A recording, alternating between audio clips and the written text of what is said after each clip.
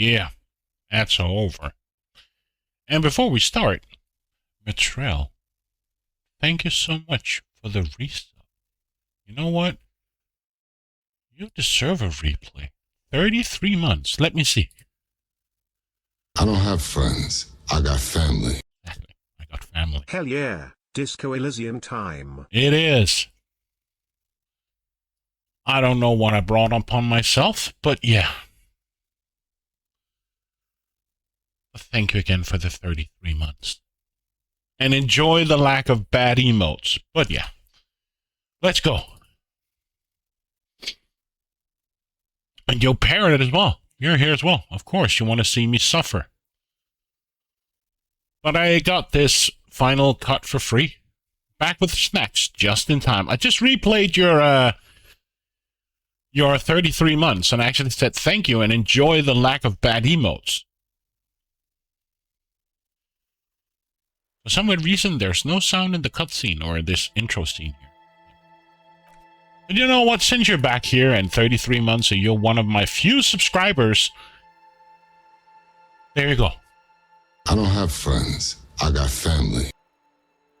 Hell yeah, Disco Elysium time. It is. It is Disco Elysium time. So, Matrell, as we talked in the chat, in the options, there is this detective mode. With detective mode active, interactable objects and characters in the game are automatically highlighted with a light border when the player character approaches them. This one will agree with you, you think? From what I hear from people saying that I should probably enjoy it. And then I have tutorial agent.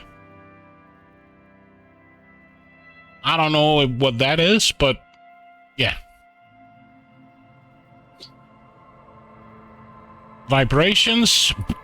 I don't use controller. I think that's it.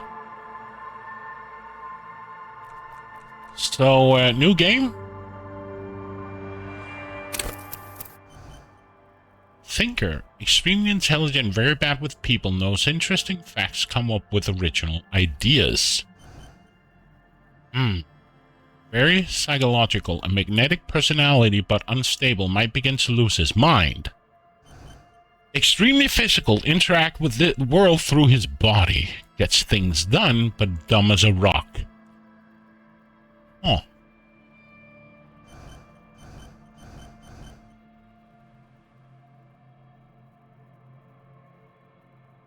No, I didn't lose a bet. I encouraged people, if they want to see me play an RPG, they had to pay for it. And people paid. So, yeah. Oh.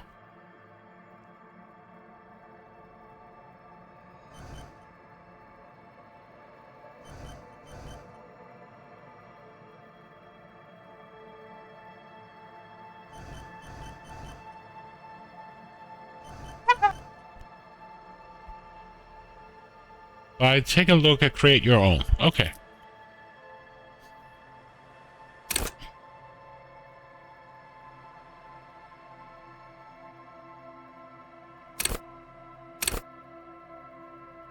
Okay, adjustability. So I guess I can go above this. So this is the maximum I have.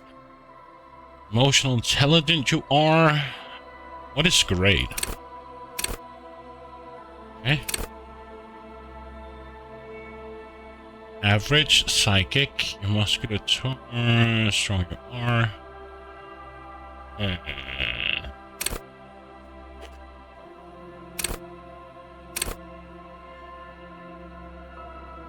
Let me just say that you can play and enjoy the game with whatever kind of character. There are no bad builds like some RPGs. Just choose what feels appealing to you. Yeah. There are two things. I like the sensitive guy, but then again, might begin to lose his mind. I like this guy here. He has his magnetic personality, which I kind of like. Though this guy is also appealing, but dumb as a rock.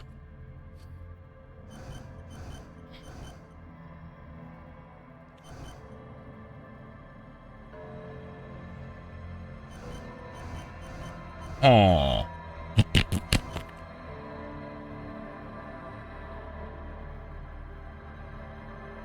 You know what? I'm gonna take with the sensitive guy. But feel free to come with, like, mechanical-wise stuff or something. I don't want spoilers or something. But you know how I like to play my games. There is nothing. Only warm primordial blackness. You're conscious ferments in it. No larger than a single grain of malt. You don't have to do anything anymore. Ancient reptilian brain. Okay. Ever. Never, ever. Never ever? Never ever ever? Never, ever, ever, baby. Simply keep on non-existent. An inordinate amount of time passes. It is utterly void of struggle. No ex-wives are contained within it. This is great. Give me some more. What about the X something? Give me some more. You got it, sweet brother. Nothing upon nothing upon nothing. What about you cough up some more of that sweet oblivion? Coming right up, sir. Smooth passage. Allons-y, let's go. I want to get off now. I like pain and burning light and wanting things from people who don't want to give them to me. Allons-y, let's go. Alright. Nothing town to fuck all borough. Return trip to the Silence, please. Let's visit the Ancient Zero home. Look, there's I'm tired of being this type of animal, and who gives a shit? Not you. Your days of giving a shit and being that type of animal are over. Don't stop, keep singing. Sing me the song of death.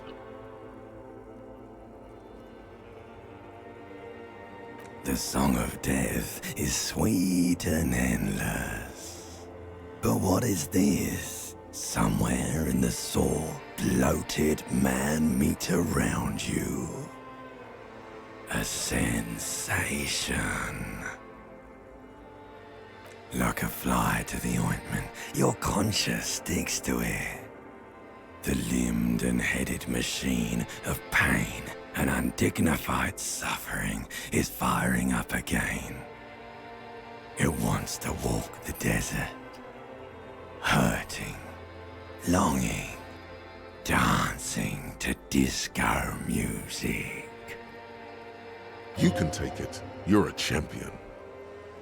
Volition. Medium 10 versus your total 11. You can take it. I'm a champion. Mother, help me. There's a head attached to my neck and I'm in it. Stop. I don't want to hear anything more about this sensation. Take me back to the formless, disembodied nothing. No, I'm not scared. I am the champion.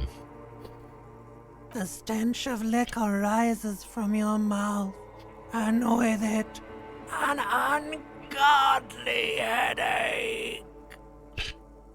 Hey, help someone cut my head off. It's trying to murder the rest of me. Who am I? What sort of creature does this to their own mouth? Okay, I'm a bit scared now. Let's get back to the dark. A fiery streak penetrates your skull, trying to force your eyes open. It's a sound, a clarion call from hell. Open your eyes.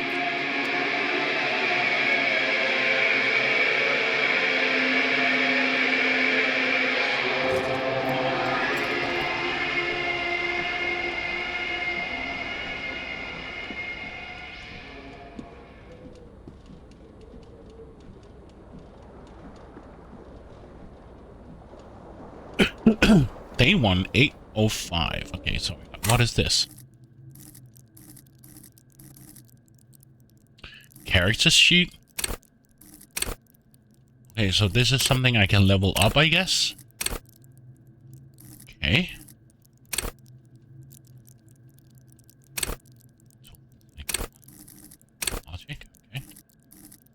get back. My health, moral. Okay, so this is my character sheet. No idea what this is yet. Okay. This fan has 2 chain pull switches. One ends in a tiny fan, the other in a light bulb. A truly horrific necktie has somehow attached itself to one of the blades. I guess this message is outdated now. Above one? Nah. Ah, okay, yeah, it is. Or has it been consigned there as You're punishment? absolutely right. You feel as though this creature is your friend and wants to reattach itself to your neck so that you may continue your adventures together in this strange world.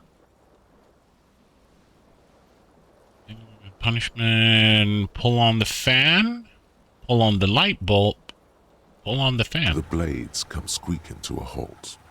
It should be easier to reach the tie now. A terrible mistake. Turn the lights off immediately. You can practically feel the photons burning a hole in your brain. It's just a little hangover-induced photosensitivity. Don't overreact. Pull again to turn the lights The off. lights are off. The switch must be broken because nothing happens.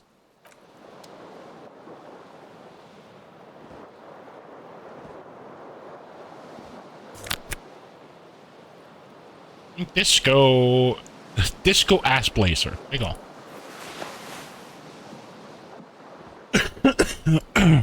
Oh, hold tap to highlight. Okay. You see the bottles in the bathtub, wine, beer, and sweet liqueurs.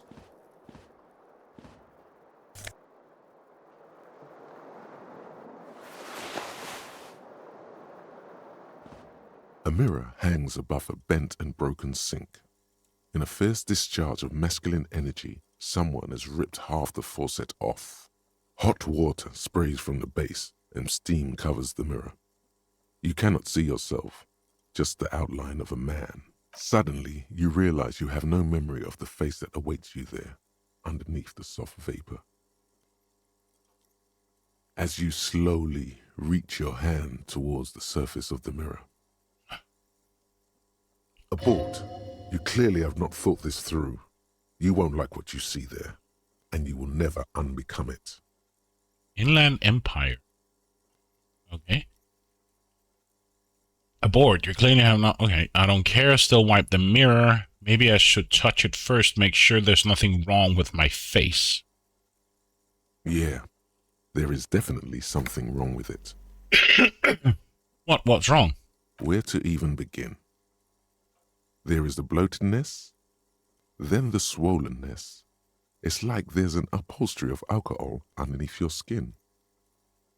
I'm sorry. Touch your nose. Touch your tongue. Touch your nose. Bet you are. Your nose feels like a small balloon in the middle of your face. It hurts when you honk it. It doesn't appear to be a particularly tiny nose either. Not with all the drinks it's absorbed for you. At least my tongue is okay. It's not. It's swollen and snail-like, wriggling between your fingers. Wipe the mirror now. Behold. Wow, I look good. You have no idea who this thing is, do you? Of course I do. It's some kind of superstar. I think I'm a superstar. It appears you're also dead. There's clearly rigor mortis on your face. Or wait, is that an expression? Are you trying to make an expression with that face? Why? I think it might be because I'm a superstar. Please stop. It's horrible. You're scaring yourself. No, this is what a superstar do. Keep making the face. You can't, can you? It's like it's not even voluntary anymore. You have worn that grin into your face, and now it won't come off. What does it even mean? What is the emotion you're trying to convey? I think it's supposed to look suggestive. I'm afraid it's meant for the ladies. Please promise yourself you are not going to try it on any of the ladies, whatever happens. I promise I lie. You liar. You can't even tell the truth to yourself. Go ahead. Try something. Encyclopedia Formidable 13. Dig deep into your mind to locate the source of the expression. Electrochemistry.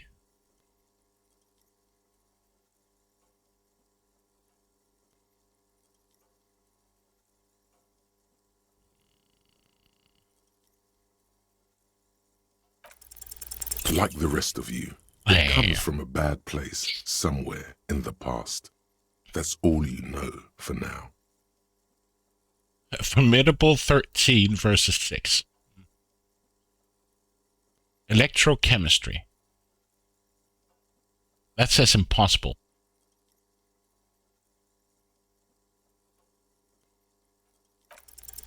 It's too late. Like an image on film. The expression. You failed the white belongs to check, your but if you primary raise that motive skill and come cortex. back here, It then could you take can a retry. minor neurological Okay. miracle for you to cease producing it.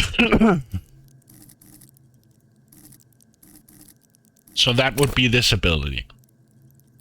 Or was it...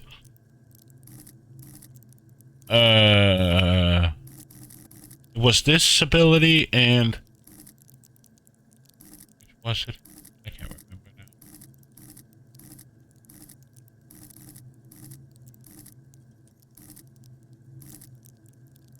The first one in Encyclopedia, I believe. Yeah, okay. So I guess I failed that one. Oh, I got my pants right here.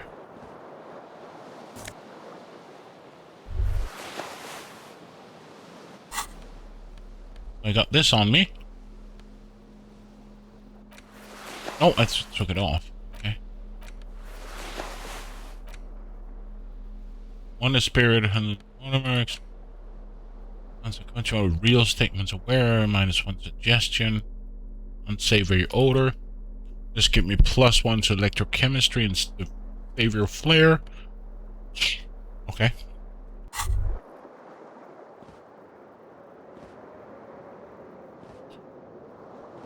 What's this? Of Commodore Red is empty. You hear a jingle. Keys are clinking in the pocket of your flare-cut pants. Failing checks is a large part of this gameplay, okay? It says whirling in rags on the aluminium keyring. There is a single key on the ring. The number 1 is etched on it. It should open the door. What do I got here? Looks like someone torn out the tape while the song was playing. Still on rolling empty.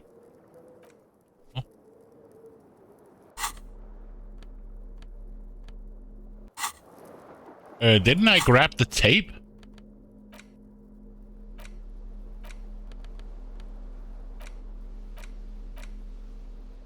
No?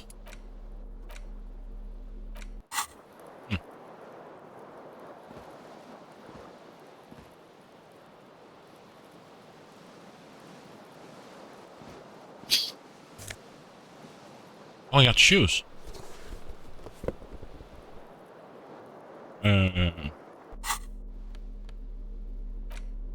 Green crocodile leather shoes has a high heel and chrome. Okay, it fits your left foot perfectly. Okay. What? So I only have one shoe on? The window stands broken in its frame. Cold wind blows in. Okay. The morning light hurts your eyes. It's hazy, but you see the ocean and some war-torn buildings. That's deep damage. The shards face outward. Whatever broke this window came from the inside. Did I break it with my own hands? A fine web of scarring covers the back of your right hand, but none of it is recent. What did this then? More likely a projectile than a held object.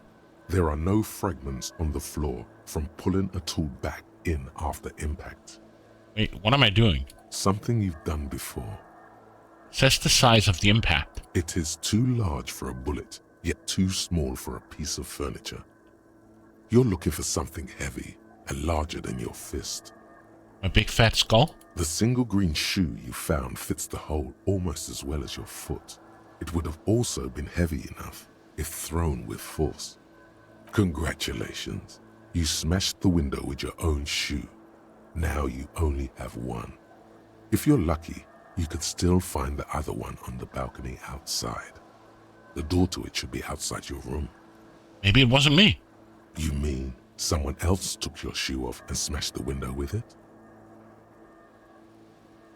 I don't need it. I don't need any more. The window agrees. Its cracked smile is cold and sparkly.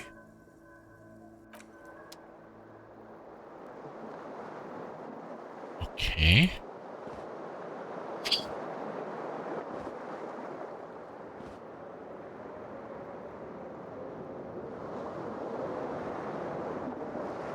Anything else in here?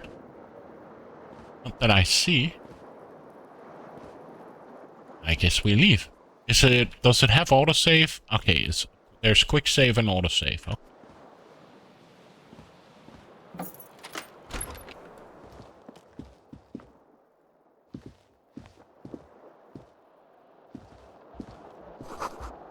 There's something on the table.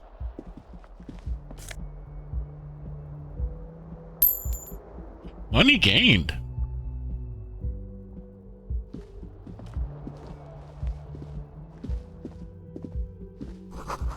Calendar says March. The year is 50. Hello, officer.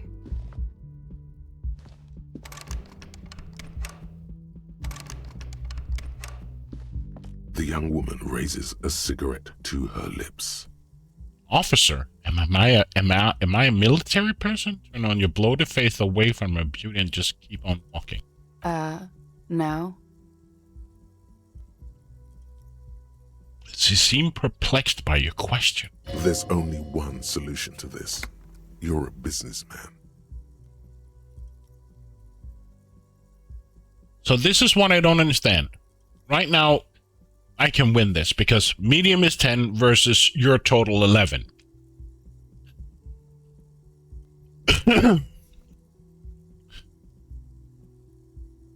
So which one do I know is good or bad or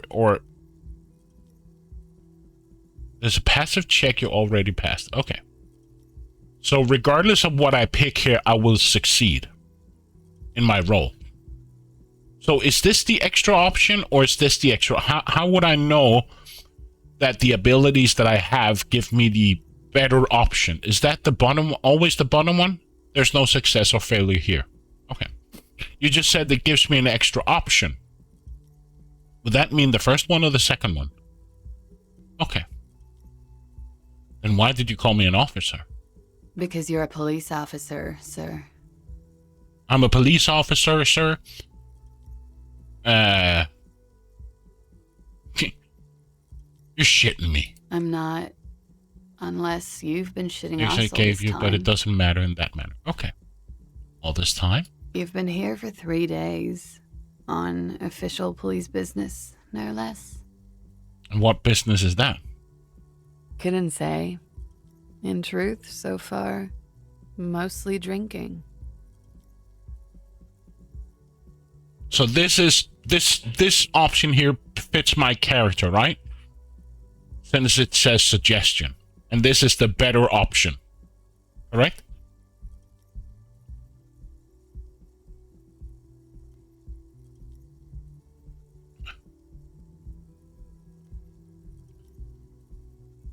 It's a one-time check. Okay.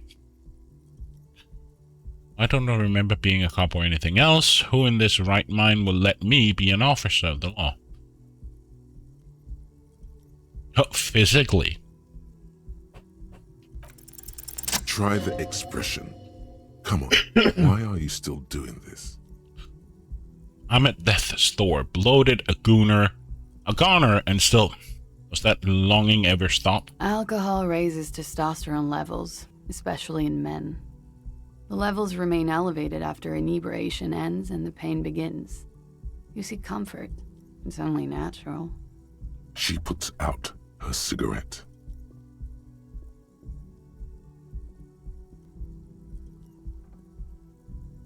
She looks back at you, a light glinting off her Never eyes. tell you this or that option is better or worse for your character. It's always your choice. Okay. And now, it never stops. Goodbye.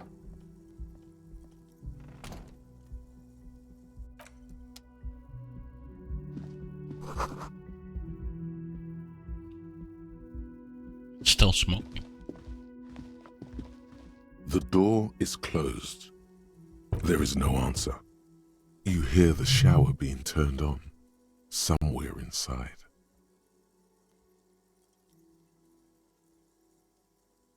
A tremendous loneliness comes over you.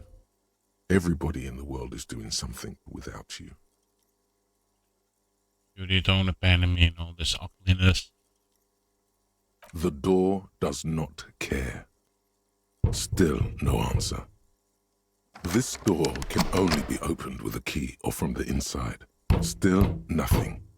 You should punch a fucking hole in it. Punch the door, fucking whore.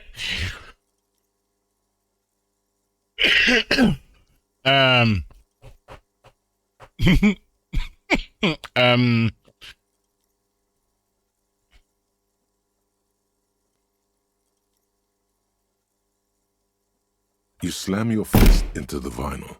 It does not produce a hole. The door sits sturdily in the frame, and your fist hurts. Still, no. You should punch a fucking hole in it. You slam your fist into the vinyl. It does not produce a hole. The door sits sturdily in the frame. This door can only be opened. Okay, guess she doesn't, never mind then.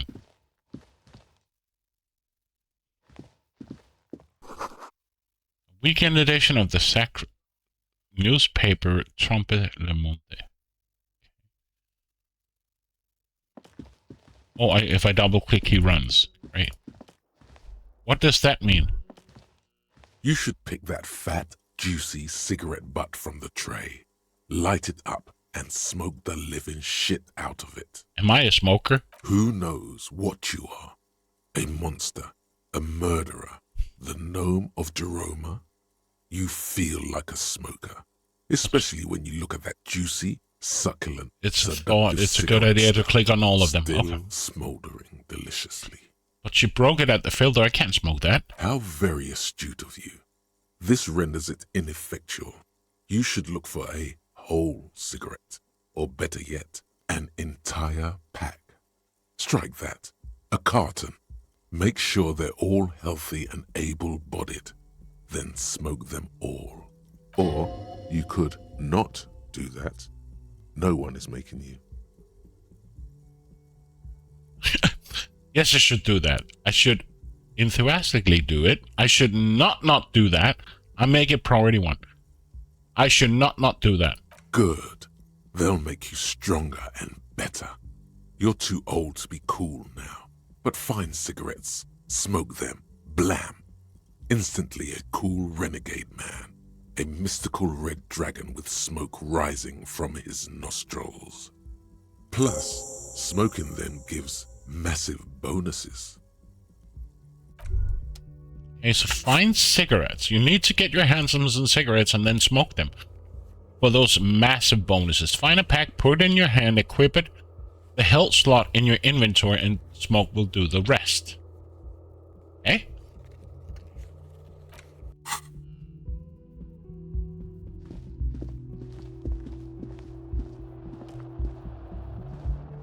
Let's go out and find my shoe.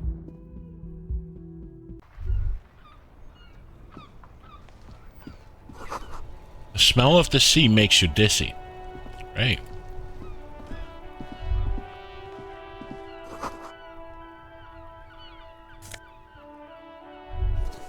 Yay, I got my other shoe. There they both are. Two identical shoes. Both copiously green and indiscriminately snakeskin. Reunited on your feet. Wait, these do not look like normal shoes. It's pretty clear a normal cop is not what you are. How do they fit? Good, they're balanced. Comfy. Feels like the only good thing about you right now. truth be told.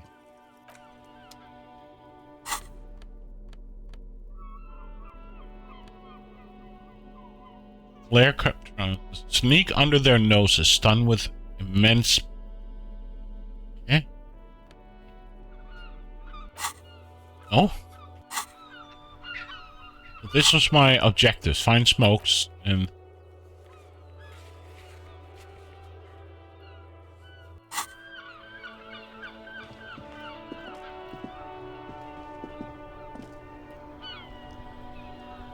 Okay, guess I can't.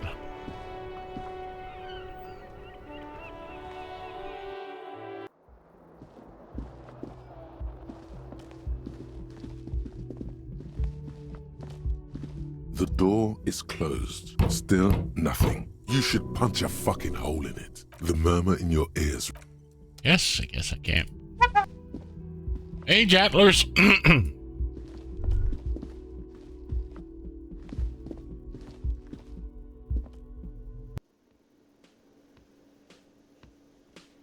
Where am I?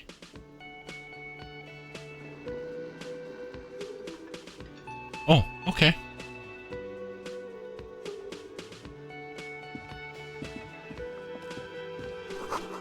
This is where the lyrics would be. Big old karaoke mic, just waiting for someone to sing it. Speakers connected to the radio. Decent static. You should totally sing karaoke here. The first chance you get. Your emotions need to be expressed. People need to know your vast, oceanic soul. I don't have friends. I got family. Yo, sure. Aslan Pog, Paler Aslan Pog, Paler Aslan Pog, Paler Aslan Pog. Thank you for the sub. For 8 months.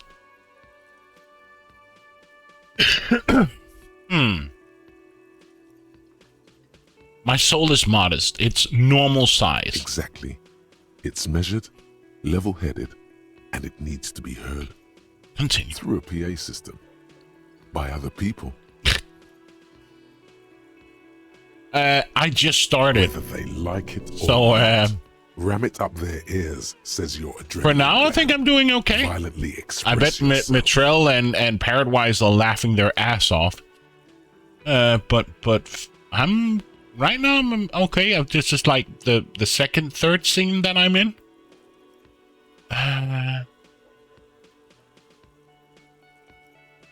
This goes well with the theory I'm developing that I'm a being down on my luck superstar person. Who is mistakenly identified as a cop for his prominent jawline? Yes. I've not finished it, like but I really want to. You should probably go on stage and pose for a moment when you're done with this thought. What should I sing when it comes to it? You have not yet stumbled on the right lamentation, but it's out there. Why would you assume that? Because you know I don't play RPGs and just like all the stuff that's on the screen and, you know, it's just so not ordinary for me. Lamentation sounds good. They'll really get a on my soul with that. Get the people going. No. Don't sing the happy song. It's stupid. Sing the sad song. It's profound. You have to find something tragic to sing first, though. Now I have to find...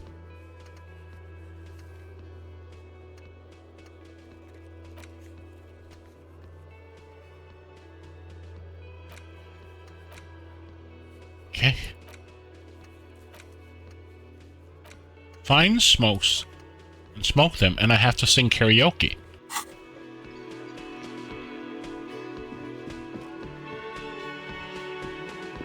A man in his late 20s. How's the audio, by the way? Is the music too loud, or is it okay? A stuffed seabird. As you approach, he gives you a sideways glance, then looks down again. That was disdain in his eyes. Even now he is purposely ignoring you. Looks like he's not a fan. Are you the bartender? A sense you're not a fan of mine. Oh no, you're a hero. I'm just a kidding. real hero cop. So not only am I a cop, but I'm also a hero. Yes, you are. A real decorated hero. What did I do? What did you not do? First you took the body down, then you solved the murder, then you didn't trash my hostel room. Maybe you even negotiated the strike. Oh my god, I did all those things? No, you see, actually, you didn't. You haven't done anything even remotely useful since you got here. What have I been doing here? What have I been doing then? Have you seen me around? No, I haven't seen you around. I'm not always here. Looks down again and keeps you plucking at the bird. A competent work of taxidermy. The white and brown seabird lies among piles of coasters and drying mugs. One of its wings broken. The man is trying to mend it. Looks like the bird was ripped off the shield that was used to mount it. Most likely on a wall. Something about it makes you feel bitter. Can I help you with that? Look, your buddy is over there. Looks at the door where a man in a bumper jacket is tapping his foot on the floor. Why don't you go and talk to him, okay? What do you mean, my buddy? He pretends not to hear you, concentrating on the bird instead. Look at the stuffed bird. A competent work. Looks like the bird. Something about it makes you feel bitter. What happened to the bird? Look, your buddy is over. Why don't you go and talk to him, okay? He pretends not to hear you. You the bartender? Concentrate. No, I'm not the bartender. I'm the cafeteria manager. You look like a bartender. That period of my life is over. Not everyone who stands behind a counter is a bartender, okay? I'm the cafeteria manager. What's the difference? I have 3 cafeterias to manage. 3. Sylvie tends the bar here, not me. I'm only standing in. Where did Sylvia go? She just, you know. He shrugs. There's something there, and it's not good. That's all you know for now.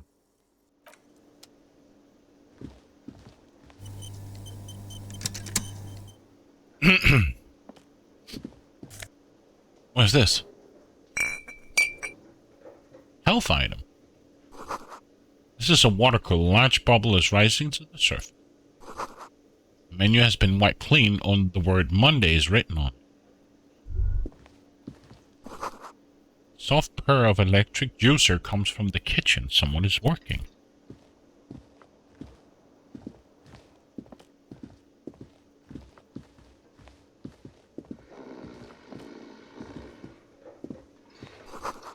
A bottle of rum has been knocked over. Beautifully dark liquid is spilling out. A man is sleeping at the table wearing mud-caked boots, rolled-down overalls. The back of his shirt reads Wild Pines, encircled by a logo with a tree. On the counter, rolled out of his open hand, you see a blister pack of headache medicine.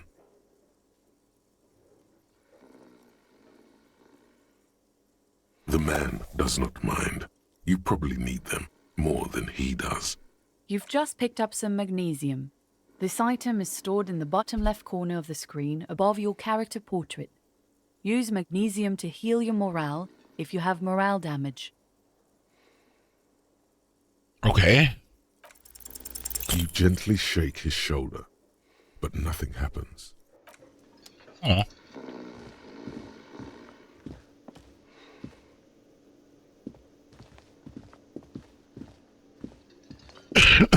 Okay. A sign reads, Mess Hall reserved for union members. Doors open at 4. Hello, sweetie. Lena, the cryptozoologist's wife. You shouldn't keep your colleague waiting. She nods towards the man in the orange bomber jacket. The Royal Pinball machine is unplugged. A bespectacled man in an orange bomber jacket is tapping his foot on the floor. Looks like he's waiting for someone. As you approach, he narrows his eyes and extends his hand in greeting. If an assault were launched on this building right now, if the windows came crashing down and the whole world descended upon you, this man would hurl himself in death's way to save you. You are sure of this, but why? I'm just gonna shake his hand. Hello. I'm Kim Kitsuragi, Lieutenant, Precinct 57. You must be from the 41st. Mm-hmm. You realize he's waiting for your name. This is your chance to come up with a really good name for yourself. Get creative. Conceptualize. So this is a one-time check, right? So if I fail, I fail. I can't redo it. Hey, Strider. Right? This is a red check. It cannot be retried. Okay.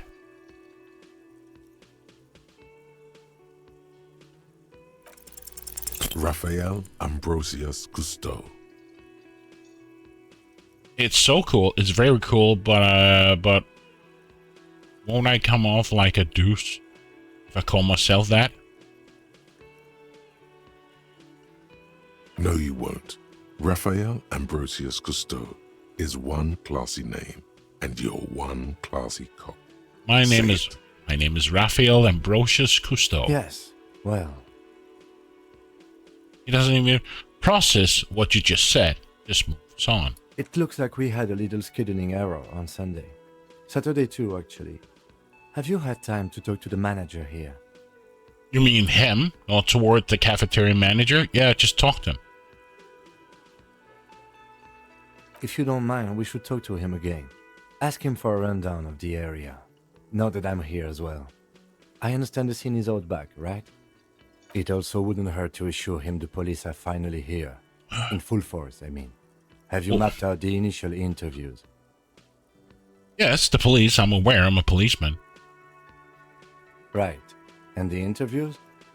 What interviews? At the 57th, we like to prepare an initial list of persons of interest, and then just skim the surface. Prepare the field, get to know the players. You don't do that? Maybe it's not an inter-district practice. Oh, I haven't. Okay, we'll have time for that after we take a look at the coroner's case. Have you removed the dead body from the tree? No. So, the body is still in the tree.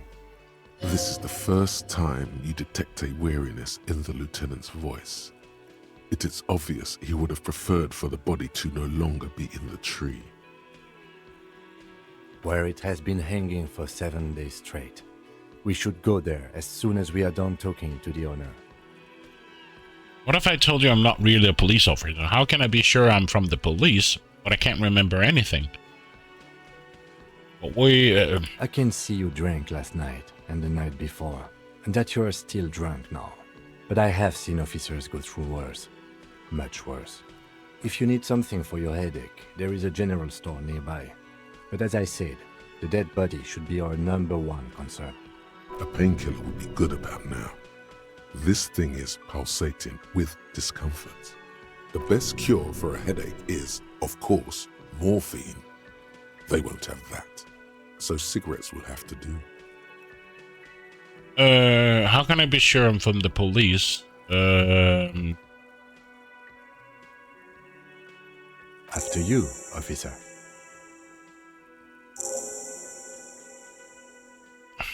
If you're about to embark on an investigation, shouldn't you have a badge? Check your pocket. You mean you don't have a badge? It wasn't on me when I woke up. Losing your identification card is a serious matter. My vehicle has a shortwave. You can use it to report your badge missing. I advise you to try to locate it as quickly as possible, but getting the body down should still take precedence. Lieutenant Kitsuragi is now in your party. You can talk to him whenever by interacting with him. Okay, thank you. Hello, sweetie. The elderly woman turns to you with a smile. Wait, who's Sweetie? Does that mean you like me? You're a handsome man, officer, with your mustache and your chiseled jaw and that silly dimple on your chin. But dear, you're not for me. I'm too old and too married besides. In another time and place, she might have flirted back, but that ship sailed long ago. You must forgive me. I'm getting so scatterbrained. I completely forgot to introduce myself. She slaps herself on the forehead. I'm Lena. My husband Morel and I are staying with our friend Gary just down the street, but I come here for tea when they're away. Her eyes glitters over the rims of her glasses as she looks up. This Lena is wacky enough for the motley crew. Hire her on the spot. How do you like to roll with me? I don't know if you noticed, but I don't know where I am or... Whatever do you mean? Want you to be my wheelchair partner in fighting crimes. Backyards of corpses catching sequence killers. Well, roll us some cigarettes. Oh, no. I haven't smoked in years. Ain't that scary? Does that mean you don't have tobacco, rolling paper, or any cigarettes at all? She shakes her head slowly. Wait, maybe she knows where you can get cigarettes. Delicious toasty cigarettes stuffed to the tip with love. You should find out. You would do well to follow her example. Smoking is the reason you feel like a rag. It's painful for you to even ask these questions. Can you tell me where to get cigarettes? You should really ask someone younger and more mobile, sweetie. But you're the most mobile person of them all. I'm glad you think so, but I still don't know where you can get cigarettes. We would be honored if you would join us. Hey, Nancy, thank you for the follow. I've got to go. Of course, dear. Good luck with your case. Apparently not. But hey, Twitch has a... I've noticed that sometimes people that I thought I followed, or I know I followed, suddenly just disappeared from my follow list. The doors bolted, a sign reads kitchen reserved for personal until 1300. The man with the unimpressive beard notices you approaching. He drops the ledger he was holding and turns to the lieutenant. Mr. Gart, right? The lieutenant You run glances... this place. Yes. Yeah, exactly. He responds to tears. I am Kim Kitsuragi from Precinct 57. This is an inter-district investigation, so joining me from Precinct 41... He looks to you, realizing he still doesn't know your name. As I said, Detective Rafael Ambrosios Gusto. Right. Now, I know it took us a while to arrive at the scene. It also took you a while to call us and report the dead body. It was you who placed the call, yes? No, I only just got here. It was probably Sylvie who called you. She usually works the bar here. I'm only temporarily taking over her duties. Do you have her number? As a matter of fact, I do. Looks behind a pile of coasters, finding a slip of paper, hands it in to the lieutenant. You said you just got here. From where? Are you a local? What, of Martinez? No. I live in Jamrock. I only sometimes come here to keep an eye on the place. This is just one of the many cafeterias I manage. But you still know your way around, yes? In case we need directions. Yes, I know where some things are, but as I said, I don't live here. I just used to work here. And I'm not going to start working here again, if that's what you think. Strider? Yes. He is. I didn't imply that. Detective. I have everything. You? Oh, you mean, do I have questions? Yes. He means, do you have questions for me, like a police officer would? Why did Sylvia go away? She went away because none of your business. This is the second time you avoided the subject. Oh my god, what is your obsession with this Sylvie person? Get over it. Maybe it's he who's obsessed with this Sylvie person. Certainly sounds like it. She went away because none of your business. Oh my god. Maybe it's he who's obsessed with this Where Sylvie exactly person. killed him? Certainly sounds like it. I don't know who killed him. I'm not the police. That's your job. Did you kill him? What are you, crazy? Of course I didn't kill him. Suddenly you tense up. Blood is being pushed to your muscles. You should hound him on this. Hound him hard. Did you kill him, Gardy? No, I didn't. You can tell me, Gardy, you killed him, right? I didn't. I don't appreciate this. What is this? Why did you have to kill him? Do I have to answer him? Is this mandatory? The lieutenant stands motionless, his expression unreadable.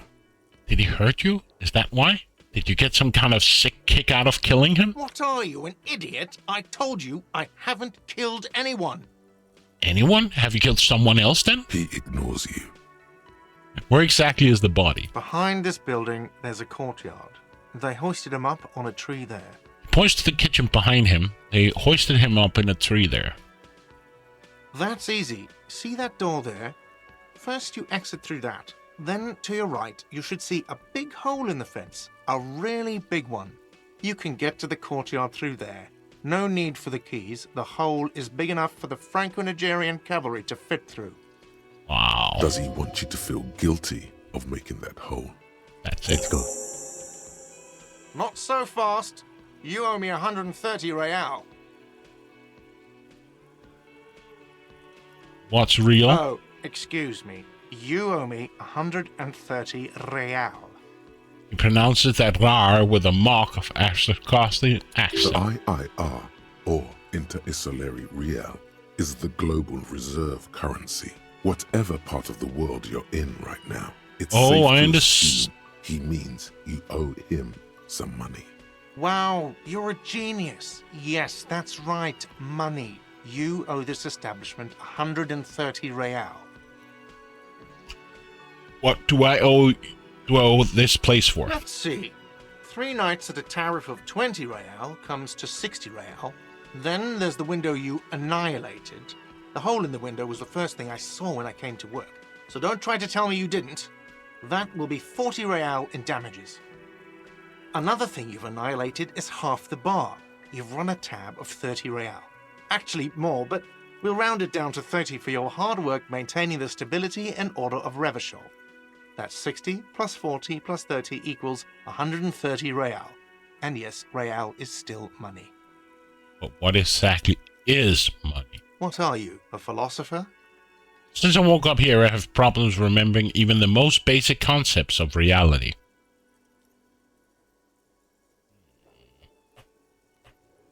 Money is what grown-up people use to pay for things. Things like this hostel room or 8 bottles of potent blend and 9 packs of Royal Extra.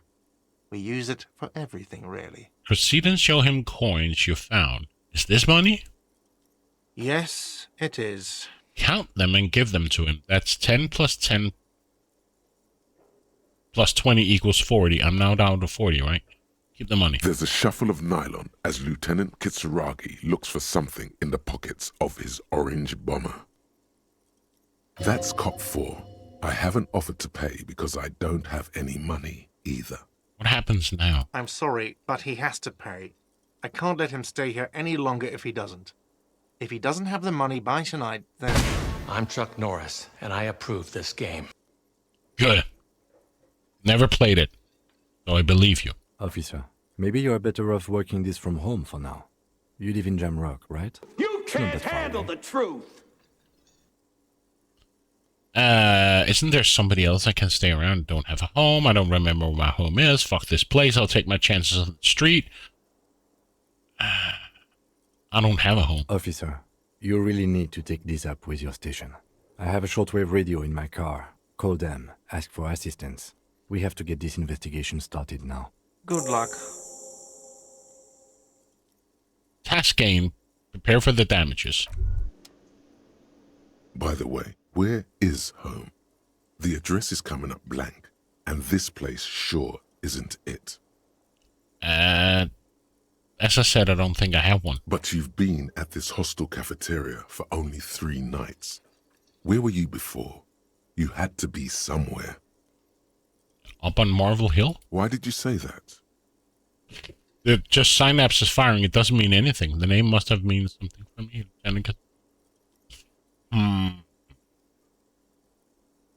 The old thesaurus comes up empty. Maybe you should ask the lieutenant.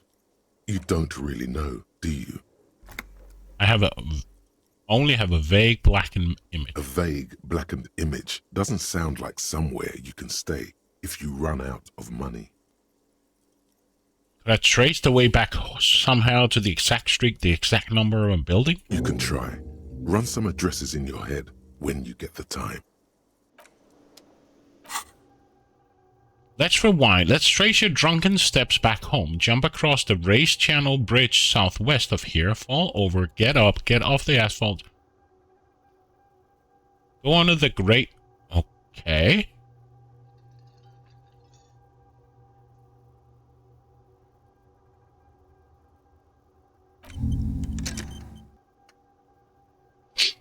I have no idea what I'm doing.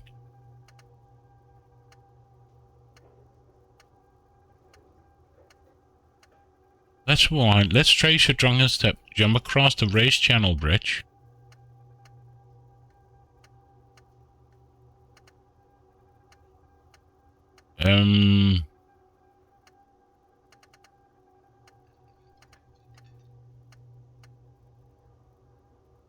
Stop. I have no idea what this is. Is this stuff I haven't discovered yet, or... This is your thought cabinet. Some of them will get unlocked as you play, like the top one right now. You can start eternalize them or just ignore them. But if I click here, I can't really... I have to unlock it by getting through all of these memories, I guess. So once I get them unlocked, I can drag them over here and then suddenly start building my thought tree, right? Because whatever I click on, nothing happens.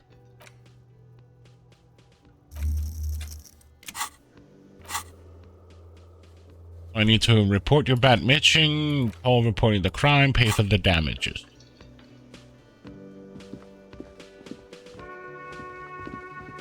Oh, you have unlocked one of them so far. Each of them is a separate thought. Okay. The door is closed. This door can only be still. The lieutenant gives you a quick glance. He doesn't like where this is going. You should punch a fucking hole in it. The murmur in your just suppress it. Okay, let's go explore the body.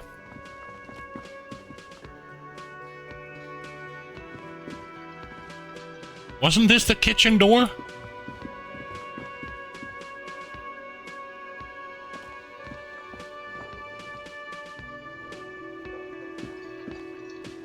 Can I help you? Absolutely out of the question. You wait and see, cafeteria manager. Absolutely in the question. First we find a sad banger. Then we sing this place to shit. Seen something here at the Whirling Garden. What thing?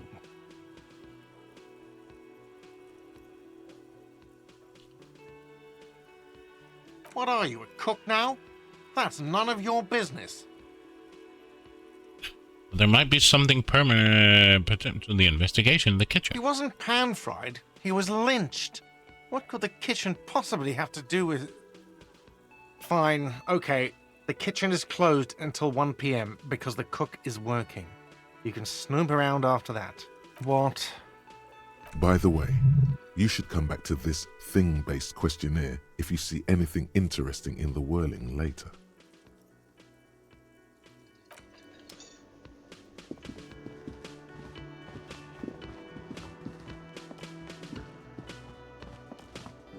Hello again, sweetie. Oh, sweetie, I heard your conversation with the manager about your financial troubles. When do you get your next paycheck? If she could, this woman would feed and clothe you and every other sad, lost person on this earth. You've got guns of steel and a chiseled jaw somewhere under the bloated alcohol layer. Maybe she'd like to sponsor you. I was hoping you could be my sponsor. What is a paycheck? I haven't seen a paycheck. Tuck on her heartstrings. Your deportment remains dignified as you shed a single manly tear. It isn't easy for me to ask of anyone, but I'm at the end of the rope. Any money you have could help me. Sweetie, I only have a few cents on me, but I could give you this to pawn. Just to tide you over. She unfastens the golden commemorative pin from her left jacket pocket and drops it into your palm. Wonderful. He has a pin. The pin is round and slightly tarnished. 3 sailboats in bas-relief with the sun hovering over the water behind them. This will help me out. A chipped green banner at the bottom reads, Sam Baptiste, Summer 31, Dinghy Races.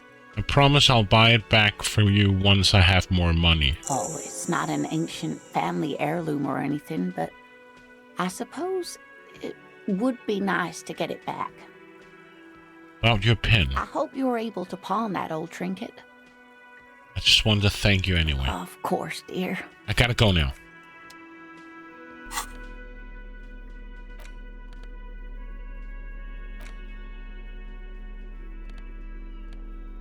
I can't put it on me, so it's an item.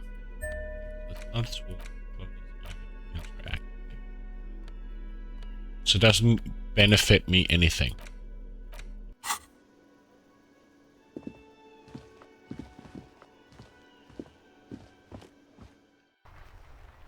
Well, this is the outside. So where's the kitchen? Is it... That sugary black rum stain on the counter makes you teary-eyed with joy. It's almost touching how syrupy and sticky it is. How long have you been up already? Not now. Oh, excuse me. Do you have something better to do than lust for sweet syrupy rum and lemonade? With a twist of lemon? Maybe lime. Maybe who cares? Finish your thought.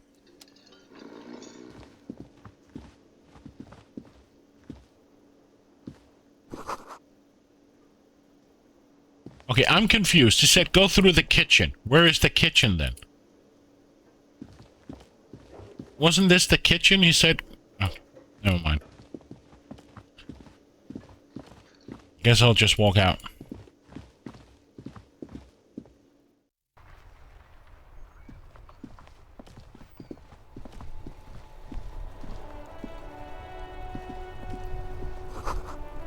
A heap of snow melts in the wheelbarrow.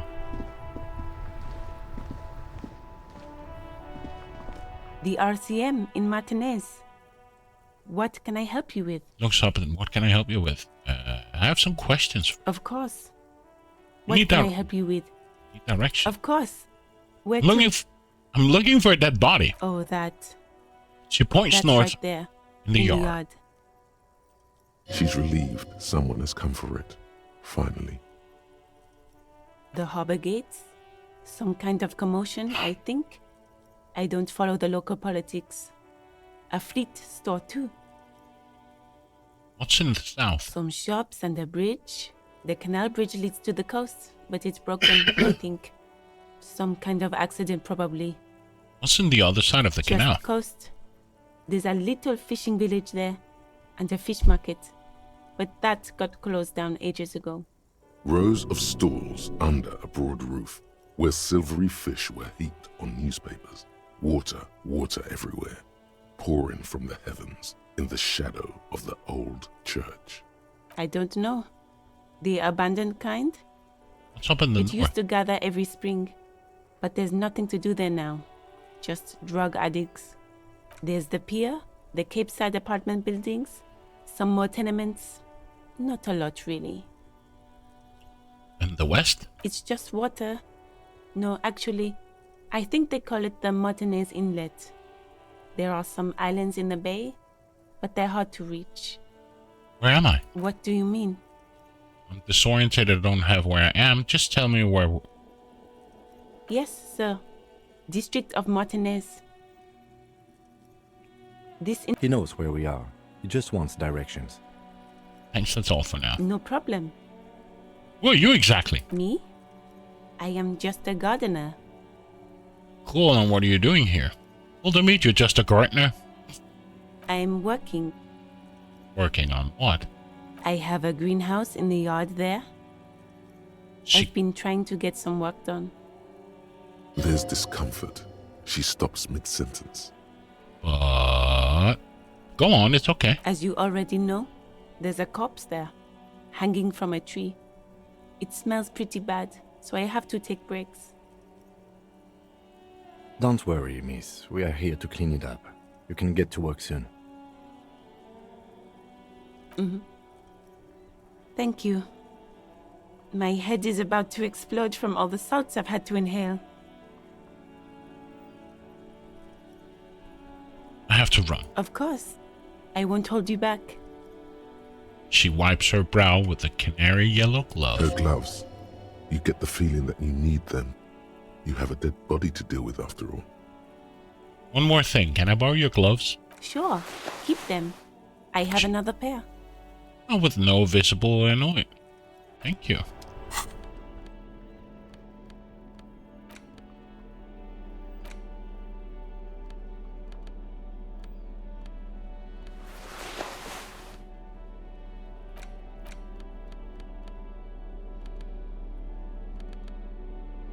But okay.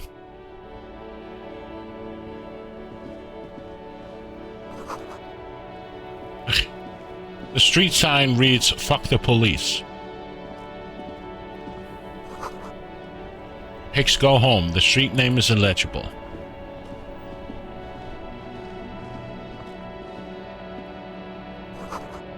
Closed for winter. Police use main entrance.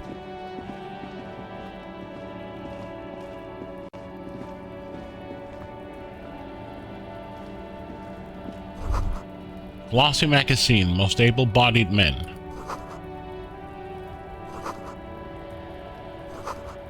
Jump Jams, popular most magazine. Welcome to Rivachol.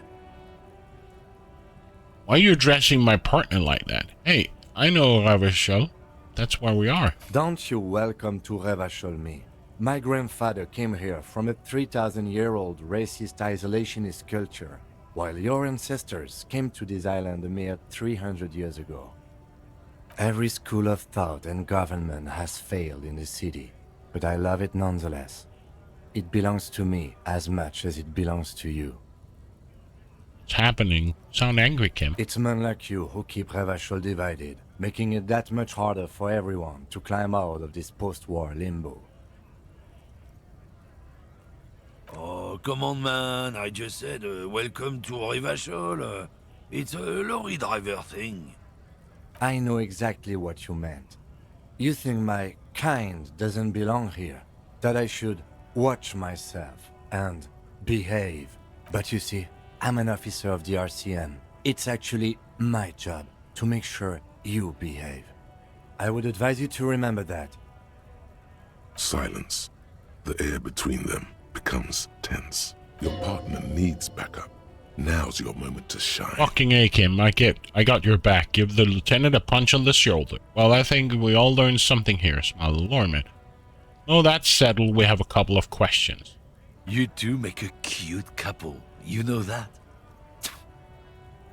The lieutenant exhales and resumes his regular calmness. Oh, that's settled. Whatever you say, officers.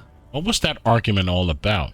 It's about biological determinism, natural law, the sorting of the races. Spits on the ground. Not the most popular topic nowadays, with the coalition in charge and all. You might want to change the topic. That is, bury your head under the sand like common sheep. Change the topic. The way he says it makes it almost sound like a threat. Oh, so you're racist. I'm not just racist. Look, I've read books. The science of racial theory has all been proved, even if some people don't want to accept it. People who've studied these things say that you and me are superior by design. So, naturally, we Occidentals should be in charge. Obviously, you can see the merits in that.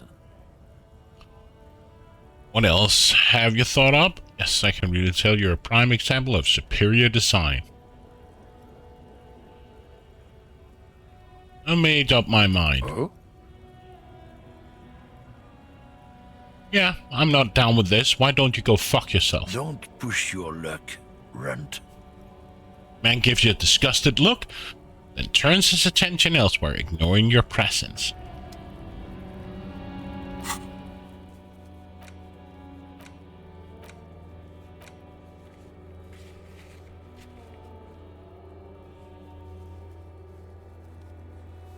Okay, so...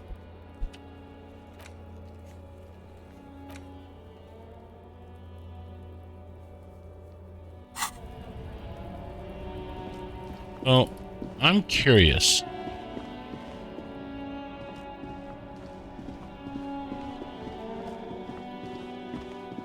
Is it up here, the body that I need to find?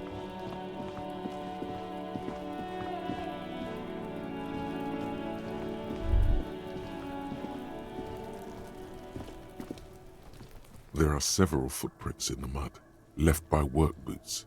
Anywhere from 6 to 12 pairs have walked here. Kind of boots? Heavy workers' boots with reinforced toes and hobnails, all over the yard. What do you think you are? A super detective? You're hungover. These are just dents in the mud. No pattern emerges for the time being.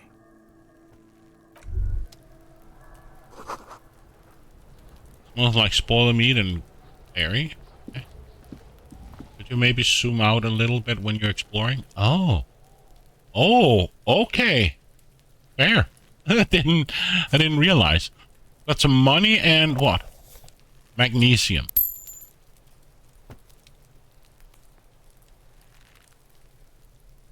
So just to understand, I lost moral because I lost a roll, right? Something is trying to grow herbs in the greenhouse. Its ladder is rickety but still climbable. There are several footprints in the mud.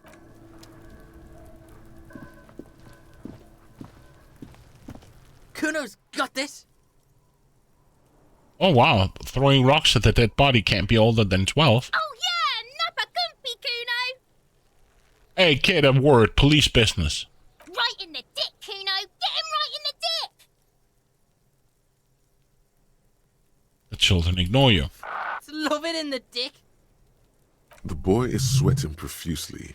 His eyes are like two black holes and his jaw is twitching as if trying to break free from the empire of his body.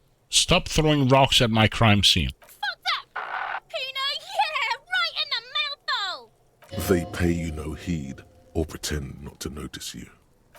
Shits himself. The rake, Kuno. You should throw the rake at him, Kuno. The fuck does Kuno know what a rake is? Kuno's not a gardener. Are you kids siblings? The fuck are you talking about? He's calling us Kuno. He says we're fucking each other. Alright, entertain the Kuno. Show me what you got. What you got there? What you got, huh? Show me what you got. The body, what do you know about it? Shitload pig. What's your question? Don't tell the pig shit, Kuno.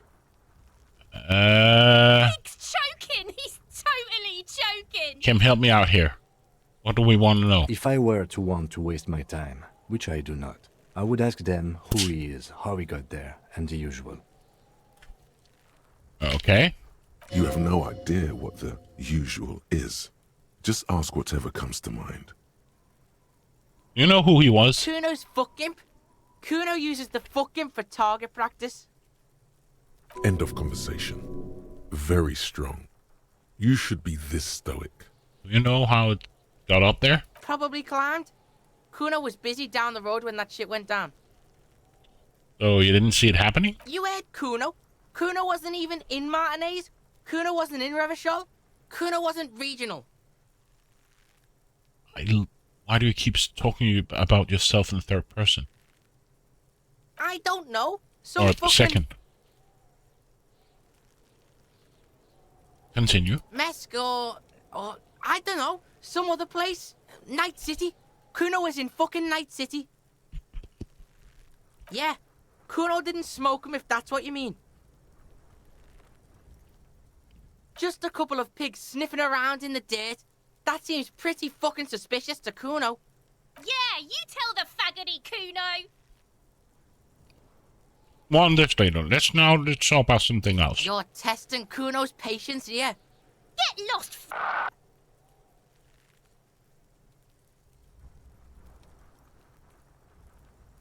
I gotta ask, who's Kuno? Kuno's Kuno, pig? To his chest with his both thumbs. Kuno. Primal. Violent.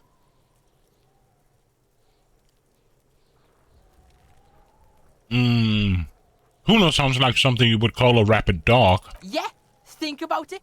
Think about that rabid Kuno shit. He seems glad someone understood what he was going for. But right as he's getting distracted, you hear a malevolent hiss from behind the fence. Watch out, Kuno! He's trying to fiddle you! He's gonna put his hands on you! Thing behind the fence starts squealing, shrill, and violent like a fire alarm. Help! Pig's got Kuno! Help! Rape! Help! He's got the Kuno, help! Just answer the questions. Help! He's digging his dick out! Escalate, Kuno! His dick is out! You're afraid! Pigs in here, Kuno! Somebody, please! Shut him down.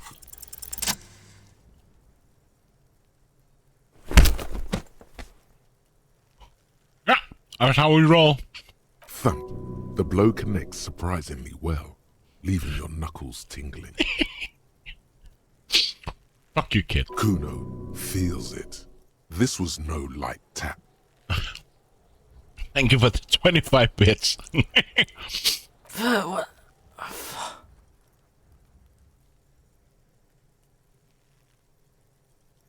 I think we can have a normal conversation now. Am I right, Kuno? Officer, this is very far from normal police conduct.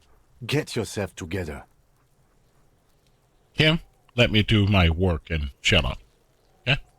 For heaven's sake, he thinks, this has gone too far. Don't make this any worse than it is. Just get back to questioning the kid. Okay, pig. He's no longer wearing his demonic grin. Something happened to punch Mason calmer. If this act was about him trying to establish dominance over you, it's safe to say things didn't go as he'd planned. Kuno knows to respect that violent shit. You should see Kuno's dad. Kuno's dad doesn't give a shit about anything. He declares with pride. The creature behind the fence has fallen ominously silent. Only her eyes are alive, jumping from actor to actor. Okay, pig. Talk to Kuno. We're back in this shit. The fuck do you want? I want to discuss the body with you again, Kuno. The fuck about it? Do you know who he was? Kuno's fuck gimp. Kuno uses the fuck gimp for target practice. End of conversation. Very strong. You know how you he's... should be this stoic. Probably climbed. Kuno was busy down the road when that shit went down. So he didn't see it happening? You heard Kuno. Kuno wasn't even in Martinez. Kuno wasn't in Revachol. Kuno wasn't regional. Oh, okay, where did you go then? I don't know. Some fucking... Mesk or I don't know. Some other place. Night City. Kuno was in fucking Night City. Where is Night City? Kuno gives this info out on a need-to-know basis. And you don't need to know. Have you seen anyone suspicious? Kuno didn't smoke the gimp, if that's what you meant. Any suspicious around here? Just a couple of pigs sniffing around in the dirt. That seems pretty fucking suspicious to Kuno. Yeah, you tell the faggoty, Kuno. On this later. Right now, let's talk about something else. You're testing Kuno's patience here. Get lost, About this crime scene, you kids often play in this yard? Right, pig. This is where Kuno plays with his little wooden choo-choo. What do you want with it? What's in the greenhouse over there? Dunno. Kiptas gardener used to work there. Gardner used to work there? Yeah, that's what Kuno said. She couldn't handle the heat, so she took off. Kuno can take it. Shit's nothing to Kuno. Wait, what did you mean by kipped? Look it up in the library. Kuno's not a fucking dictionary. Fucking small brain. Kuno means the gardener, alright? Mean the young woman by the whirling in rags, the gardener? Look, Kuno doesn't explain shit. Kuno just says shit. The ladder's yours? No, it's not fucking Kuno's. It's ancient. Look at it. He thinks you're fucking fool, Kuno. He says you climb the ladder up to your magic treehouse. Get the fuck out of here, pig. I might have Kuno questions doesn't have later. a For magic now, let's treehouse. talk about something else. Yeah, whatever. Kuno doesn't give a shit. So you respect me now? You're dreaming, pig. That's not how this shit works. A little. But don't expect anything to change. Don't let him dominate you, Kuno. Fuck his fat ass. He's on your crime scene, bossing you around. And he's been here for some time too. This is where he hangs out. You have to get more out of him. Think you can turn the... be useful. Think you can turn the Kuno down for a moment? Let's talk like a normal person. Trying to fuck at the Kuno. Trying to fuck at me. Trying to fuck. Kuno only gets higher. It's faster, faster, faster. Can't take the Kuno. Stay out of the reactor. Kuno gonna fuck you up. Up, up, up. Normal is not what we got here. You've Yeah? The kingdom of Kuno? Yeah, whatever. Kuno Him off. doesn't... Wow, what an absolute asshole. This trash container is locked. The sliding lid has a padlock that says, whirling in rags. There's something in there, not necessarily connected to the case. Okay, so I need to go talk to her. The letter R wears a crown on the ribbon below, a light above the sending.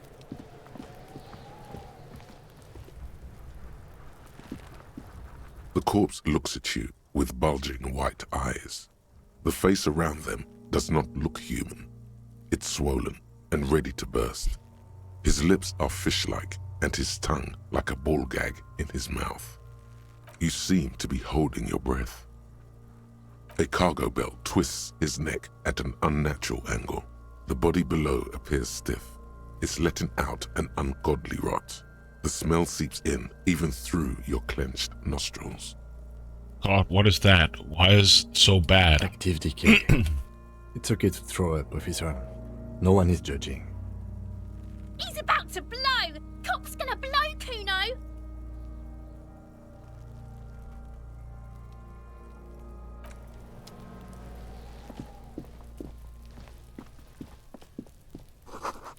The winch mechanism has been oxidizing for some years. An inconspicuous pile of the roofing material, Eternite. What is that? It's nothing. Someone just left some roofing material slanted against an old shack. Because it's nice and orderly, well-laid pallets, easy on the eyes. No, there's more to this. You get this strange feeling. What feeling? Hard to say. It's gone now. Feelings pass, you see. What, I can't get around here?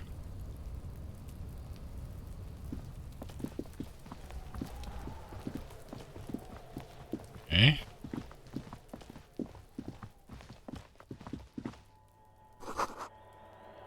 Water Senti something something 8B.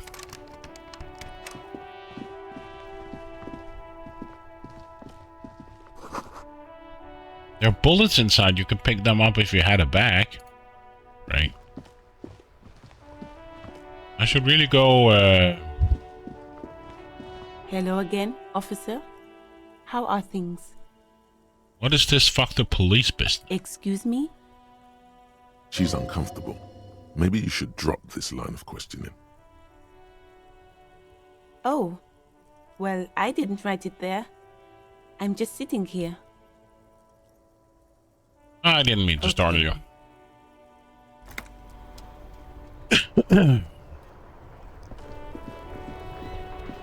I am a gander and a hunter and a gatherer. Feel like a traveler. This man mutters to himself, ascending the beats as he goes. But I need to go, get a pee. So, I'll be right back. Burp. There we go. Low on health puts points into endurance. Okay, police stuff.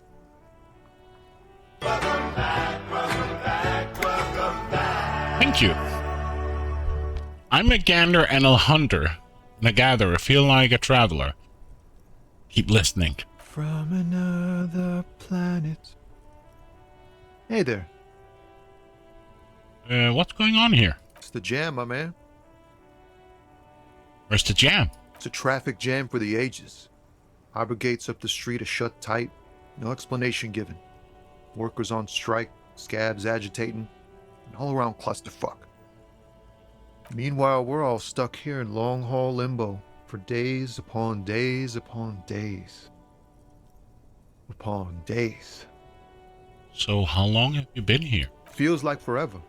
Like I was born on this here roundabout and this was all I ever knew. Just me and the metal and the tires, the oil and the fumes of mazout.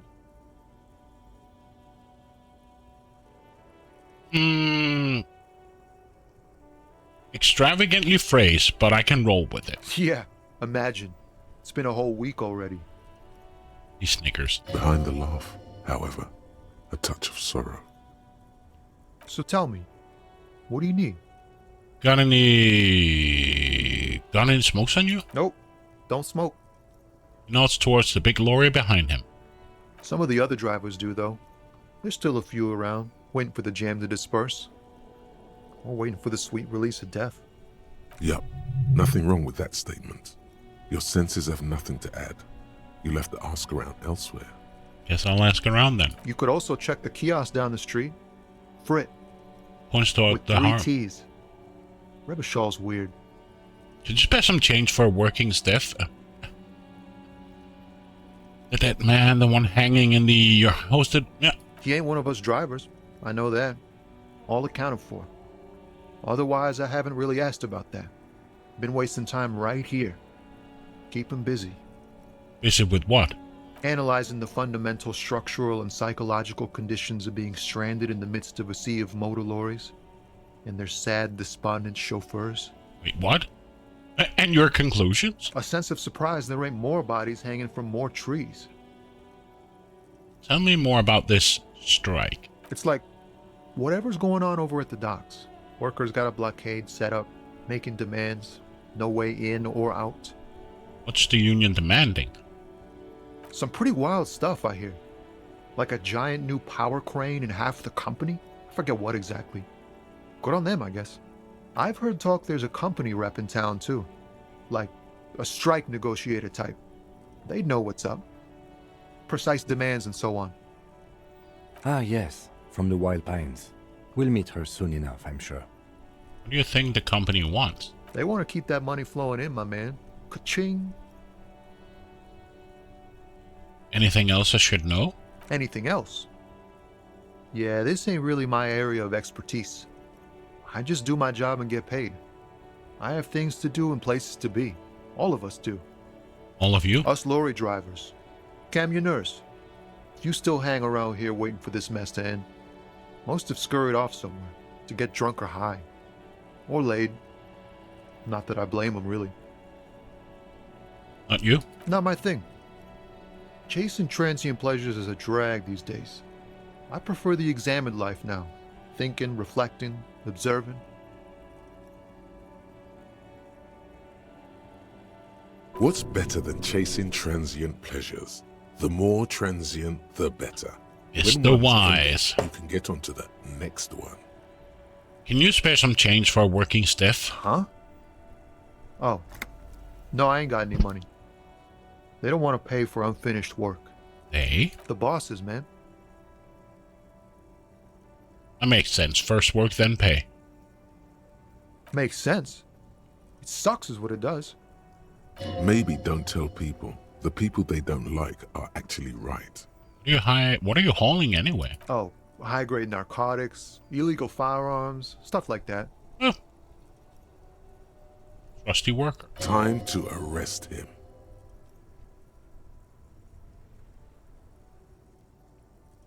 Okay, and what are you actually hauling? Can't even get a few jokes past you, my man. I've got another haul of found cargo. Mostly sporting goods, tracksuits and that kind of thing. They usually get shipped to Grodd and the Occident, though we've been making headway in the Ilmaran market lately. That's your machine behind you? Could I get one of those fallen tracksuits you're holding? We're pals and all, but I can't just freely hand out the merchandise. The bosses won't be happy. So, that's your machine behind you? This rockin' beauty. Sure is. Like a rash you can't get rid of.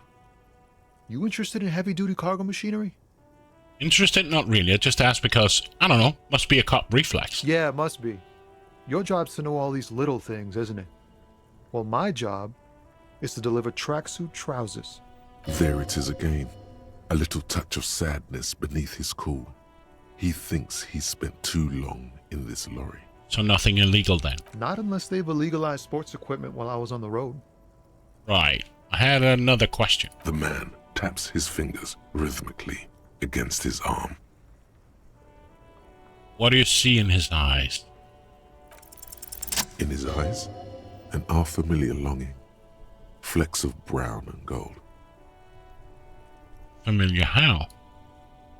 It's hard to say. His gaze wanders southwest, down the street that goes beyond the horizon. The road continues for miles, flowing together with other roads, turning into causeways or bridges, ending suddenly in dead ends, or ramping up or down highways. It forms a crisscross pattern across the land. Where does it lead? Above the Jamrock Quarter, in the form of a raised motorway, and then the never-ending sprawl of Forburg, high above buildings, new and old, the air filled with the rumble of motor engines. Further? To the old south, to the farthest outskirts of Revachol, through the checkered fields of farmland, upstream to the river Esperance, past Montmartin, the border approaches. How's your Friday been, Braxton? You cannot see. It's out of the city. Up ahead, the mist blocks all sight. A gale blows across your cheeks. It is cold. What is Before you stands a tall lorry driver with sad eyes. What's in the southwest? Excuse me?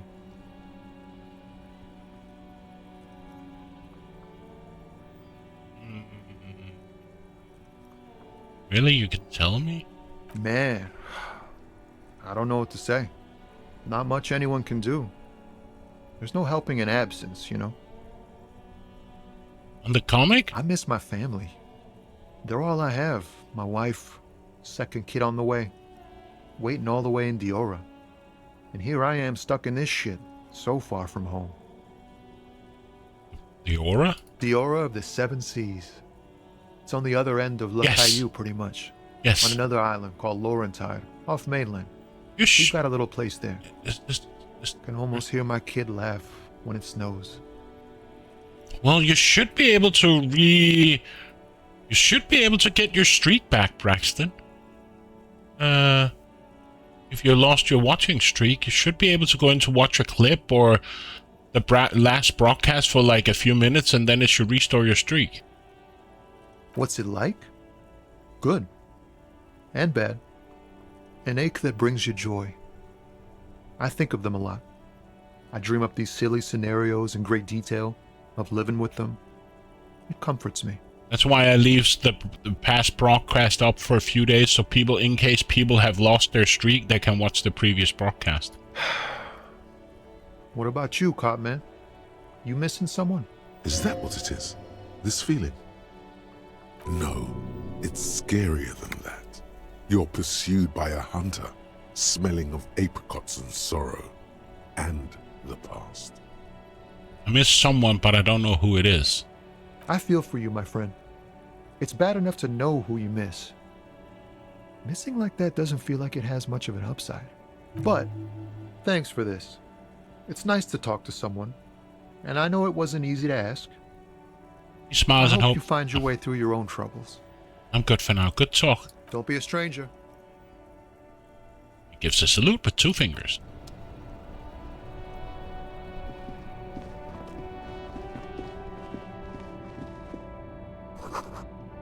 Goods from the lorry. Okay.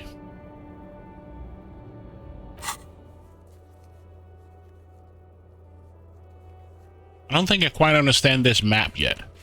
Map information incomplete. Require a copy of the city map. Can I go further over here or... No?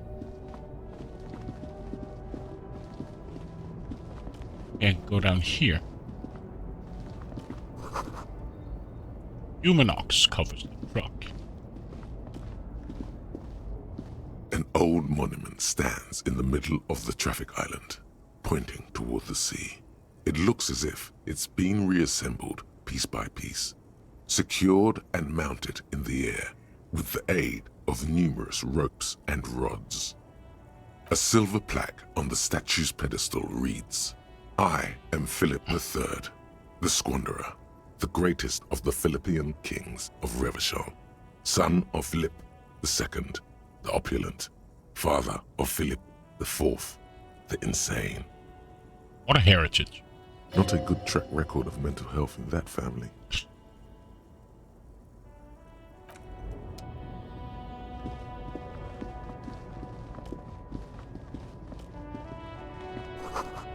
Captain Cook Ignition. So let me just check my tasks here. Inspect the body hanging in the backyard on the rolling racks as preliminary inspection. Just need to suppress the urge to throw up and approach it. I thought I...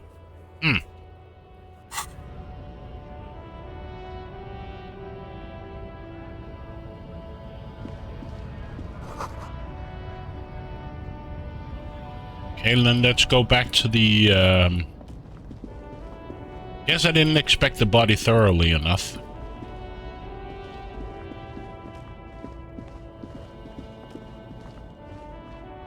I also have to report my badge is missing, so... Guess this is my car?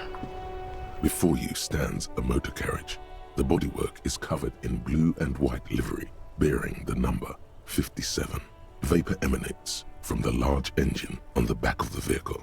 It hasn't had time to cool off yet. Open the door. In the cabin, you are welcomed by a set of steering levers, a radio microphone on a hook, a pull-out toolbox under the seat, and the soft glow of the fuel preheater gauge. Pick up the radio. The frequency tableau lights up, and the green button labeled Prime Line glows like a feline eye. And then you hear something.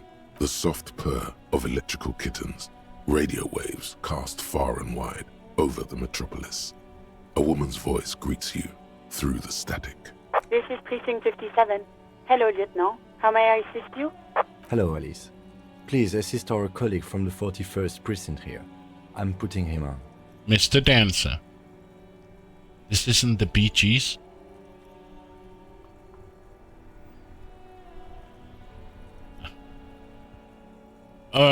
First, nice to meet you. This is Officer Alice Demetri, Precinct 57. How may I assist you? Could you connect me to the 41st Precinct? I have something I need to report. Just a second, officer.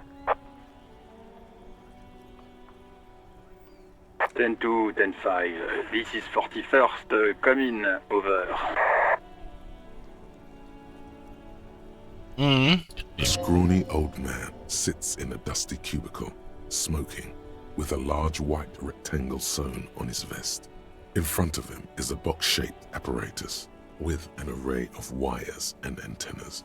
The radio switchboard. Hey, this is me here. I work at your station. 10-4, what's your status? Over. My status, 10-18, 10-20, over. What? Can you repeat that? 10-18, 10-20, over. Please just talk human to me. These numbers mean nothing to me. State your message, sir. Over. I need to report my badge missing. 10-9, repeat message. Over. My badge, I can't find it anywhere. Basically, it's gone. 10-4, message received. This is a very serious situation. I need to 10-22 the captain. Over. 10-22, the captain? This sounds bad. Bad and scary. Like being called to the headmaster's office in school. Is it him? What does he want? Says he lost his badge and needs to report it. He what? He lost his badge? Say nothing. Who lost his badge? Dick fucking Mullen. Who do you think? It's Officer Dick Mullen from the bestseller Dick Mullen and the Lost Identity. Dick Mullen is not your name. It's the name of a fictional detective who would not lose his badge. Defend yourself. Immediately. Come on, operator, tell them to stop. This is serious. Haha, officer lost his badge. Haha, like I'm the first cop to ever misplace his badge. Can't we just move on? I want to get it reported and be done with it. He says this has probably happened to other policemen before him and laughs sarcastically. 10 watch streak. Thank you, Mr. Dan. Oh, goddamn it. Is he fucking kidding? The whole station's gonna be dicked for this. Come on. Satellite Officer Vikmar is wondering if you might be joking and adds that this tarnishes the reputation of the entire station. Over. Damn, you're such a bad Frenchman, you pig. Mullen dicked us. Can't we just move on? I want to get it reported and be done with it. 10-4, I hear you, officer. I'm just going to make a note here that you are in pursuit of your misplaced badge. Over. Fuck me. Mac, come here. You've got to hear this. Dick Mullen lost his badge. What's going on? Jeez, what a bunch of assholes. Super Cop here lost his badge. He lost his what now? His badge. He lost his goddamn fucking badge. Could you all please just stop saying lost his badge for a moment? He asks you to please stop saying he lost his badge. Why? Did he find it? Sergeant Person was wondering if you found your badge yet. Over. You don't have a comeback. Sorry. It's hard to think like this. Say nothing. He's not replying. Looks like he's still looking for it.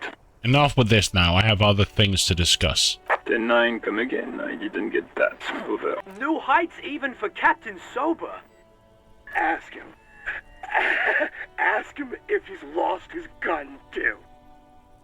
Sergeant Orson wants to know if you lost your gun too. Over. Check your pockets. Check your... Holy fuck. You don't know where it is, do you? I don't have my gun. Okay, it's gone. Your gun is most definitely gone. 10-9, come in, officer. Did you get my question? We were wondering about your gun. Over. Even before you can get the words out, everything gets scrambled in your brain. No, of course, I didn't lose my fun gun. Fuck it. I didn't lose my gun. He says he didn't lose his gun. Or his fun, whatever that means. Ask him to describe it. His gun. Not his fun. Just the gun will do. Cameron wanted to punch this Chester guy. Satellite Officer McLean requests a description of your weapon. Over. The fuck do you need a gun for? Look at the pythons on your arms. You are a gun. The biggest one in the world. Oh, request a description, huh? We'll give him one. Describe the plasma gun. Trick question. I'm a martial artist. My entire body is one big gun. He says he's a living weapon and we are trying to trick him. Host in heaven. Did he lose his gun and his mind? Dear God, he lost his gun? Oh my, I can't. This isn't really a laughing matter. Mac can face a giant of Coco Nur by himself, but Disco here made him piss his pants. Oh, I can't. Fuck. He lost his... Ask him if he still got his wiener. Oh, man. I'm not going to. Ask him. Sergeant Orson here is wondering if you are still in possession of your genitalia. Now is a good time to say fuck and ass and so on. That'll make this all right. I left it as his mama's after I fucked her ass all night. That's a negative. Not going to say that. Over. What's he saying? Share with the class. He said he sodomized your mother. The prick ate Mama's vanilla waffles at the captain's birthday party. Some nerve he's got. Sure her vanilla waffles were the only thing he ate? Shut up, Chester. This isn't funny. This is my mom we're talking about. Hey, you started it. Tell him to apologize right now. Sergeant Orson requests that you apologize for the claims that you made about his mother. Over. Hey, if you don't like the Fallout, maybe don't fuck with the Firewalker. Like he says, you shouldn't have antagonized the Firewalker in the first place. Who? Satellite Officer V. Firewalker. I'm afraid he might be referring to himself as Firewater. Hey, extractism. Firewater? He's lost. Fuck it. Tell him to find his goddamn badge and gun. I like it so far. The voice acting and the conversations are great. But I just started. I've only been playing for, apparently 1.5 hours, and I don't feel I've made much progress at all. Satellite Officer V.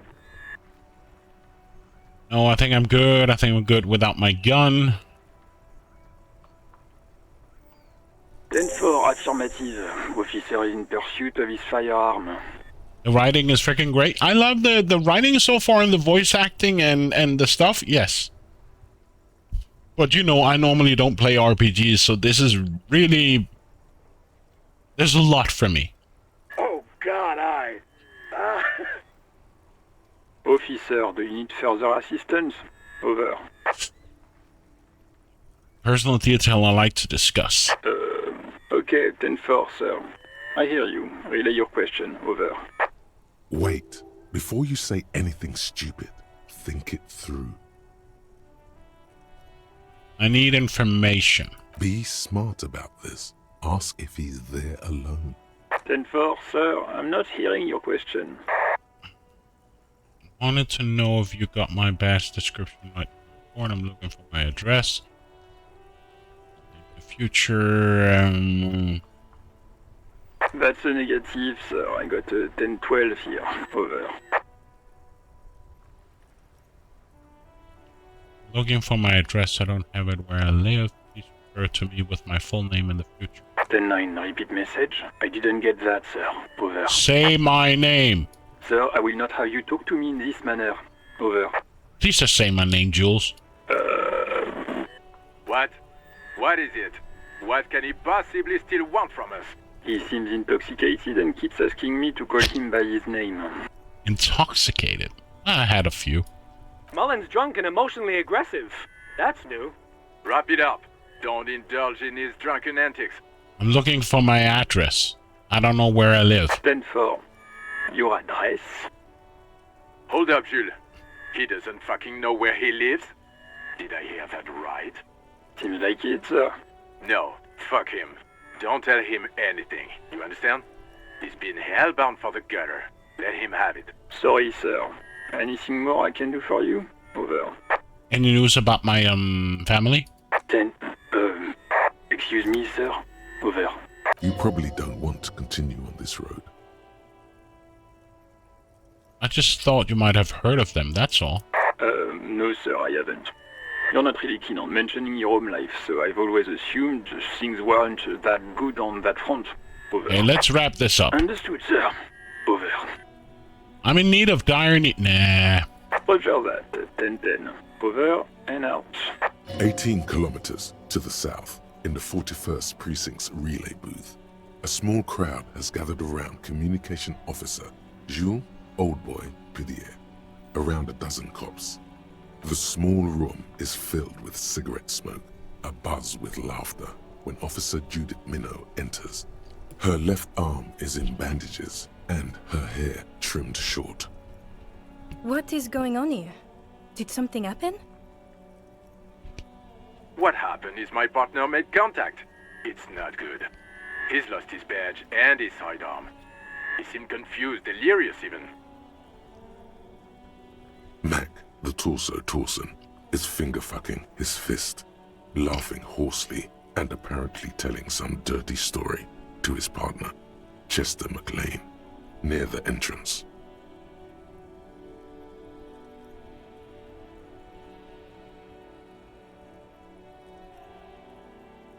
Continue. Yeah, Mullen was fucked, alright. Sounded fucking drunk to me. Yeah, Mac's right. That was some gnarly shit there. Enough! None of this is funny. It's fucking sad. That's what it is. He's a cop. He's one of us, goddamn this. We must help him. Looks down at her nearly polished black shoes. This is quite firmness to her voice when she speaks. Yeah? How do you fucking plan to do that, huh? Get him off the drink? Go jogging with him in the morning and get him on carrot juice? He's a lost man. I just know we can't give up on him when he's at his weakest. You wouldn't. Mac, man the door. You know what he told me? I don't want to get better. I want to get worse. Those were his words. This shit does not leave this room. Not a word of this to the captain.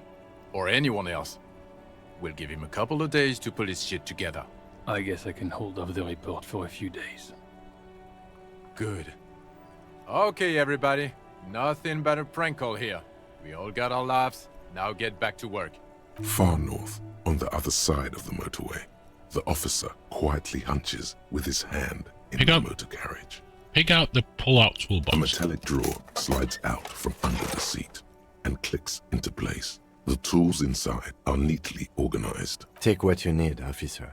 It's going to be a long case. I'm not protective of my tools, like some men are. He's clearly a little protective of his tools. But the pry bar feels nice and cold in your hand. Cold and heavy, like truth. You feel like you're reunited with truth once more. Useful for opening all sorts of doors and lids. Chain cutters. The handles are long and sleek. Snap, snap, go the cutters in your hand. Take the hand crank flashlight. It's robust, weatherproof, and well made. Police issue, blue. Lets you see things in the dark you would otherwise miss. The pull-out toolbox slides back into its nest. Preheater gauge casts a warm glow on the steering levers and the radio on its hook. Run your fingers over one of the steering levers. The white suede feels luxurious under the touch, and the metal clutch handle so very familiar in your palm. Tap on the fuel preheater gauge. As you tap on the gauge, the indicator pin jerks as if startled. It's in the large orange sector, indicating the engine is warm. Next to the gauge is a red switch labeled heat. There's no use pressing the heat button. It won't start without the ignition key. Alternative translation. Don't even think you can drive my MC. This is the Kupris Kinema, my motor carriage. You can use the toolbox and the radio if you'd like. He nods at the cabin. Motor carriage, motor carriage. Something bad with a motor carriage. A dark lump rises in your throat. What is this singing feeling I have with the word motor carriage? Nothing. It's probably nothing. Forget I brought it up. Please proceed with the carefree lollygagging. Can we turn it on and drive somewhere? No, I'm afraid not. We have a murder case on our hands, remember? Do all policemen in the RCM have such a cool motor carriages? The Kupris Motor Corps does provide most of our patrol vehicles, yes. Look around the cabin again. In the cabin, you see a set of steering levers.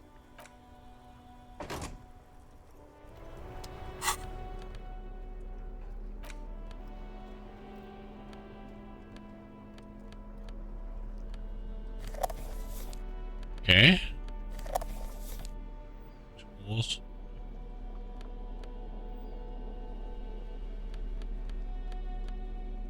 Okay. So this is done. This is not done. Okay.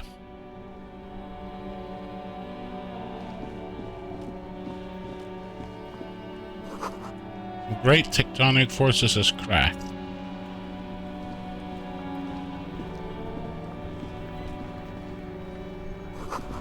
An ancient fountain.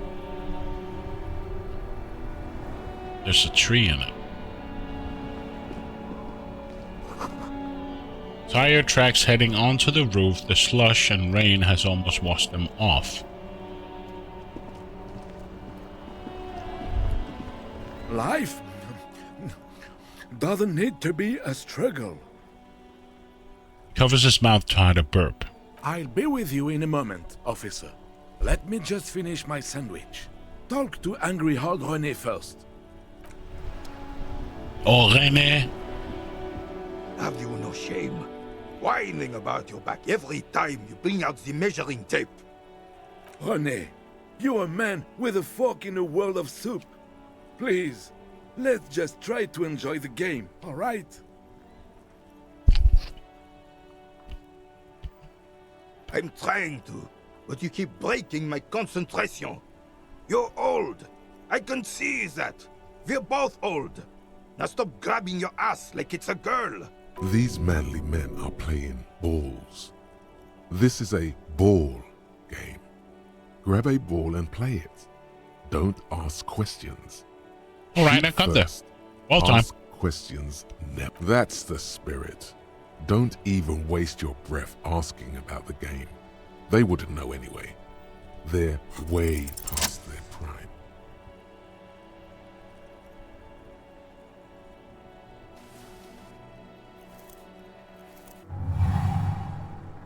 You are immediately surprised by the ball's lack of weight. No matter, you'll make it work. God, this is right. You feel the familiar tremble of excitement and adrenaline that precedes every victory. Feel the ball. The cold metal ball is surprisingly smooth against your neck. It has a pattern on it, probably a sponsored ball. Yours would only be covered with bumps of learning and scars of victory. Already, your muscles are adjusting to the weight. Taking the this nervous around. system calibrating until you and the ball have merged into a single entity. The man ball is ready. A chilly breeze ruffles your hair as you stand there, feet firmly planted. All sounds, smells, even the wind, everything fades until the only thing left is the union of There's time for one last blast inward. Who am I? It's called Petang. Let me Google it for you.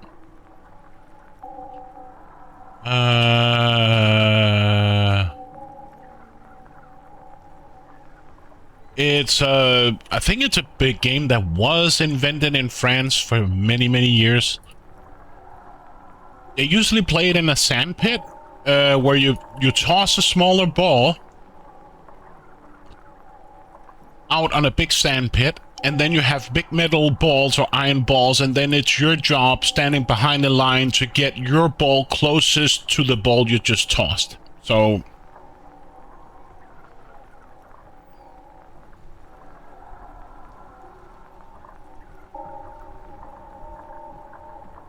you toss a small ball, usually it's made by wood, that you toss into a big sand pit. And then from behind the line, you have three or four balls per person. And then you just, you can say it's somewhat like curling. The main objective of the sport is to get your ball closest to the small ball that you toss in. So yes, you can compare it to somewhat like curling, and you have like, I can't remember, 6, 7, 8 rounds, and I think you have 3 balls per person, and you usually make a 2-man team, so 2 persons per team, and then you have 6 balls in total, and then you toss your 3 balls, and the person that gets closest win a point, and then you start a new round, and then at the end you have a total, and then you have the winner. So you can somewhat say it's somewhat like curling.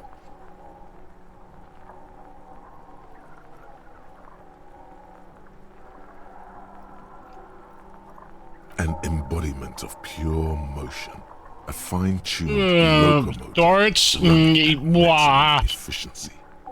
Wouldn't say like darts, because that here the main objective is just to get your ball closest to the ball. Where in darts you have to think of points, and sometimes it is not it is not beneficial of hitting bullseye.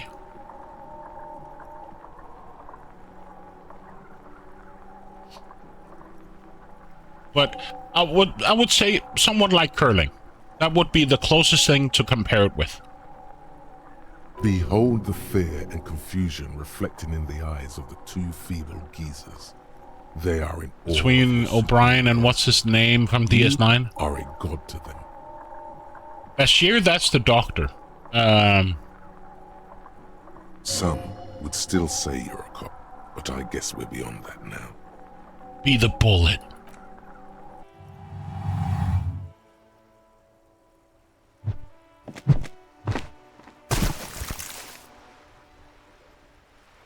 Guess I failed. Merde! Bordel de merde! What the hell is your problem? Problem? I'm good off a track and a field. Why would I have a problem with anything? I don't care if you are a cop. You do not just ruin someone's game. It's so goddamn disrespectful. You stupid Frenchman. A man his age getting worked up like that? Better watch that blood pressure. I'm sorry. Vandalized our game, son. We can't play petanque with 5 bull. Yeah. You can't play petanque with only 5 bulls. So yes, there's 6 in totals, right? Honest mistake. Petanque. Oh, petanque, I understand. No, no you don't. Our petanque game is ruined. We want our bull back. Take it easy, René. This is just a misunderstanding, isn't it? They sure do. Officer? No Either harm they're pissed about their work, lost their job, calling me a dick or whatever. Of course there's harm done, you orange slug. You are as a goddamn bull. Listen, guys, the ball is gone and I have a murder to solve, alright? A fine example you are setting here today, officer. I will remember this, and Gaston will too. It's okay, officer. Forgotten completely. It was my bull, and I have a spare. Everything is good, and we're ready to assist any way we can. He's trying to avoid conflict at any cost. The lieutenant says nothing, but his face is rigid. It seems he does not approve of your athletic displays. I don't care. It's your refusal to take responsibility I don't like. Just talk. It'll smooth things over. Old people like attention. Him has so much patience, I guess. Apparently he does. Do you know anything about the man hanged in the backyard of Whirling in rags? Unfortunately, I don't. Unlike most of the locals, I have no qualms about assisting law enforcement. But this affair has passed me by completely. And most of the locals? In Martinez, the union is the law. So can you really blame them? But you don't have a problem with cops? Cop is a pejorative term. I don't have a problem with policemen. On the contrary, I admire the effort to bring order to our streets. So again, you don't know anything. If I knew, I would not be afraid to tell you. I simply don't. I'm an old man, not a coward. The daily business of the riffraff no longer concerns me. This is a man with a lot of past, but little present, and almost no future. I saw the statue of Philip III near the roundabout. Ah, yes. King Philip III, on his steed. A reminder of what Revachol once was. Oh, absolutely. At the mercy of a cocaine-snorting tyrant who emptied the treasury Cocaine-snorting so he could tyrant. sleep on a bed of gold. Cocaine? Cocainum? Sounds like our kind of king. And just imagine what kind of cocaine a king would have had. A superpower, feared and respected. A testament to what this country can be under the leadership of a true king. Someone who knows how to rule. So, how do I know when I get enough points, Mitrell? Or does these level up automatically as I go along through the game? Oh, I have 90 out of 100. Okay. Aha. Fair. I get it. How should a true king rule? Decisively, without fear of offending the sensibilities of the frail and weak-minded among his subjects. This is something the insurgents never understood. Well, then there's something I don't understand. Because if I click here, it seems I already have a point here. Is that because of the stuff that I have on me, or...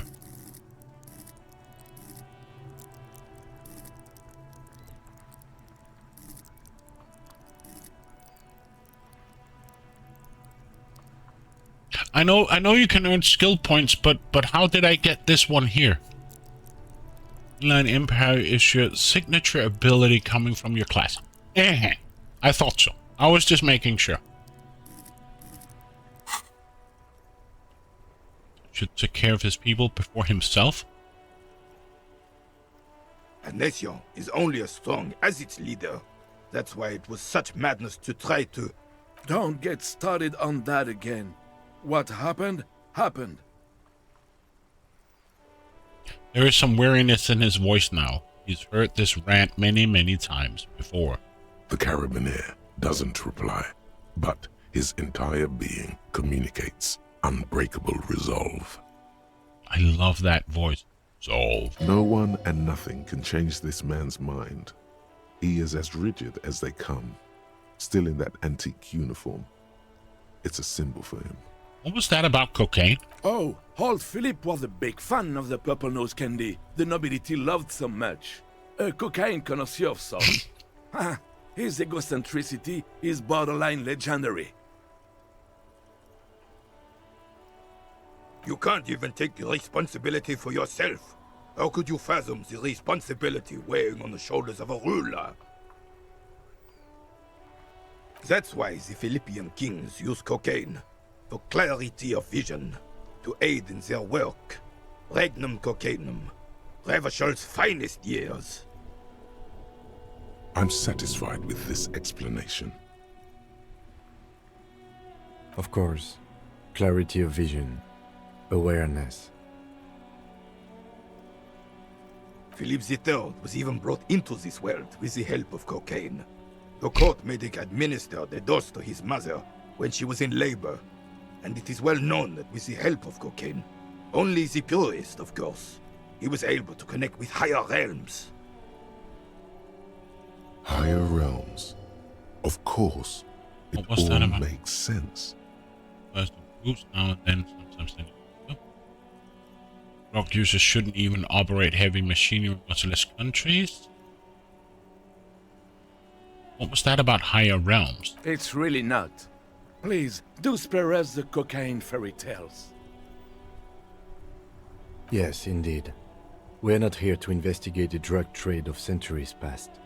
Come on, Kim. He's talking about cocaine. Maybe I need something. Right. You seem to be playing in a crater. Yes. The terrain here provides an interesting variety to a familiar game. Do you know about who? Do you know what created it? I do. Fire from heavy artillery. Okay, it's a crater left by artillery fire. But why? Why what? Why was the heavy artillery used? Because that's what happens when communists hijack your country, execute your supreme leadership, and turn your capital into a slaughterhouse. You use heavy ordnance to clean up your home.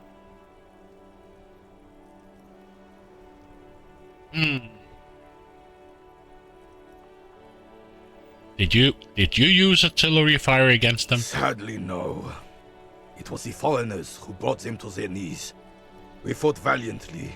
Too valiantly. So valiantly we got licked. Should have fought dirty, like they did with their suicide sex cult propaganda and mad anarchist women strapped to shrapnel bombs. We didn't though, and we lacked caliber. God bless him, but the suzerain's cannons simply weren't big enough. Why Sheldamere and the Martinez? Was a place away from people and buildings. This place is a damn beachhead, son. They had to soften the commies up first. Yes, the military coordinated amphibious landing to take back Revachel. The military coordinated amphibious landing to take back Revachel. He finds your lack of historic knowledge troubling, a sign of mental deterioration in the preceding generations. Martinez was used as one of the 3 footholds in Revachel during Operation Deathblow in 08. The other 2 are off in Stella Maris and the Delta.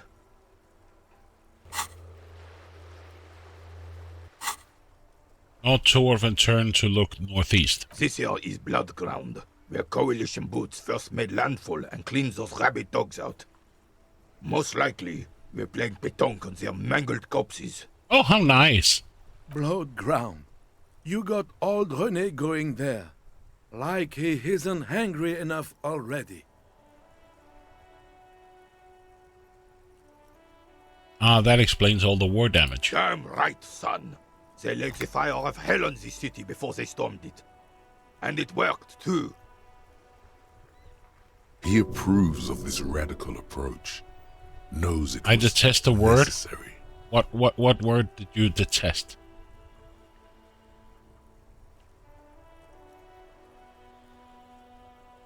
The rest of the city got cleaned up, but Martinez they keep as a monument. And now the Union Socialists are practically running the place. Well, it's your own damn fault. You, we, the coalition, Revachol, whoever you want to blame, never finished the job. Officially, the party never surrendered. Of course, they still all influence. Why do you suggest that detest the word Booker? You don't even begin to truly understand the players at the table, let alone the specific circumstances surrounding the... What do you think?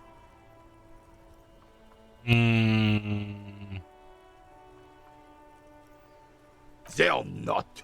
And I'm sorry it had to be them. After 8 years of fighting those hyenas, boiling cats for food and drinking piss in the mountains. Wow.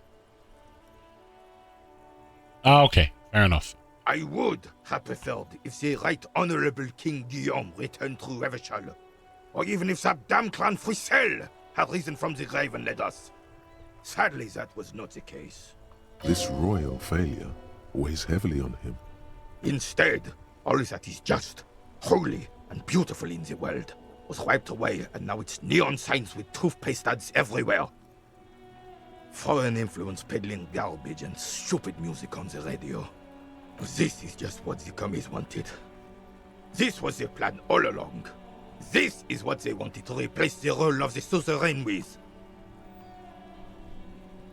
You mentioned Guillaume? A true king in both blood and mind led Revachol before Frissel. He would have been better, but the damn commies drove him into exile. Damn Frissel. He was a king we couldn't protect. The Carabineers failed him, and the crown. He died in the hands of the Hyperlay, in a very public execution. And what exactly is a suzerain? The suzerain is the king! Has everyone forgotten already? They forgotten already. Soon, they will forget everything. Him too. Then he chooses anger over melancholy. It's no use talking to you. You were still in Daddy's balls when it happened. When we took our last stand against the filth and rode the cavalry straight into gunfire.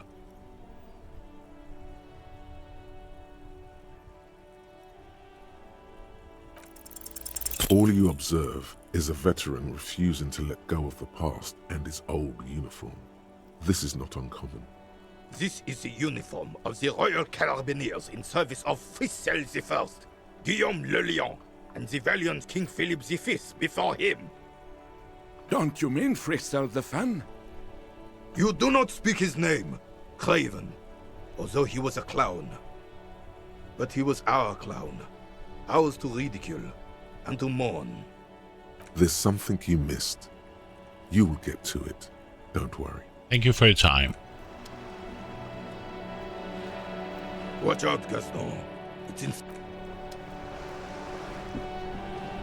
I have really outdone myself. This is divine. Yes, that's what you need, Gaston. More padding on that fat arse of yours. I hope your heart gives out. What a friend. René, it's a little pleasures. Life doesn't need to be a struggle. Hello, officer. How might I be of assistance on this fine day? Tell me, what do you know about the dead man? Let me think. I heard someone was hanged and left on a tree for a week. But that's all I know, really. Really? You know absolutely nothing? No, officers. I'm sorry. And I really would like to assist. You are both good guys. I can see that. Then help them, you wimp. You have plenty of shoulder with the ghost caviar in the Union. Someone must know something. I wish I could, but I just don't know anything. I always keep my nose clean and don't gossip. Everyone knows and respects that. Respects? Sounds like you're holding back. I'm not even anyone. Of course he's holding back. His mouth is so full of Union prick he can't even speak properly. Can I at least finish my fucking sentence before you piss on it? Is that okay, René? I'm not anyone important in the Union. I just know Evrard. And who is this Evrard, you know? Evrard Clare. Everyone in Martinez knows the Clare brothers. I taught these boys human studies and history in the gymnasium. What do you know about history? You never witnessed history. Only heard about it years later, when it had already moved on. You don't know history. The old soldier mumbles something under his breath and turns to face the sea. Let's try not to get caught in a crossfire. Lest we leave riddled with bullet holes. This animosity is ancient. Are you a Union member? Oh, in many ways, yes. Like an honorary member. I attend meetings and parties, help with little things. Evrard, Edgar, and the older debardeurs all know me. So you're not an actual member? Not in the technical sense. I don't have a vote or a membership card, but Evrard keeps me on the payroll, just for the little things. Of course he's not a member. He's not a member of anything. I knew that. He's a Vezavane. Turns to where the wind blows and tries to look important. I hate the socialist rabble, but even siding with them is better than living your entire life on the fence. Never committing to anything. Pick a damn side already. What are the things you do for Everett? Writing work mostly. Occasionally, he needs something written, and I happen to have a way with words, people say. What kind of things do you write for him? Oh, nothing official, I assure you. Just essays for the newspapers. About Martinez and how things are and how they could be. Evrard and I have these long talks where... Well, he tells his little pen man exactly what to say. It's commie propaganda, plain and simple. You should be ashamed of yourself. That's all for now. No, thank you. For being consummate professionals. You'll have this case wrapped up in no time. Looks delicious. Point to the sandwich. Can I have a bite of that? I'm sorry, officer, but I really don't share food. Nothing personal, it's just a principle. The only one you have. Suddenly you realize how hungry you are. The last time you ate must have been God knows when. Okay, I'm not that hungry anyway. Oh, that's good. That's very good. You must have other business then? Bye for now.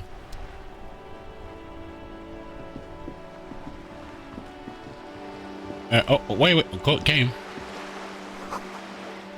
The coin-operated viewer has banged up enough. Okay.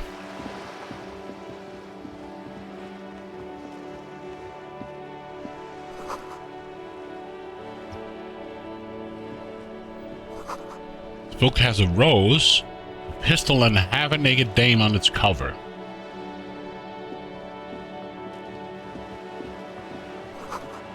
The book about Patsy.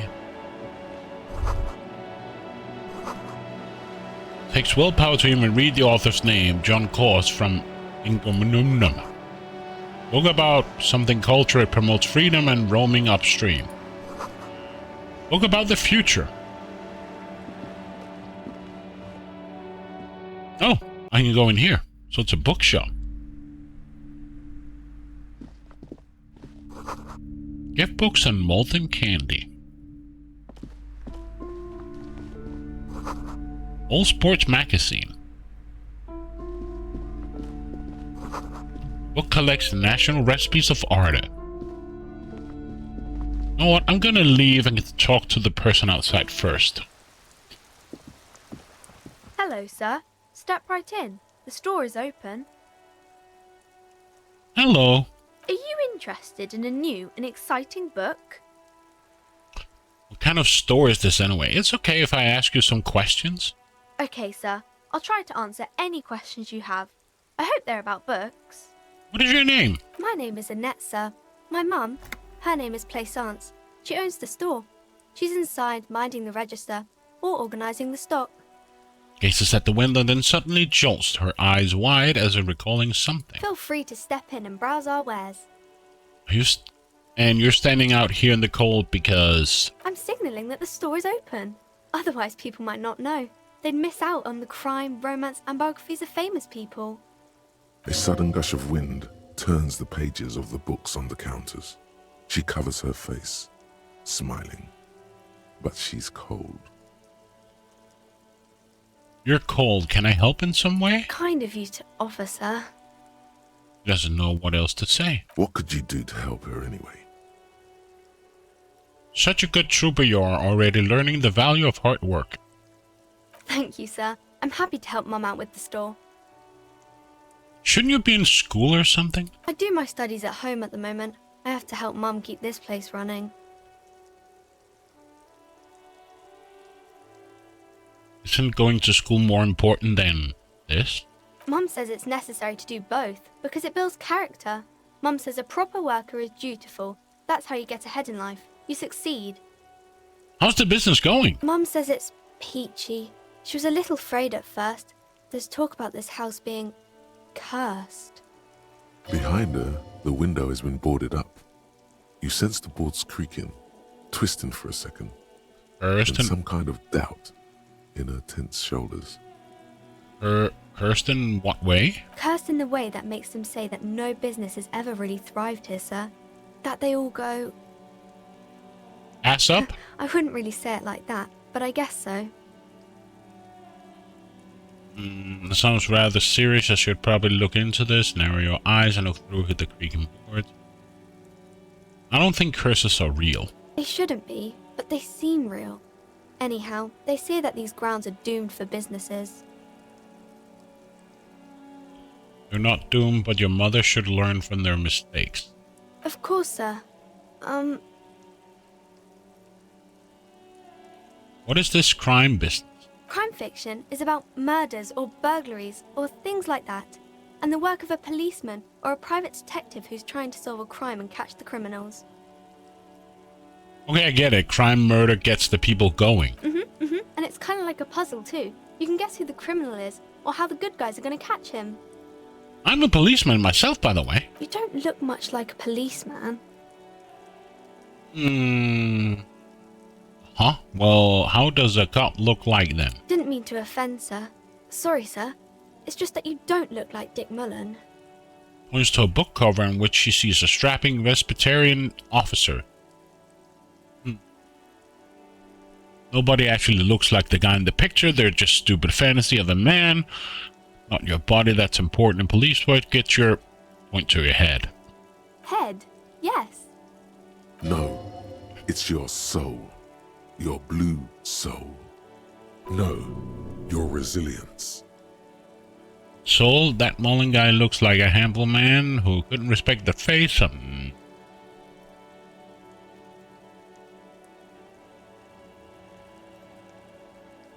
I'm not sure I understand. A policeman gotta have the right stuff, an interrogated sense of the law. No one would follow a weakling like Mullen. If you say so, sir. He's just a fictional character. He's no match for your soul.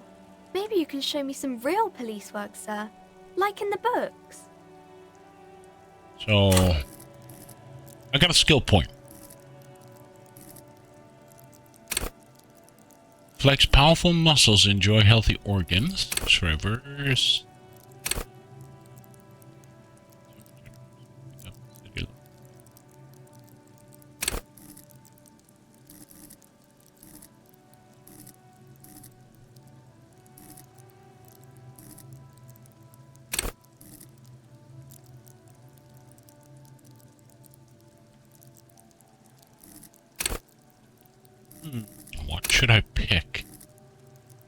wild, raw intellectual power to deduce the world. Give him 1 intelligence.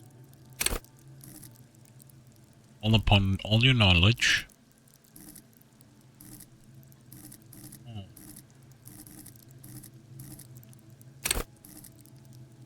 Choke off the pain, they'll have to hurt you more.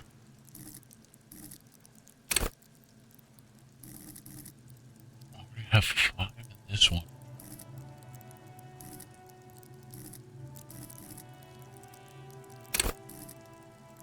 See, hear, and smell everything like no detail get unnoticed. Hand-eye coordination. Interfacing. Straighten your belt, keep your poker face. Hold yourself together, keep your moral up. Empathy. Oh.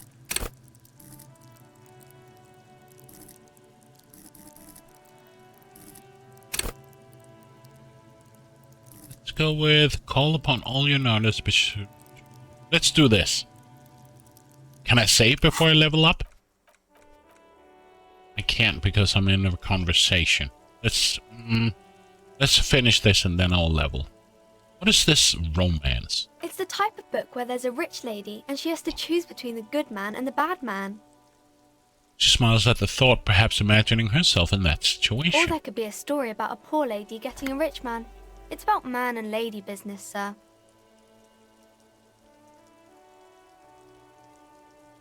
What about a book where the man and lady business doesn't work out at all? I haven't read many of those. Maybe you should ask Mum.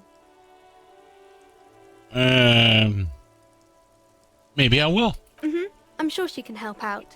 Anything else you're curious about? What about a poor man getting a rich lady? It happens, but usually the guy gets rich in the process.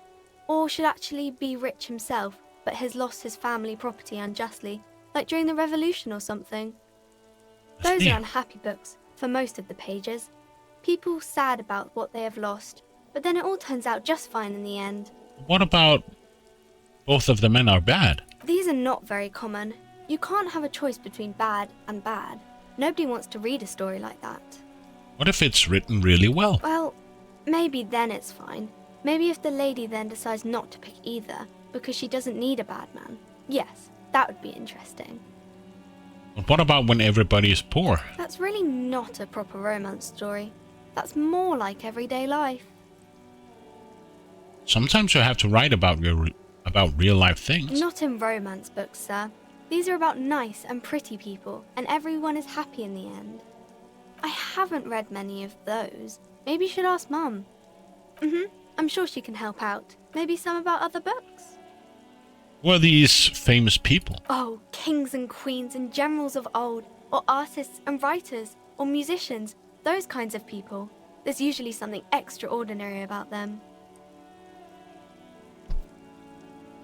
I think that's why people read them, to find the secrets of their fame. Right. Challenging. Okay, I'm going to deduce something now. The girl keeps her hands folded, hidden. Why is that? Why do you keep your hands folded? What do you mean, sir? She knows where this is going.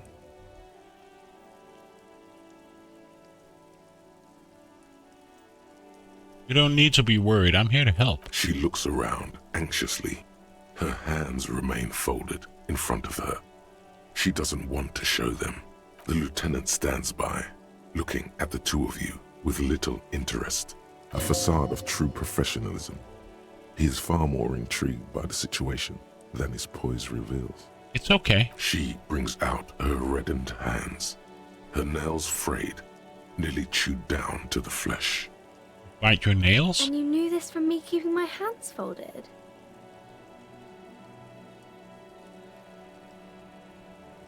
It's super simple for a detective such as myself. Well, that proves nothing. Anyone could do an easy deduction like that. Her eyes flash with defiance. She's not impressed. She actually is impressed. This is more like a defensive reflex.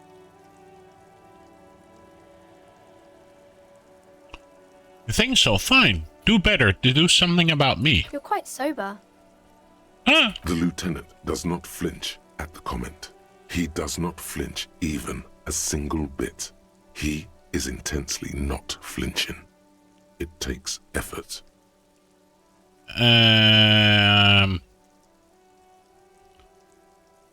Wait, how do you know I'm usually not? Because you usually aren't.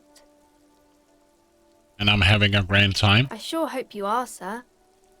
There she stands, swaying on her feet, assaulted by the early spring breeze. She smiles at you. The whole situation suddenly feels familiar, somehow. You can stop calling me sir, I'm a working man. No, sir, I can't. It would be too tiring to refrain from it. It's already tiring enough to remember to say it all the time. It's nice of you to say I could stop, though.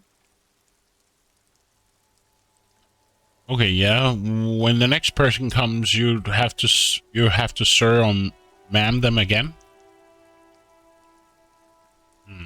I get you, for example, can't stop making this face. That's a friendly enough face, most of the time. What are you missing? Why does this feel familiar? You have absolutely no idea. Familiar? How? You must have forgotten something you heard again. Okay. Alright, see you around in it.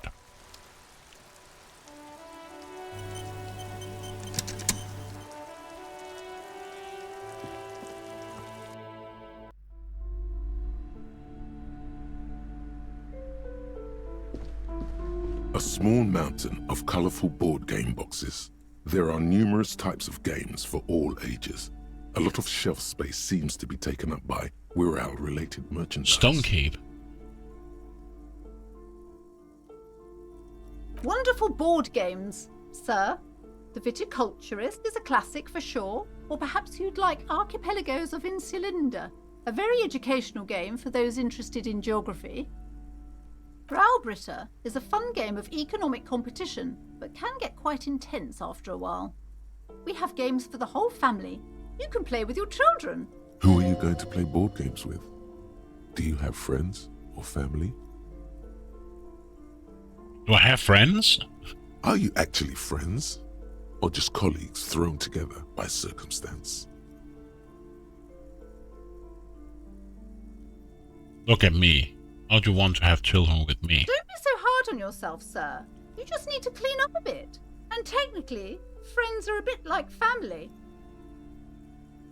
For playing with friends, I'd recommend Suzerainty. It's a civilization building game where you build a civilization, then set off to brutally colonize and repress other civilizations. It'll cost 12 real. So what about all these viral things? Lousy auras there. No, role-playing games are popular among those types. You know, who are into those kind of things. Personally, I don't like it. Not at all. I've heard they turn people into occult enthusiasts. That they have rituals where they try to summon entities. Highly immoral stuff. You can still buy them, though. Look through the pile of viral-related items. An endless variety of source books, lore books, and codices litter the table. The topmost book is titled Welkin Compendium, 2nd edition. There's also a large hardbound tome with intricate cover art, The Hunters of Katawak, Boreal Creature Compendium, and a pick-your-path adventure game book titled Tales of Wirral, Cavern of Velkrag. There's a box that says Wirral, 3rd edition Mega Setting Supplements Module. A Side what? Panel notes. A 3rd edition Mega Setting Supplements new Module. maps and miniatures. A sticker on it displays 25 real. Nonsense for anemic Beano class. Guess I don't have any money at all. What's in here? Oh, the adult section. You see a set of tattered curtains blocking the way to another room. A strange cage-like trinket dangles from the curtains. Excuse me, officer. The back room is strictly for employees only. Shopkeeper, what's behind the curtains? Nothing. Now please go back to browsing the books. Don't you feel compelled to look at the books? The books are all you care about. Oddly enough, the more she tries to draw you away from the curtains, the more alluring they become. Examine the strange cage-like trinket. You see some kind of charm, an irregular polyhedron assembled from bones, sticks, and straw. Inside, a disturbing fish head with empty eye sockets stares at you. Braxton, have you ever played this? Aside from poking at it suspiciously, there is nothing else to do with the fish head charm at this. Let's not open it yet. Just out of curiosity, what happens if I talk to him? Yes?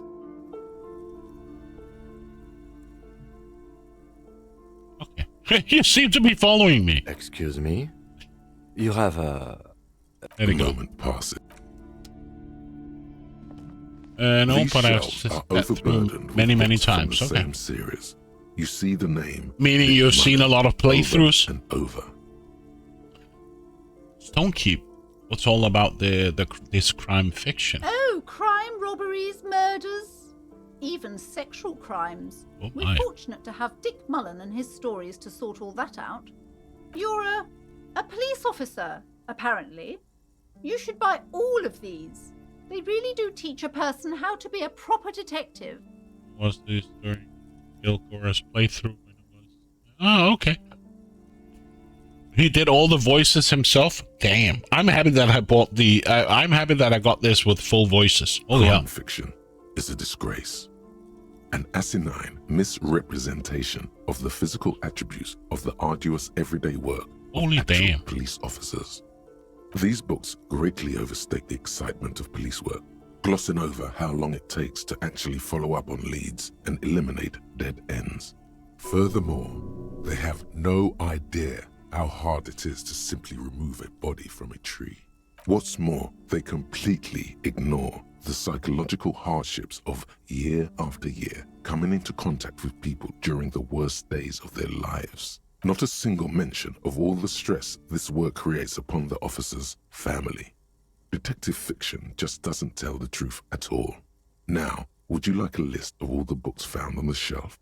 Sure thing. You see Dick Mullen on the job. Get Me Mullen. The Stalwart Adventures of Richard P. Mullen.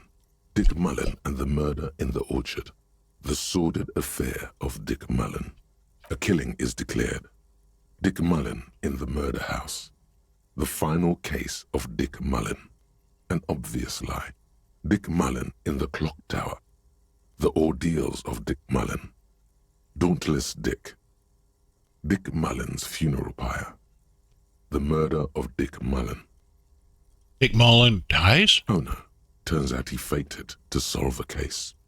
Are there any more? Yes. There's also The Dame Who Did It. Farewell, My Mullen. Faking death seems to be a common trope in the Mullen series. The morbid tales of Dick Mullen. A dark tide turns, tragedy calls for Dick Mullen. Another one with fake death. And, of course, Dick Mullen, the murderer. In order to catch a murderer, Dick Mullen must become the murderer. Come on, this is not the way real police solve crimes. The real police are some 20 kilometers away, sitting in an armored motor carriage. Come on, Chester. Tell the story again. Again? Man, I tell that one at least once a month. It's not that interesting. The fuck it is. And these guys haven't heard it. You see, Chester here. Gosh, why?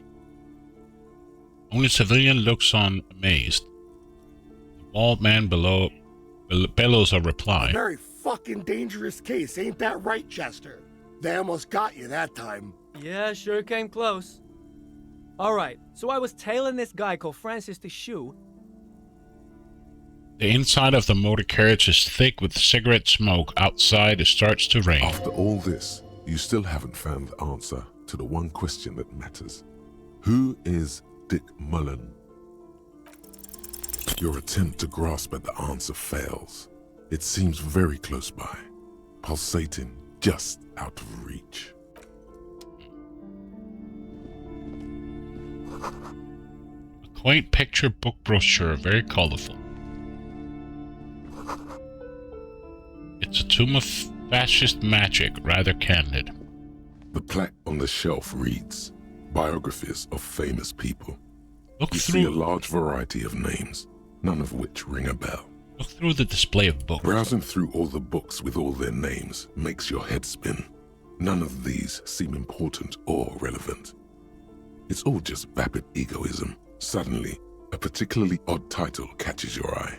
It reads, High Speed Love, the tragic true love story of Jacob Irv and Alfie Delatraz, by one Cecilia Averbrook. High Speed Love chronicles the romance between two of the finest tip-top tourney racers in history. One of them is the madcap driver, Jacob Irv. His blonde mane graces the cover. Next to Irv's life story, you see a slim biography of an Occidental rock star called the Anti-Star. He's famous for shooting morphine into one of his eyeballs and cocaine into the other. Next to that, Revacholian radio personality Guillaume Bevy stands in front of a run-down drug den. He's a permanent fixture on Channel 8, reporting on real-life crime and ruining cops' days. I really must insist you buy one of the books. Reading them is not for free. Do still browse, though, but not too long. She understands she has erred against the customer and immediately corrects course. I'm sorry, I did not mean to rush you. You are browsing. Go ahead. I would say... The Greatest Innocence. Yes, most certainly. It's an important educational tool delving into the depths of history, religion, and their relation to innocentic power. Who or what is innocent? A very influential historical figure. But surely I don't have to tell you that. You're a law officer, and law officers have at least some education. Wow. The book is also very daring. The author aims to re-examine the universal understandings of the innocentic system, creating a fresh vantage point and a shift in the tired order of things. So you recommend it? Certainly. It's prudent for a person to have at least an elementary understanding of history and society. Imagine the chaos we'd be in otherwise. You feel like you should get this one. But I don't have the money. It's important somehow. Why do I feel that I have so many tasks? I've completed 3 tasks, yet I still have to find smokes. I still have to sing karaoke. Apparently I haven't inspected the body yet. Reporting the crime, pay for damages. I have to track down my badge and my gun.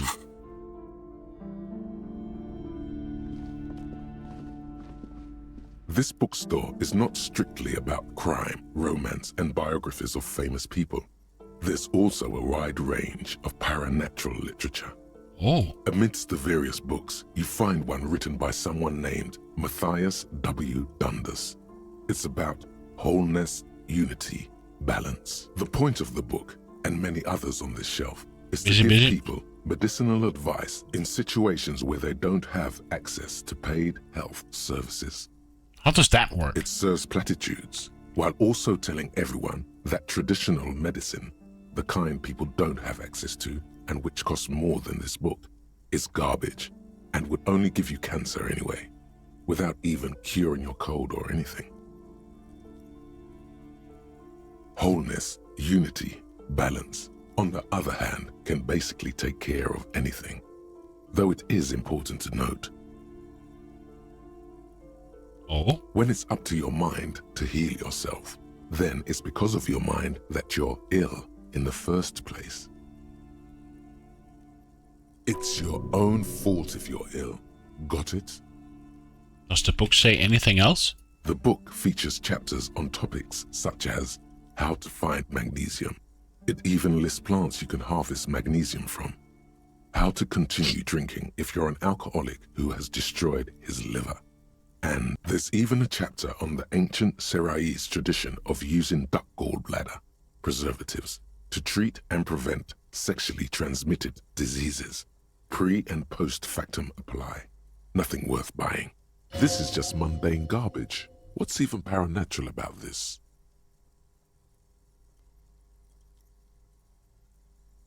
Find something truly otherworldly. The throbbing in your head increases with every passing moment you gaze at this shelf. Suddenly, as if out of nowhere, a small green book becomes apparent. The title of it reads, Medicinal Purposes of the Pale. What's this book about? The book contains descriptions of various pseudoscientific therapies, alternative medicines, and folk remedies involving the Pale, also known as le territoire. For example, it recommends vigorously swatting one's naked body with a venik, or hand broom, made from the leafy twigs of a young birch tree from the near Pale.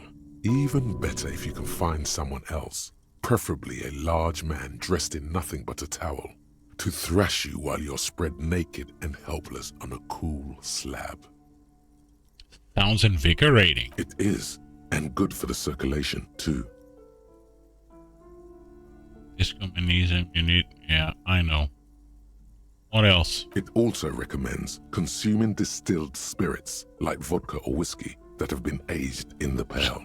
Readers are instructed to cover these jars in a shallow hole just inside the Pale and leave them there for 30 to 60 days, depending on the potency desired. And what does this paled aged liquor do? Among other benefits, it is alleged to restore a damaged liver to perfect health. For general health and well-being, readers are encouraged to take regular strolls through the Pale, though a sidebar cautions readers to limit each stroll to less than an hour. These strolls promise to cleanse the mind of worries and the body of toxins, especially if the perambulator performs this ritual in the nude. Nudity figures prominently in a number of these prescriptions. This is exactly what you need. I don't know. I don't want to be the party pooper, but this Pale territory sounds sort of dangerous. Maybe you shouldn't walk in it naked. Anything else? Note? There's an entire section devoted to cures for men who are struggling to perform their marital obligations. Well, I certainly don't need that. You close the book and return it to its place on the shelf.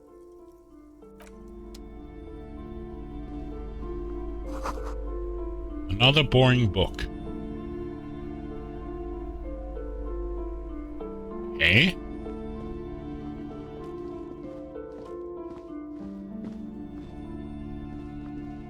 Welcome to Crime, Romance, and Biographies of... Whatever. Welcome. A golden pendant hangs around the woman's neck in the shape of what looks like a tiny fish head trapped in amber.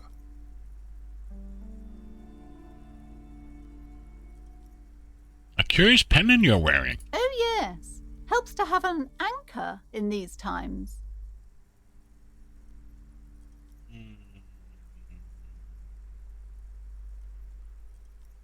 So you're the owner of this store? I am. The proudest owner of our little shop of culture. She has fine-tuned her voice to find the most welcoming approach for attracting new customers. It doesn't work. Your daughter's in the outside side of the store, right? This girl outside mentioned that this place is cursed. Cursed? Who said that? Annette? I will have a word with her. This place is not cursed. It has a robustly magnetic energy. Good for commercial activity. My business is thriving, sir. Doesn't feel like it's thriving. Feels ghostly. What if I want to buy a book? Goodness, you were already doing good, browsing the shelves. Why'd you stop? Don't you feel compelled? Go, go. Get back there. The books await you. I'll take another look then. She smiles and nods, seemingly relieved. Your daughter's the one standing outside the store, right? Annette, yes, my daughter. I hope she wasn't slacking off again with her nose in science fiction. Tell me, was she at her post, doing her job like a proper girl? Yes, of course. Wonderful. Did you talk to her? Yes. Great.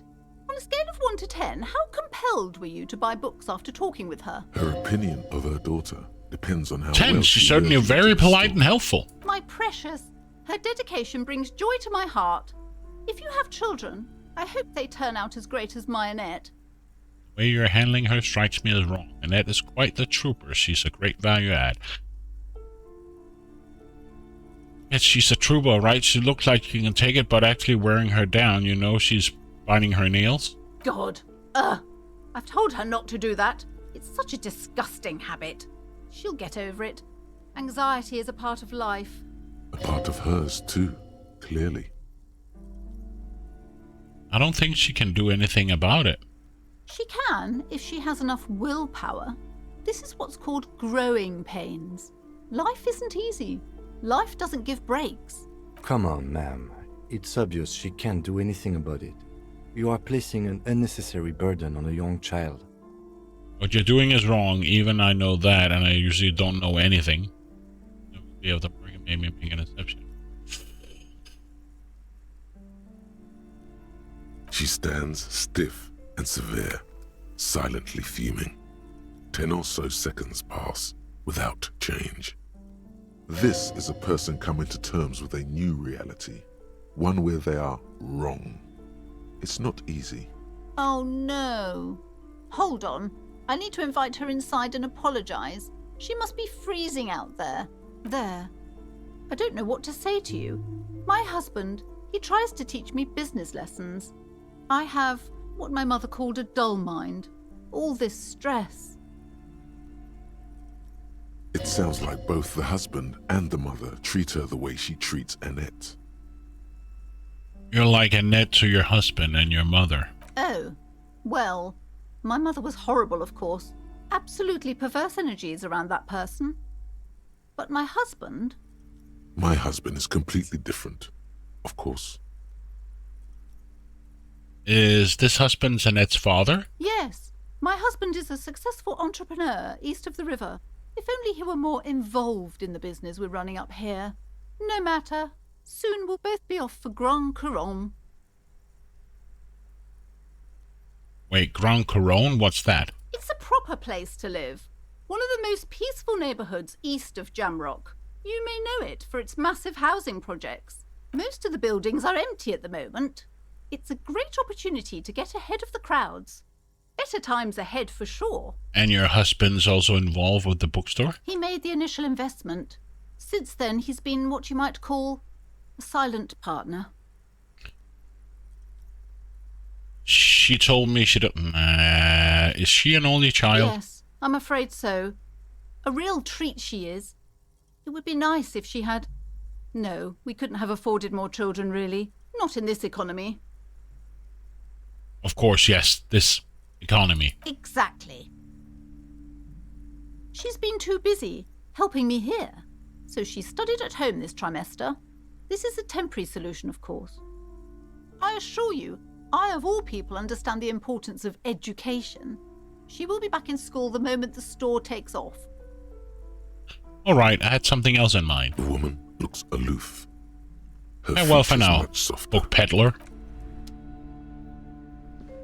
Oh.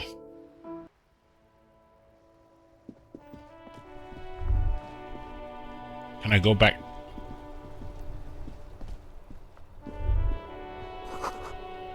Book appears to be erotica. Oh, but without actual erotica. Oh, damn it! This Post Lavantorie mail collection box has been heavily vandalized with graffito. A closer inspection reveals 2 bullet holes in the front. Fuck you, mail delivery box.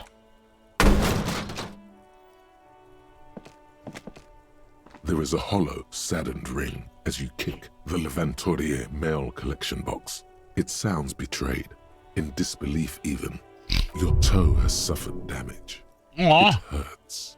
Cool. You really showed that mail collection box. You think so? I don't. Let's go. He must see the box as the weaker of the two. Oh, good mail delivery box. Does that give him my... Pie. Hey, Cyrodiine. The mail collection box has no...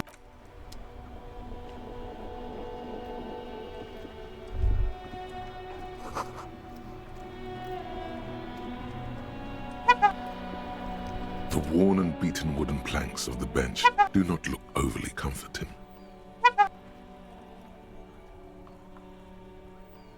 Come on.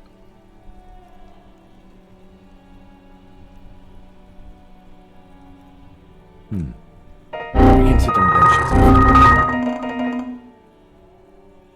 Good. You done now? No, you even got one more left in you. Didn't I put on 5? I think I'd put up 5.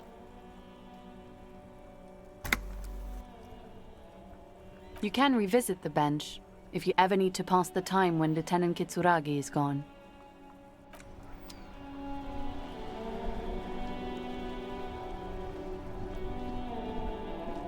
Oh, I'm back here.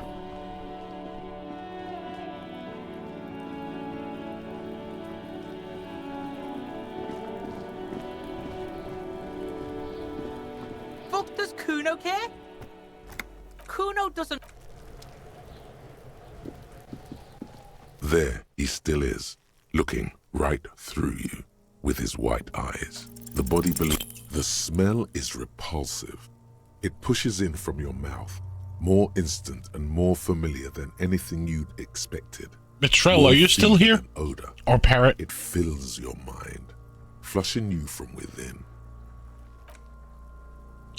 So, give me a second.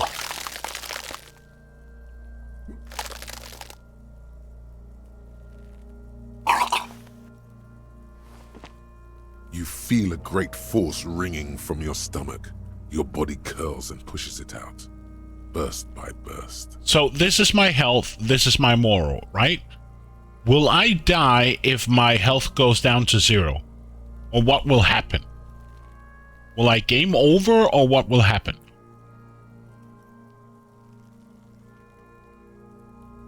Meaning I will die and the game will game over. Okay. Until a pool of vomit lies under your feet and your throat stings from the stomach acid. God. It's okay. Happens to everyone. Keep it. Thank you. The hangover is clearly making this worse for you. You could use some ammonia to clear your head. You think ammonia would help? If you can handle the headache. Some officers use it to deal with cadaverine odor. But not you? I can't handle the headache. It's more likely he can handle the smell, unlike you. Where do we get ammonia from? That young woman, the gardener, mentioned she used salts for the smell. He nods towards the plaza. If she doesn't have any, there might be some in the fruit store nearby. Acquiring ammonia will provide a modifier to the wipe check. Modifiers make checks easier and allow you to retry them. Okay.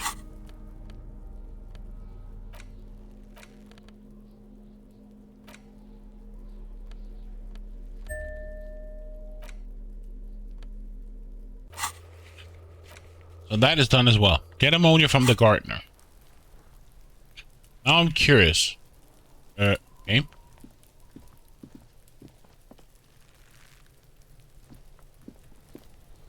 There are several footprints in them. So I got a crowbar, right? Can I then use the crowbar here? An inconspicuous pile of the roofing material.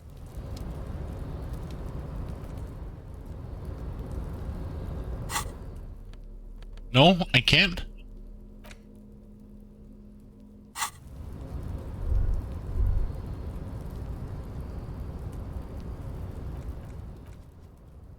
Journal, highlight, zoom in, thought, cabinet, map, journal, movement, character sheet, action, interact. Okay. I thought maybe I could use the crowbar on the wall, but apparently I can't. Or do I have to have it in my left hand or in my right hand, or? An inconspicuous. Guess not. And you know what? I should save. And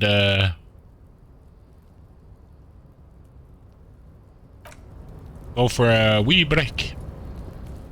Let's go down and prepare for the gardener, and then I will go for a wee break.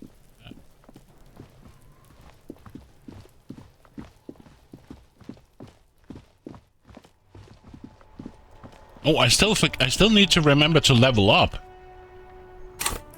Oh. What if I take...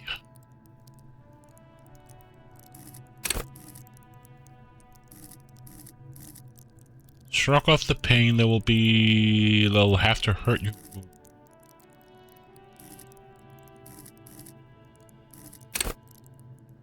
All upon all your knowledge. I need some more of this, like and eye coordination, perception. So what if I... So Braxton, what would you like? You know the game. What would you think would benefit me? I'm leaning towards improving my intelligence here. Would that be a bad move, or...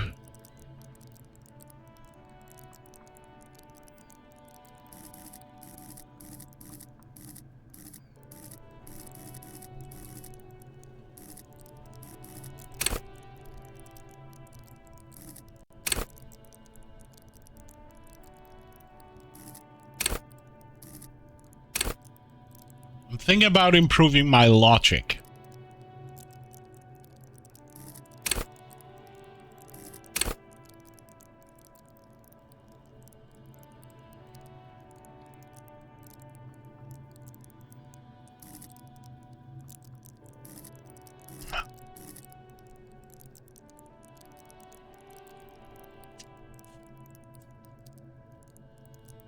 Oh, I'm gonna improve my logic. Oh, I can revert it? So I can reskill, or is that just because... Okay, so it's only revert in the sense that... Okay, fair enough. Well, let me go for that wee break, stretch my legs, and yeah, I'll be right back.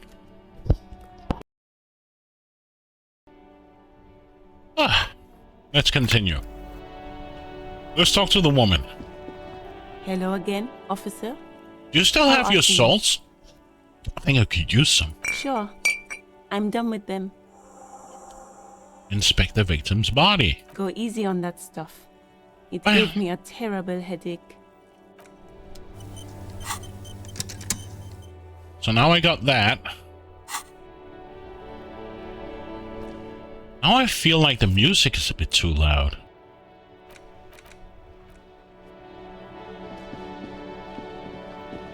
Like that I'm running around with a crowbar in my hand. Maybe I should take it out.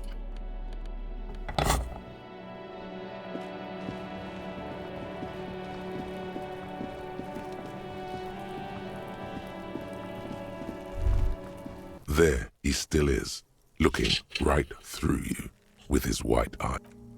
So, question. Do I need to...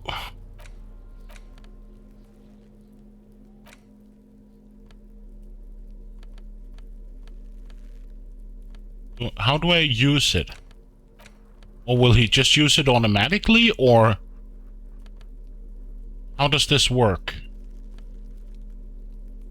It used automatically. Okay. There he still is, looking right through you. I'm gonna fail in this, but okay. The body below, the ammonia only makes it worse. The combination forces tears out of your ducts. You manage to keep it in once. The second time, not so much. When the vomiting is done, your cheeks are wet with tears.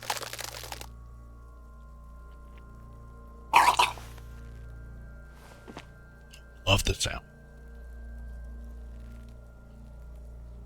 Spit and say nothing. Are you okay, officer? You feel the lieutenant pat you on the back, heavy rhythmic pats. The weight is reassuring, like a crenel on solid fortification. Pat, pat. You're facing tough odds here. It's aggravated further by alcohol withdrawal.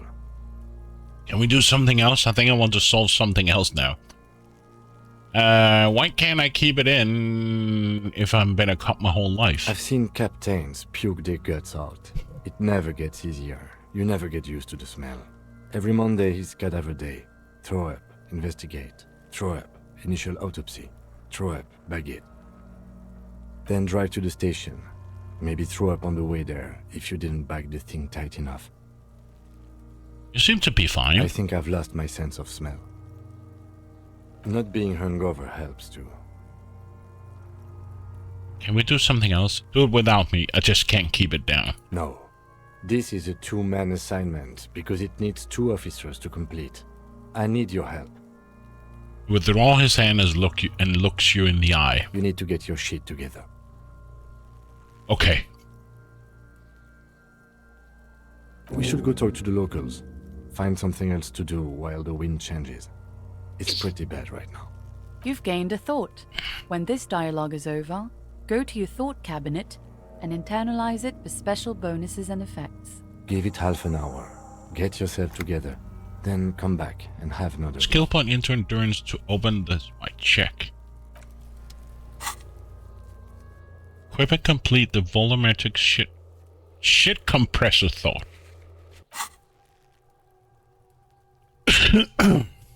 Okay.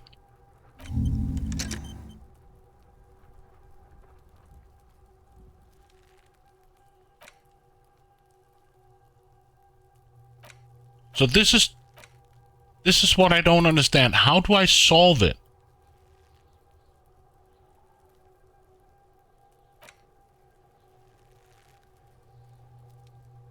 Temporary research bonus is none. Research time 30 minutes.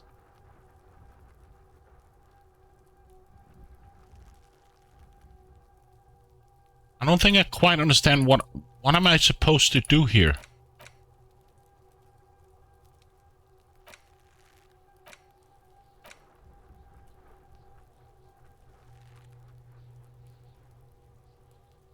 Okay, so I can just leave the screen and leave it running.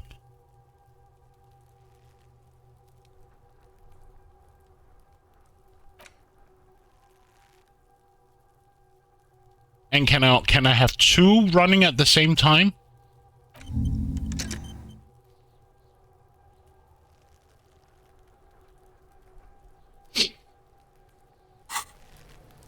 $13.40 it says now. But I can have two running at the same time, correct?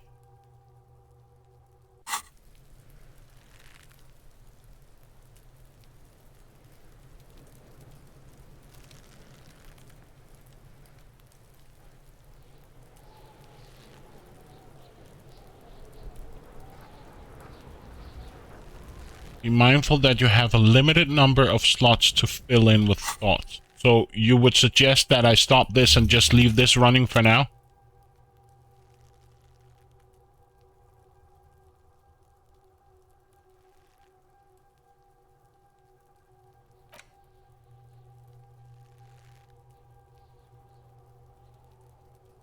So you can say it's somewhat like research. I don't suggest that, but you should not rush the internalization, all of that. Okay. Okay, so what do I have a task? Read them, and if it's something you like, internalize it. Okay. Let's rewind. Let's trace your drunken steps back home. Jump across the fall over, get out. Okay, so this is the one.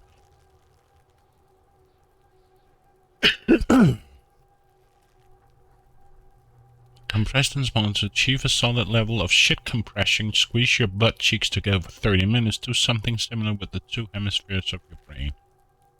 Talk to people. Maybe that will help. Okay. Fuck, does Kuno care? Kuno, I keep throwing up and I can't investigate the body at all. Yeah, like a fucking volcano. Yeah. You're lucky you didn't die there. Maybe you got some advice in me. I mean, I'm obviously handling it quite well. Yeah. Kuno's got some advice for you. What are you? Like 80, right? Maybe you should... Yeah, like a... You're lucky you didn't die there. Wish Kuno could. Kuno doesn't... Okay. Kuno, the pig's getting pretty close to me. Come to snuff my shit out, I think. Check one step closer. Looks like it's time for me to go, Kuno. Pig's come to take me in. She means it. The fear is real. I just want to ask you some questions. I'm going away for a long, long time, Kuno. Going away for life. What's going on there? Fuck are you trying to pull, pig?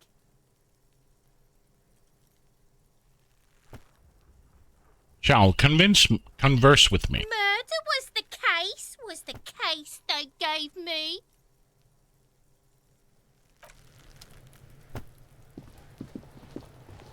But I still need to find my gun, and I still need to find... What was my tasks? My badge as well. All around you, rain falls on the great city of Revachol.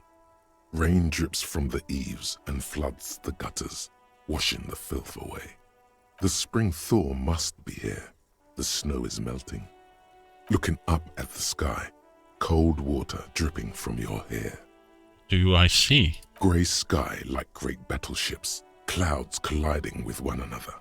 Rain falls down on the world. Your shirt sticks to your chest.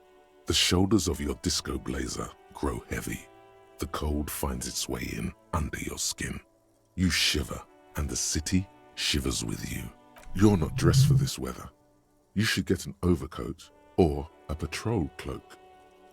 Sheets of rain over the water, a flight of stairs leading into the ocean. Wave after wave washing the coast of Martinaise. With its motorboats and gently swaying reed, the ruins of a half-sunken sea fort crumble on an inlet beyond the Bay of Revachol. Ghosts rise into the sky. What is down the shore? Urban coastline, rain dripping off Eternite-covered roofs. Cinder blocks left over from half-finished construction. A defunct research and development building, once seized by revolutionaries. An old wooden church stands on stilts above the water. And beyond that? Coal City, end of all lines. Who are you ghosts? The skyscrapers of La Delta, the financial district. Faint golden light seeps from the office windows. Will you ever go there? Will I? No, you are just one of the hundreds of thousands who watch them rise across the bay from Martinaise every day. Run your finger through your dampened hair. Your hair is an oily mess flecked with ash from neighboring coal plants. Smokestacks rise somewhere in the distance. What is in the east? There's a fleet on the corner. A plastic coat is folded into a small triangle under the counter by the window. Beyond that, the strike breakers have gathered. The great gates of the industrial harbor are locked. A chill runs down your back. You shudder like an animal trying to shake water from its hide. Clench your teeth to shut. Shake your shoulders again. You shudder, looking down at your feet. Dirty rainwater runs veins into the plaza's snow. Two green snakeskin shoes stand at attention on the mosaic paving of the plaza. What's in the north? Capeside apartments. Tower blocks crowd one another. 4.46mm bullets still lodged in their war-torn stone walls. Hallways collapse from the mortar hits of a war that was lost long ago. Clotheslines go to waste in the rain. Radios play. And closer to there? To here? A yard. Rain falls onto the roof of a woodshed. Coal leaks into a puddle beneath a dead man's feet. He swings from a tree, bloated. Droplets of rain slip from his cold cheeks. A traffic jam. Rain thrumming on the roofs of motor vehicles. Inside, drivers watch water streaming down their windshields. The statue of a king shudders. He too is cold. The canal bridge has been raised. What's on the other side? The road ascends. A raised motorway loops above the ghetto. Beneath its concrete columns, a sea of rooftops, woodwork, and tar stretches northward. 4-story buildings as far as the rain can fall. The snows melt in Jamrock. Revachol is the capital of the world. Jamrock is the capital of Revachol. Droplets form on your eyelashes. What? Revachol is the capital of the world. Jamrock is the capital of Revachol. Okay. It's home. Where's the hood? Where's the hood? Where's the hood at? I have a brother in the cut. Where the hood at? Where am I not there? To be in Martinaise, where no one goes, at the runoff point of a long-forgotten canal, in the whitest part of town, in the shadow of the day the revolution failed. What am I doing here? Standing in the rain, looking north, where Jamrock Rock City stretches inland. In the rain-swept distance, above the rooftops of Jamrock, a repurposed silk mill stands perched above the motorway exit. Precinct 41 hunches in the rain. Your vision blurs. You wipe your face with your hand. The rain stings your eyes, making you look up and blink. What's above? Coalition aerostatics hang like apparitions under the cloud cover. Way up there, where rain forms, rotors flutter silently. Your sight clears. What's below? Collapsed storm drains, old sewage systems flooded with rainwater. Hidden weapon caches from the Revolution. Doors leading down to Le Royaume. The catacombs to which, for 3 centuries, they delivered the blue-blooded dead. Motherfucker. This rain will not let up anytime soon. You should get a raincoat. There's a freight to the east. They sell them there. I don't have any money.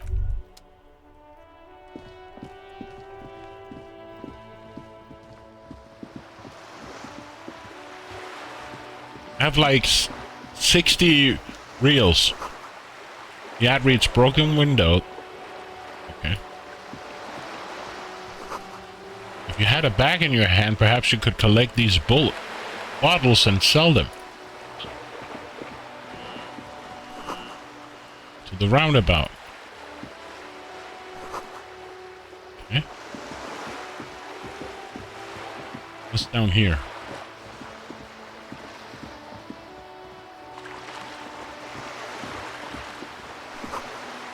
Lonely Comrade Survey, blah, blah, blah. Okay. The belly of this boat shines like it was recently painted. I can go this way. Oh, hey, kid. Are you trying to sneak up on me?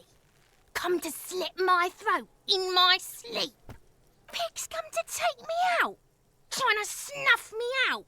No, why would I even say that? Then why are you sneaking up on me like that? It's not a good idea to scare me, pig. Not a good idea at all. Can I put a bullet through your head? Oh, money! And magnesium.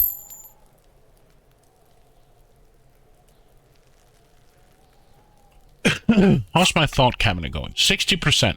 Okay. A garden hose.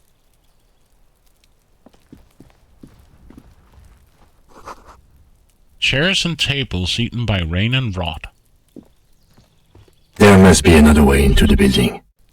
Oh, wow. Why was he so loud? Now they show Holy freaking hell.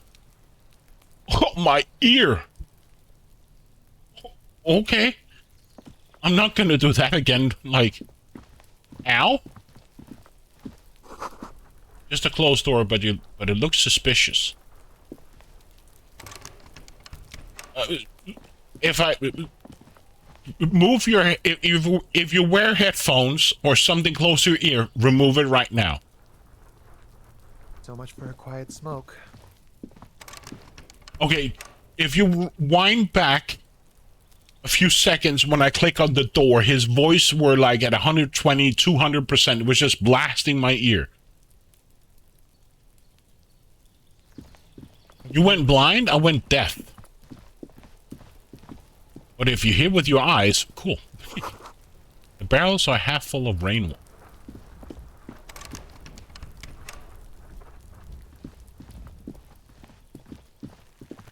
Hey, what's that noise down there? Me neither, but now we know. This is a wall on the side of an apartment building. Well, I can't really do anything because it's very low, so I'm probably not gonna win. Hey, Vita. You have no clue. Yeah. It's just a wall. So many walls all over Martinez. Weather-worn, cracked. Damn, that was loud. Holy shit. Uterschelen. Capside apartment. Inside the frame of a motorcycle and repair and the tools used to disassemble. Hey, up here, pig She spilled the paint? Oh, there's a woman up there. A sturdy metal door guards the southwest entrance to the apartment building. It's locked. The door rattles against your knuckles, but there's no response. The door rattles again, but this time you hear an elderly woman's voice calling out from inside. We're on the short break before we got. Want to pop in and say hello? Well, hello, Mr. Benham. Stop banging on the door. I'm not letting any more strangers inside. Hold on, who am I speaking to? Doesn't matter who I am. Now go on, get out of here. This is police, open the door. The police? Everyone knows the police don't come round here. But I'm not joking. No, I already told you. I won't be responsible for any more strangers Evil getting lurk. into the You bet building. shortly. Lurk away. Go check the backyard door. Maybe someone there will. Madame, I assure you, we are real police officers. There is no reply. The door rattles again, but this time you hear. Stop banging on the door. The police? Everyone knows the police don't come round here. Please let me inside. It's cold out here. No, I already told you. I won't be responsible for any more strangers getting into the building. Go check the backyard. Whatever.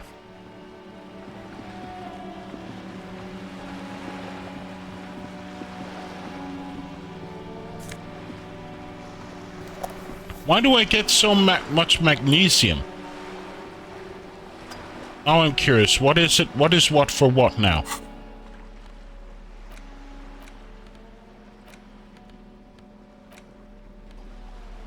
What is what healing what? Magnesium? Is it magnesium that restores my health and... I can't remember now.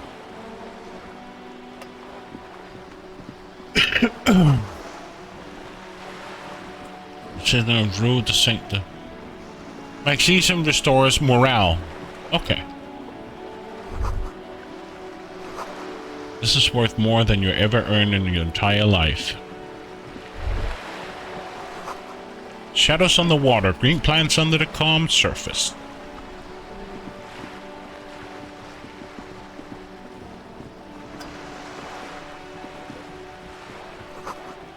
Looks like there was some construction here 1 decade ago. Let's talk to the woman up here. The streets will flow red once more. A great torrent rushing down Rue de Esperance. You wait and see. The streets will not flow red with anything. Who are you? I'm Cindy the fucking Skull. What else do you want to know? Date of birth, blood type, the last time I was tested for Hep C. Don't use that tone with me, I'm the law. Sod off, pig man. Art is above the law. What are you doing to the wall? Can't you tell? I'm painting a beautiful mural, an aereo graffitio visible from low orbit. Continue. I haven't really started it yet. I'm waiting for the right words. Why are you so committed to defacing the building? This place is severely lacking in havoc. Not even the occasional trash can fire to break up the tedium. I feel like I've made no progress as of so far. I've completed a few simple tasks, but I don't feel like I'm doing any progress at all. I thought I'd mix it up, you know. Summon the forces of crime and social chaos with a wall-sized invitation. So you don't know what to write? Have you ever tried your hand at graffitio? When faced with a blank wall, most people write unimaginative stuff, like pigs go home and Mono is here. We rarely see pigs round here, though. Just union cards. Exploration And is my the name's majority not of the Mona, game. Don't so- worry about the tasks. They will happen over time. Okay. She wants it to be something true and total. Want to hear it? Yeah? I love public art. Don't mind us. Keep doing what you're doing. I'm gonna have to stop you. Actually, I don't have an opinion. Thanks. I'm sure the inspiration will come to me now that I have an official RCM stamp of approval. You've lessened her desire to deface the building. You keep looking off to the side. What are you looking at? The lieutenant furrows his brow at another one of your eccentricisms. Oh. Hatred, disgust. It's difficult to tell which of the two is more present in her girlish features. The woman on the boat does not notice her staring. That is on her. Someone's got to keep an eye on her. Who's she? Probably the Wild Pines rep. We should talk to her. She's a professional negotiator, though. I have the feeling she will be very cooperative while telling us nothing. You should take the lead. Ask her Breakthrough unexpected imminent. questions, Oh, okay. Do your thing. Don't be afraid to get a bit wacky. Throwing her off is our best bet. Good idea, piggies. Run along now. Fuck her shit up good. Impound that boat while you're at it. I'd like to watch her swim back to us on. Do you know anything about the recent murder? I ain't no snitch, pigstein. Go forth and forage in someone else's shit. No shortage of squealers in these parts. Actually, there is a shortage of people who talk to us in a normal, calm, informative manner. We weren't put on this earth to make your life pleasant, fucko. What a nice lady. Catch you later, Cindy. Watch your back, ungulate. You've got eyes on you.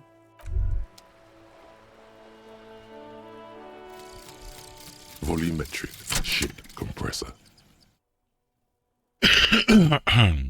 Bizarre scientific news from Revachol West today, where a police officer's shit has been observed at a pressure of around 495 gigadecimals. These metallic hydrogen levels of shit togetherness were thought to exist only at the center of collapsing stars, not law officials. It remains to be seen how long the shit singularity lasts. Okay.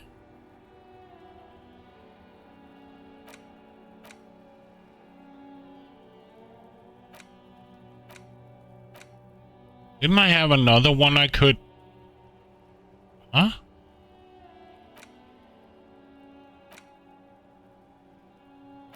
So this is completed, right? All endurances white check. Unlock learning cap for endurances raised to 4.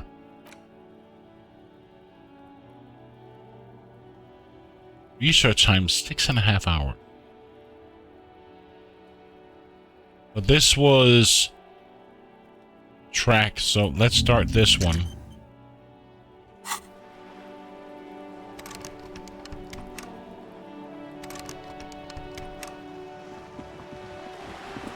Something about where I have been through before I got tired.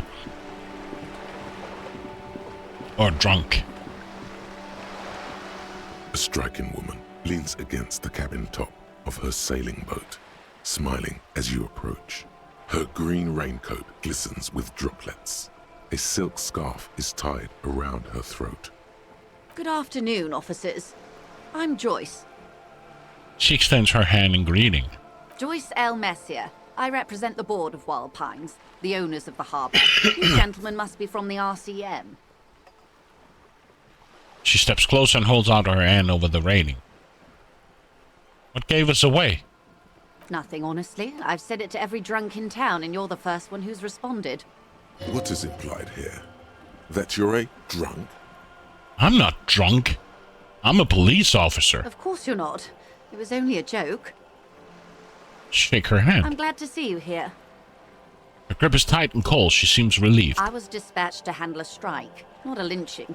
Anything I can do to assist the RCM in this matter, I will. Gladly. That is good to hear, madame. My colleague will take the lead on this interview. I should let you know that he is recovering from an unusual medical episode. Very unusual. But I can assure you of his ultimate competency. How interesting. I wish you a swift recovery. In the meanwhile, you have my full cooperation, and the full cooperation of the Wild Pines group. It's hard to get a read on her precise disposition, but she appears helpful. You seem rich. Can I have some money? Is what you want to say, but it isn't that easy, is it? Why not? Look at that lady. Take a gander. Squint your eyes, bub. What a nice fabrics. Why, yes. Tucked away under that sturdy green raincoat, almost rustic in its simplicity, a silk shirt and matching scarf around her gentle throat, while dull orange pearls hang from her earlobes, red from the cold. Her light green eyes scan you, full of knowledge and worry. Yeah, Wealth so? and all its possibilities. Now look at you, you misery-clad simian, barely able to tie your own laces. Your armpits are lakes. A scythe of booze precedes you. Your hair sticks to your forehead, and your underwear feels uncomfortable. You're poor. Poor as balls. You can't ask this person for money. You're too...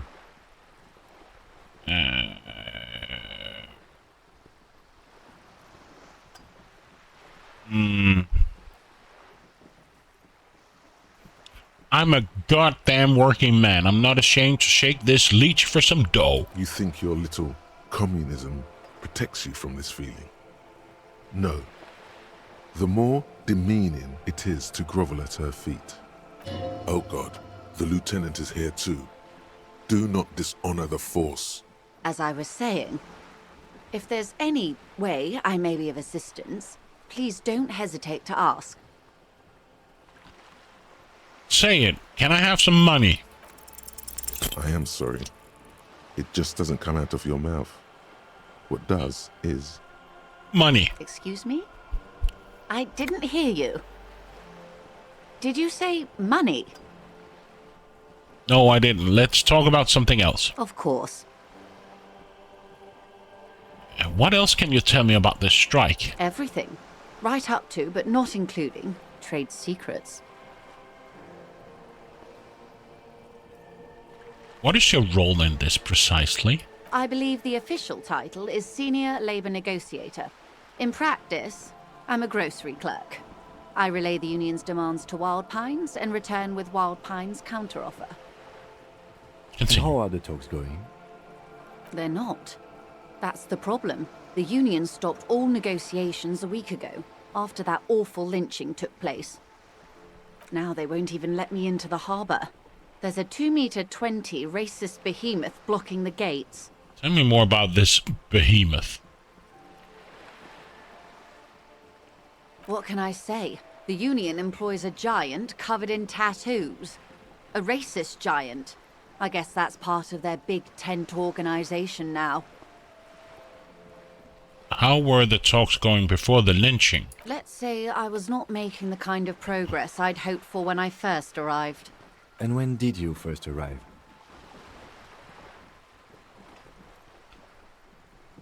I arrived 3 weeks ago. Yes, in the middle of February. The bay was still partially frozen then. I prefer to do these things on site, like the RCM. But the strike began in December. I wasn't the original negotiator here. I took over after Mr. Gaumont hit a wall with Mr. Clare, the union boss. Mr. Clare refused to speak with Gaumont despite concessions he'd granted the union in prior negotiations. This isn't the first time the union has gone on strike? Heavens, no. There have been 2 prior strikes. Both times the union won significant concessions, including overtime pay and a medical plan. This time their demands are more, I guess you could say, aggressive. What are their demands? There are leaflets everywhere, and banners. What did they say again? Oh yes, every worker, a member of the board.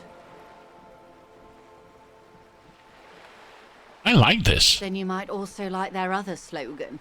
Demand democracy. Oh yeah, that's a good one. Personally, I don't think it has the same pizzazzo as every worker, a member of the board.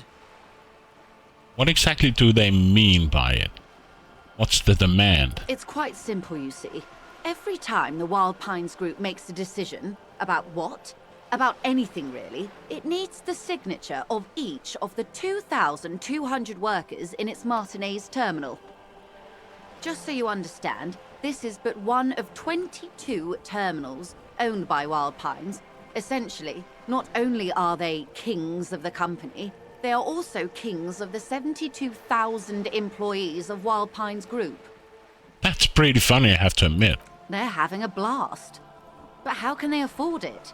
After 4 months, my assumption was they would prefer a more practical solution. What are you going to do? I'm not sure. Naturally, I assume that was just their opening position, a hard-nosed tactic with a side of mockery. But there's been no follow-up, just the same nonsensical slogan repeated over and over again. And now, people are getting lynched, I hear. Behind the whirling in rags. A disastrous situation if there ever was one. Excuse me, from whom did you hear about this lynching? I first heard it from the bowyer at the gates. The one whose very name advertises his aversion to work. I think he said it was, "Call me mañana." This checks out. Tell me about this union boss, Mr. Clare. Everard Clare is a man of the utmost integrity.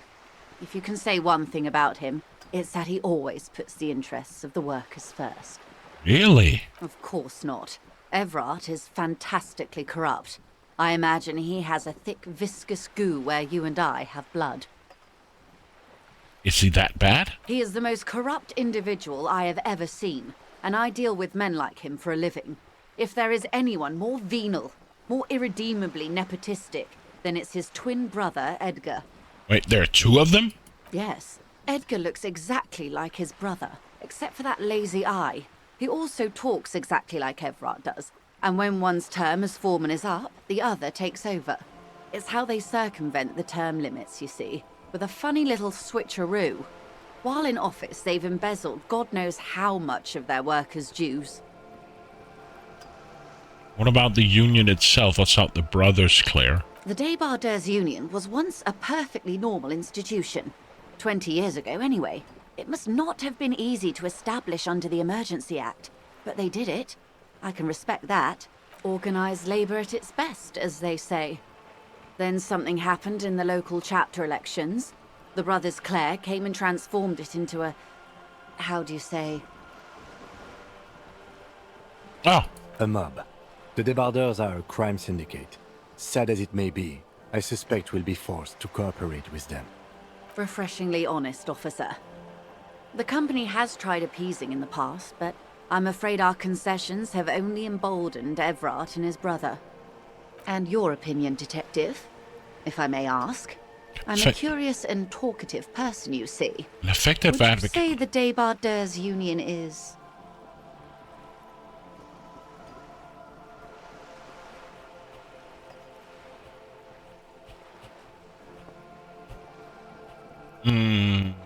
An effective advocate for the rights of the local working men. Why do you think so? And the Human Leech and Measure the Union sounds like a motley crew. I'm into it. Sounds like they're all Revachol. I'm all Revachol too, to hell with the rest.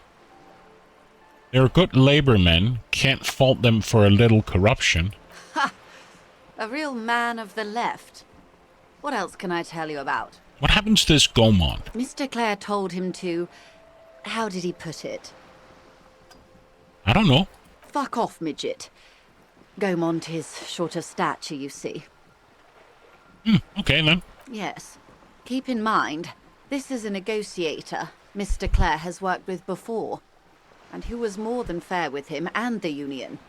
Sounds like usual aggressive posturing. One more thing, you said something happened in the elections. I'm glad you asked. There was a woman, the previous forewoman of the Union. She disappeared. Disappeared? Yes. On the last day of the local chapter elections, her daughter phoned in and said she wasn't running anymore. Or coming to work. Ever. End of story. Some kind of extortion, probably? Indeed. The company suspects foul play, but there's nothing they could do. It was a union matter.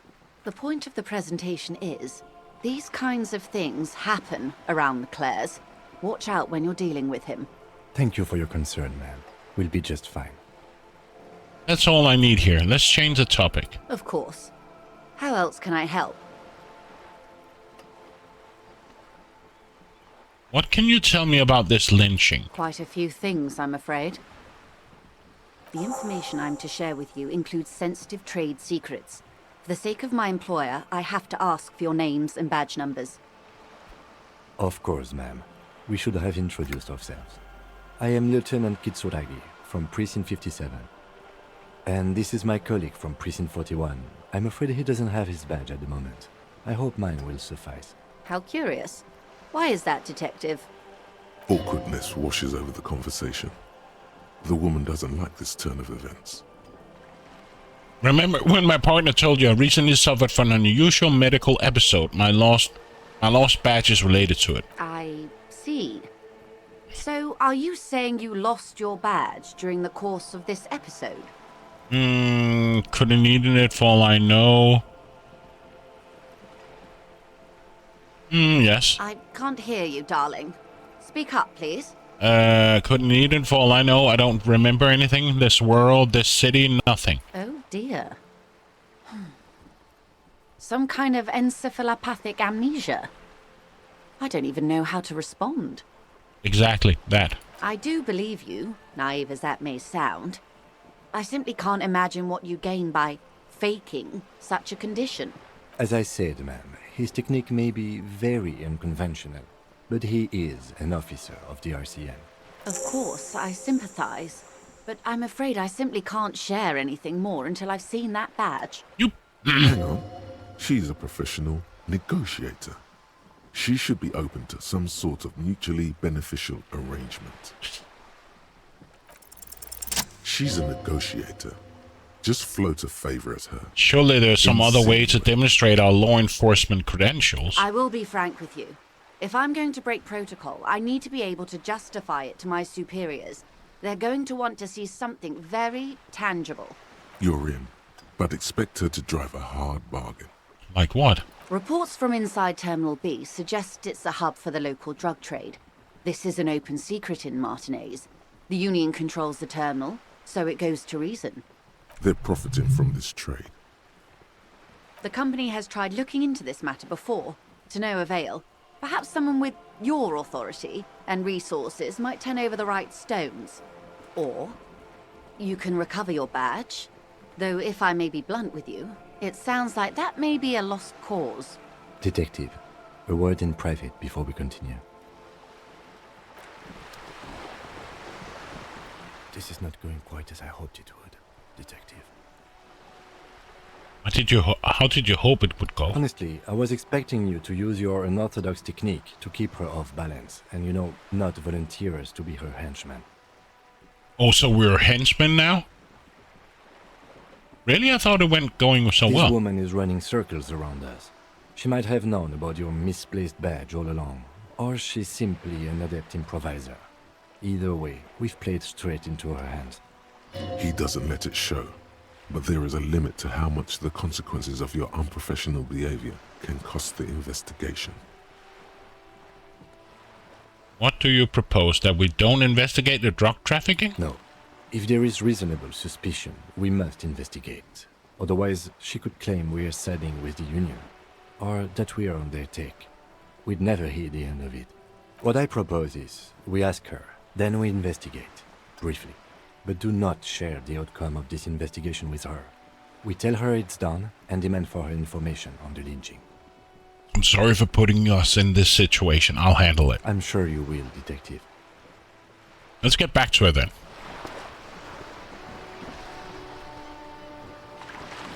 You're back. Good. What can I help you with? You're on a boat. Why, yes I am. Do you have a license for this boat? Officer, I assure you I'm a highly qualified pleasure craft operator. The crowns of her teeth are porcelain, white as the boat's hull as she smiles. Qualified pleasure craft operator. Can I see your license? I just renewed its safety inspection last month, officers. It is completely seaworthy. In fact, it's taken part in not one, but 2 insulindic regattas. Even finished once. Still need to see that license, ma'am. Actually, you don't. I'm pretty sure I do. It is a little-known fact among those who police that the Wayfarer Act specifically denies the RCM the authority to demand anyone's operator license. So we can't pull over random civilians and demand their papers? That's weak. Unless it's their passport. No. Do you want to ask for the lady's passport? You need to save face if you want her respect. Yes, I'm going to Demand need... that passport. Of course.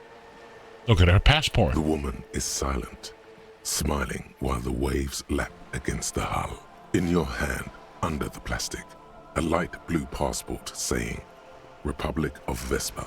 The coat of arms has a lion and an ostrich. Seagent. Look at the photo page. The woman, born in the year 3 in the commune of Revachol, smiles at you. Face adorned with frown lines and crow's feet. The photo is recent. The name reads, Rejoice Leighton Messier. Your name is Rejoice? Yes. But please don't call me that. Why? Joyce is much more efficient. She doesn't like it. Probably a bad memory. You're from Vesper? My husband is. I have dual citizenship. A Vespertine is handier when traveling.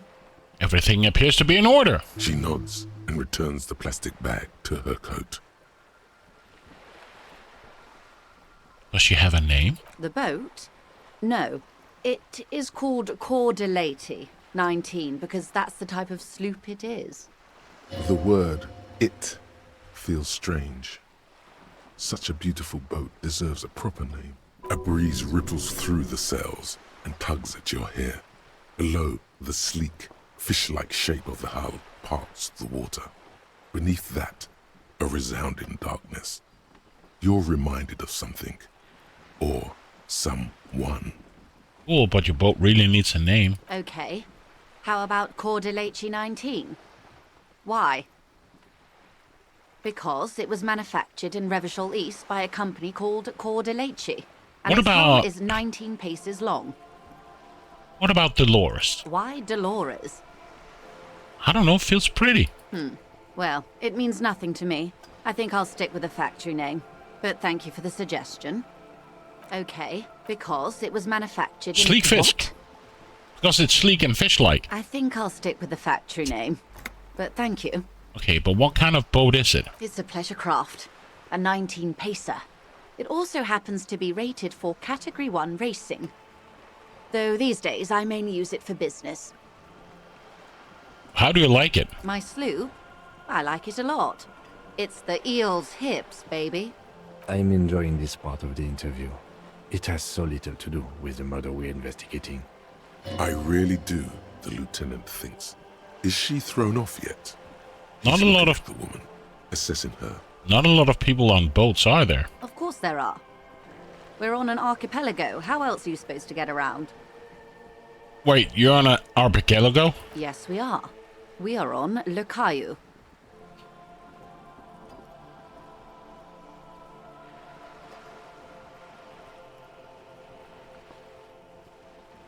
Still, I haven't seen anyone else sail a boat around here. I haven't seen anyone else drive a souped-up Capri Kenema motor carriage either.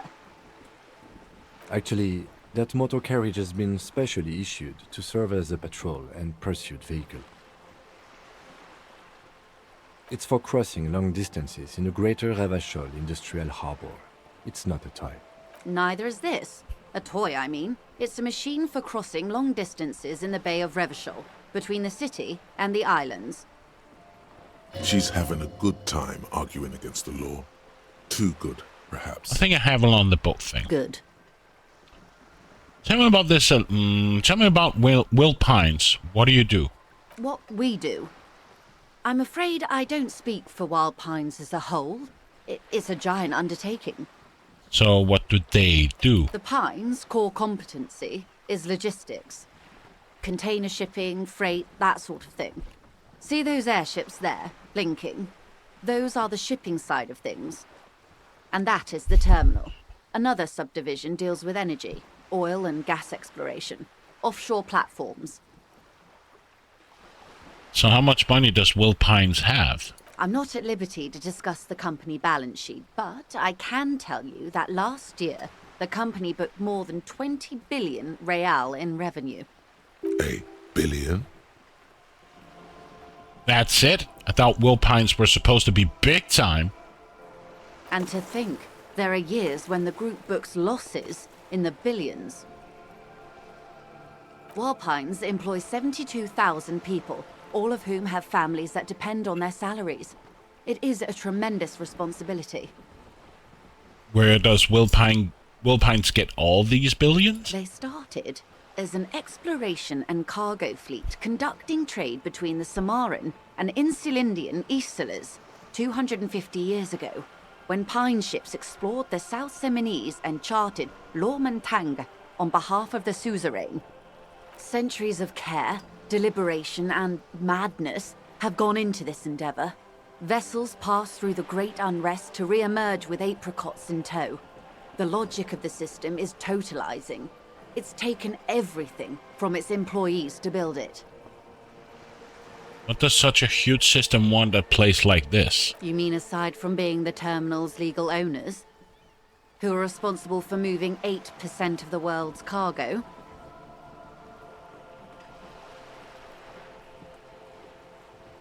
You don't keep it moving, the workers do. The company is nothing without them. We built this district.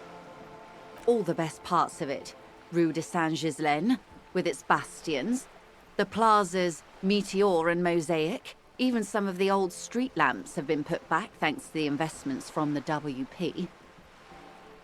Before Martinez was swallowed by the industrial harbour, even before it was part of Revachol, long before Terminal B was erected here, the Pines built it as a resort for its Revacholian employees. A company getaway, for a weekend or a summer holiday. Then came the revolution.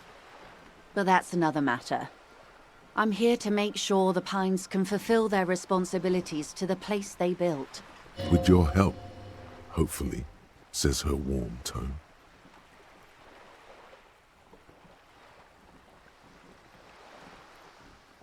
Okay. Voila, you're doing it. Really put your back into it. You Yell it seem from the rich. top of Can I your have some lungs. money? Can I have some money, ma'am? Help me, I'm poor. Money! I'm sorry, I couldn't hear you. The wind is a bit strong. Could you repeat that? Can I have some money, ma'am? Of course. How much do you need? She's surprisingly nonchalant about this. If anything, you're finally asking it as relief. I need 10,000 reals. Come now. Nobody carries that much cash on their person. Particularly in a place like Martinez. I'd get robbed. And even if I did, I still would not give you 10,000 real. I would rather buy something nice with it, like expensive hi-fi or a new hydrodynamic E40 sail.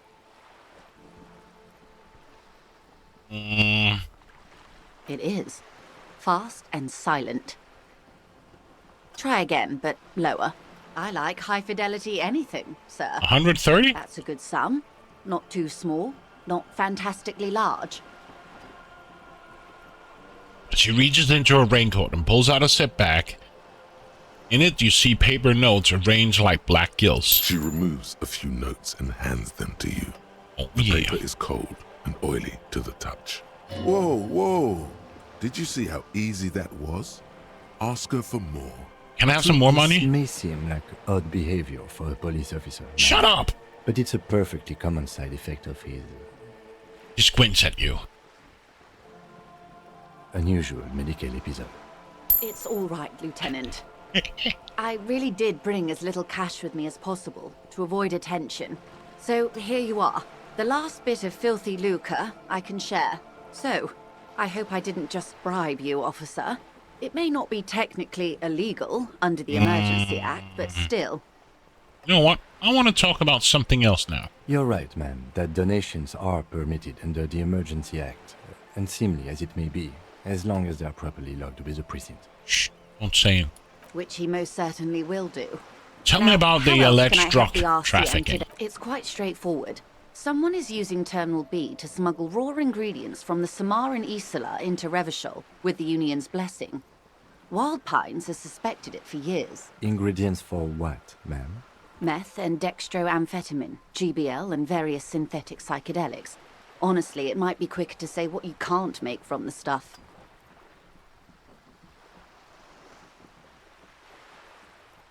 Yes. After they clear the terminal, we lose track. The actual production is taking place at various sites in and around Jamrock Quarter, north of here. Wild Pine seems to be well apprised of the local drug trade, ma'am. Do you mean to say the union also produces the product? Sells drugs, I mean? We're in logistics. It's our business to know. And no. As far as the company knows, the union does not produce it. They transport the ingredients for a cut. And you want us to investigate? Yes, but you won't get anything out of Evrat and the Dock Workers Union. Still, every chain has its weak link. Am I going to need bulk carters for this? Unlikely, officer. I'm talking about the lorries.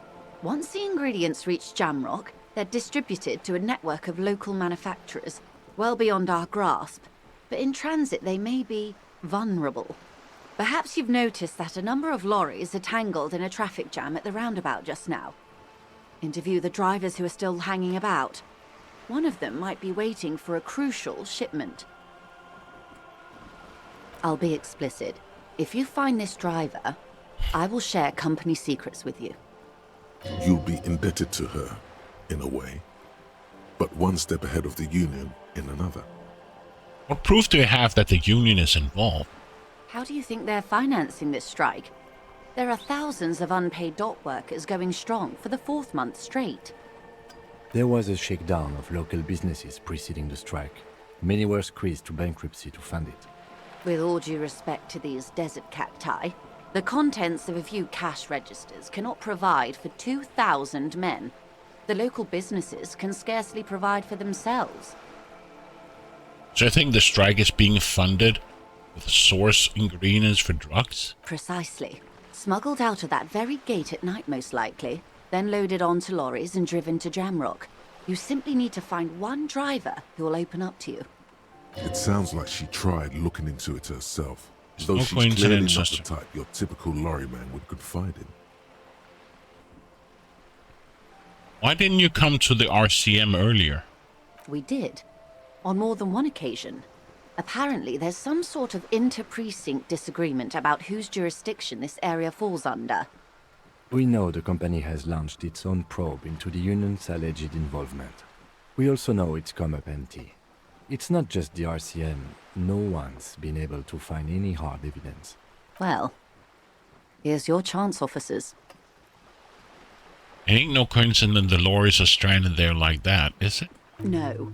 We asked East Motor Track to raise the drawbridge.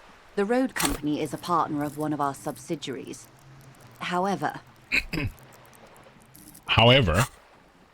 this is a limited time opportunity. Once the complaint has been processed by the Trade Committee, they'll have no choice but to lower the drawbridge, and the operation will continue. Okay, so we're doing okay.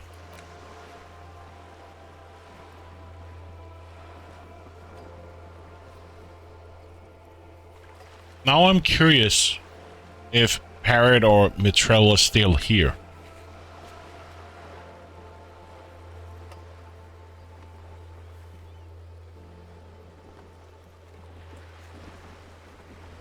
So, if I understand this correctly, right? These are the white checks that I can redo again. Is that correct?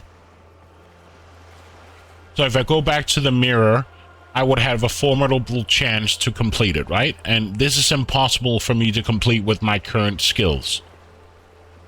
This is a medium, legendary. So if I go back to René Aqua, I should be... Or when it says legendary, that is impossible for me to complete.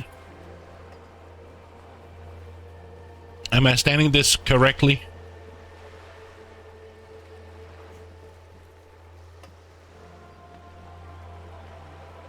Neon white checks you have tried and failed. You may be able to retry them, some of them. Yes. So, if I understand this correctly, this is a medium one. So if I go back to the ceiling fan, I have a medium chance to win it, right? But if I go back to Kuno, I have empathy, which means legendary. That means I would probably ace it, right? The same goes with the hanged man.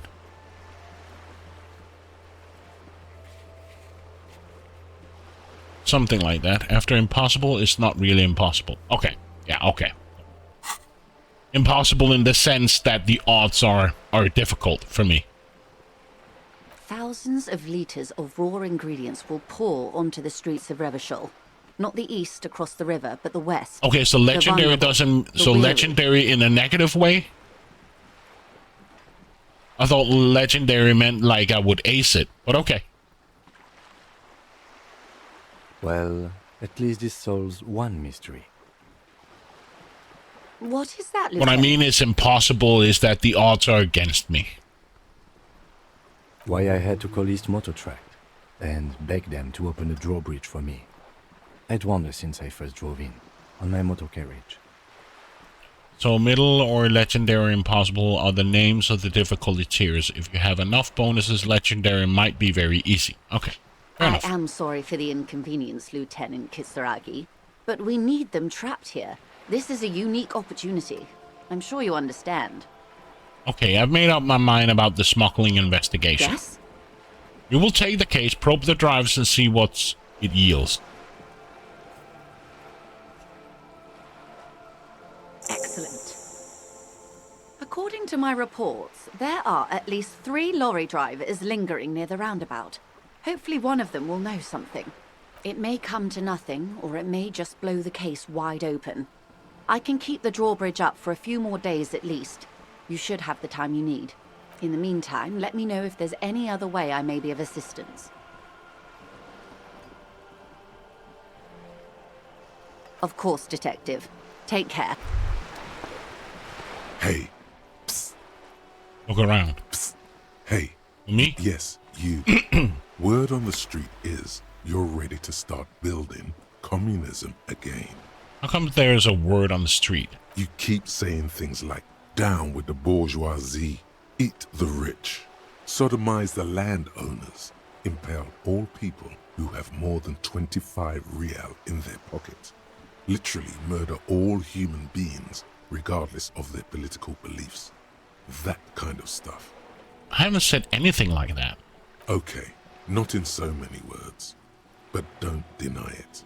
You're about to rip off that mask of social democracy and reveal the monstrous seven-eyed lamb of global communism that will devour and masticate mankind. Everyone can see that.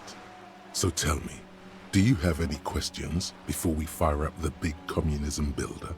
Or do we get right down to it?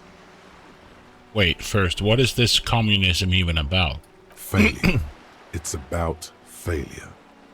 I can't do I don't do failure. Of course you do. You are failure. You are communism. Absolutely vanquished, beaten, curb-stomped, shat on. While everyone else is out partying, having a callous laugh, you will reverse the fortune of the workers of the world. You alone, against every living thing, against every human alive. 800 trillion real in the hands of an impossibly well-organized ruling class. Towering city blocks of bankmen who have the ears of prime ministers. Million-headed armies of nations and the love of your own mother. You against the atom, the charm and the spin. Where the whole world failed. Matter failed to bend to human will. Human will failed to get out of bed and tie its laces. You alone, single-handedly, will rebuild the dreams of the working class. You are the last communist. Now get to work, comrade. Roll up your sleeve and start building communism. It's too tiring. I don't have it in me. I'm beat down and broken. Very well. I guess no one will build communism then. Tell the working man it's over, unless anyone has objections. Did someone mention cocaine? Are we doing cocaine? No. I'm sure I heard someone say cocainism. Anyone? Anyone else? There's no one. There's one. What should I do? You should build communism. Precisely because it's impossible. No, shut up. I want to lie down and let the water carry me downstream.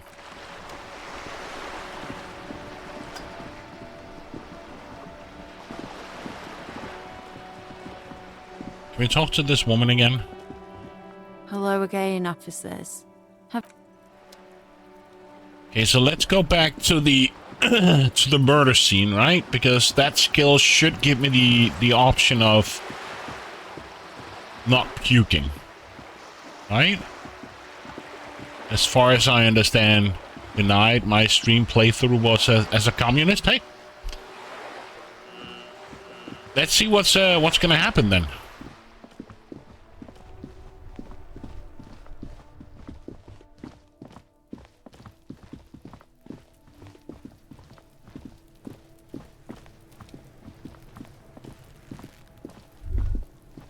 There he still is, looking right through you Let with go his of white him. eyes. The Rolling body eye. below is entire. As you breathe in, the odor comes over you.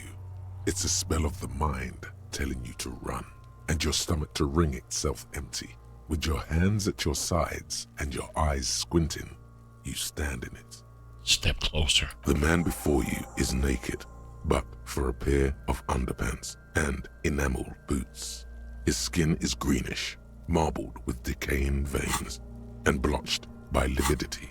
A fading web of tattoo. What was my options again? Alt cabinet character sheet. On my journal is J.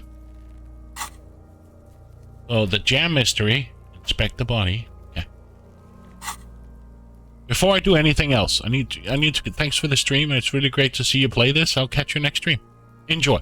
And I'll grab it and put it on YouTube, or I'm gonna leave this maybe for a few days on YouTube, on Twitch here, if you want to replay it. But good night. But I'm definitely gonna. The material appears to be ceramic. Its clean white stands in stark contrast to the decaying flesh above the knee. The man wore thick polymer socks, probably for padding. A fine array of interlocking plates covers them. And now I'm gonna take a break because, yeah, I'm a bit stiff in my body. I've been sitting here for over 12 hours now, so I need to stretch my legs a bit. So, yeah, on Mitral, I'm gonna leave it on here, and then in a few days, also put it on YouTube. It will be there for you. I'll be right back. Ah, there we go. Let's continue on looking at this corpse. Delicate and fragile, they feel alien to the world around you, out of place somehow. These are clearly not boots. They're armor, possibly part of a larger set. Are they armor? Indeed. Technically speaking, these are sabatons, not boots. What kind of armor is that? Is this exactly? Ceramic plate. Zirconium dioxide, most likely. This is where the make would be. Where? Under the heel. Fair weather. Fair weather model T500 VE. I'm guessing that's vitreous enamel. This is advanced stuff. What happened to the rest of it? The locals probably scavenged it. It would be odd if he had more on after 7 days. Looked like a stormtrooper outfit. We should keep a lookout for these pieces. The armor could yield information. Maybe. If you wear those pieces, it will help me protect your mortal coil.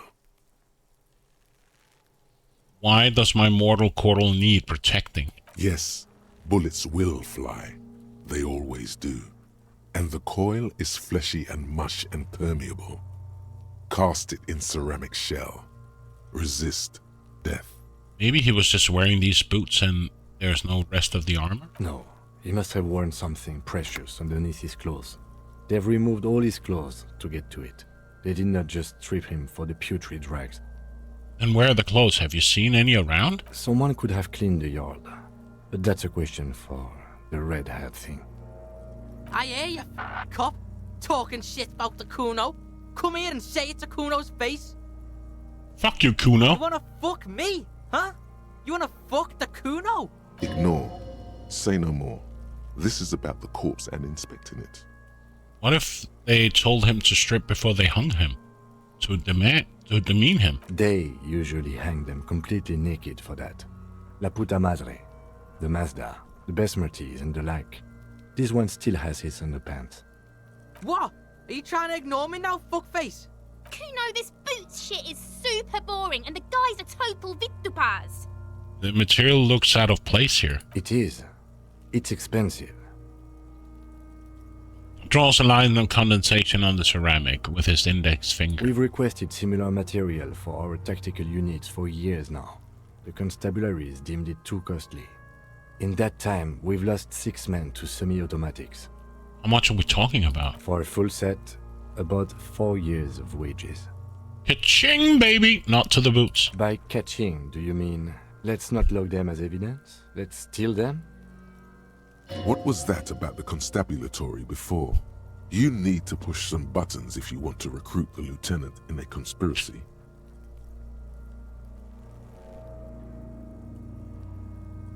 If this constabulary is dragging their feet, why not start ourselves before more good men die? So they don't get shot in the foot?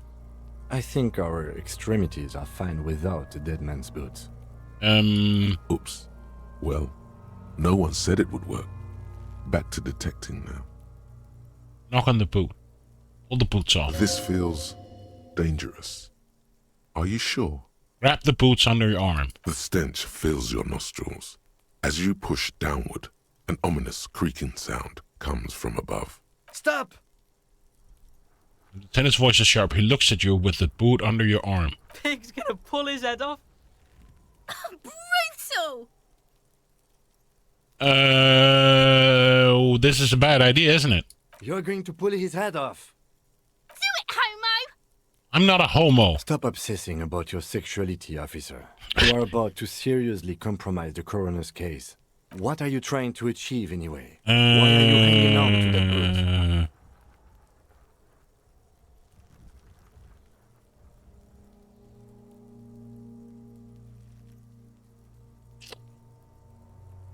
This is an advanced enemy technology. We should conduct research into their weakness. This is not the enemy.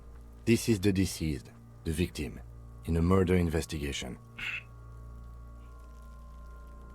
Better safe than sorry? That doesn't mean anything, detective. Besides, there's no way you're getting them off.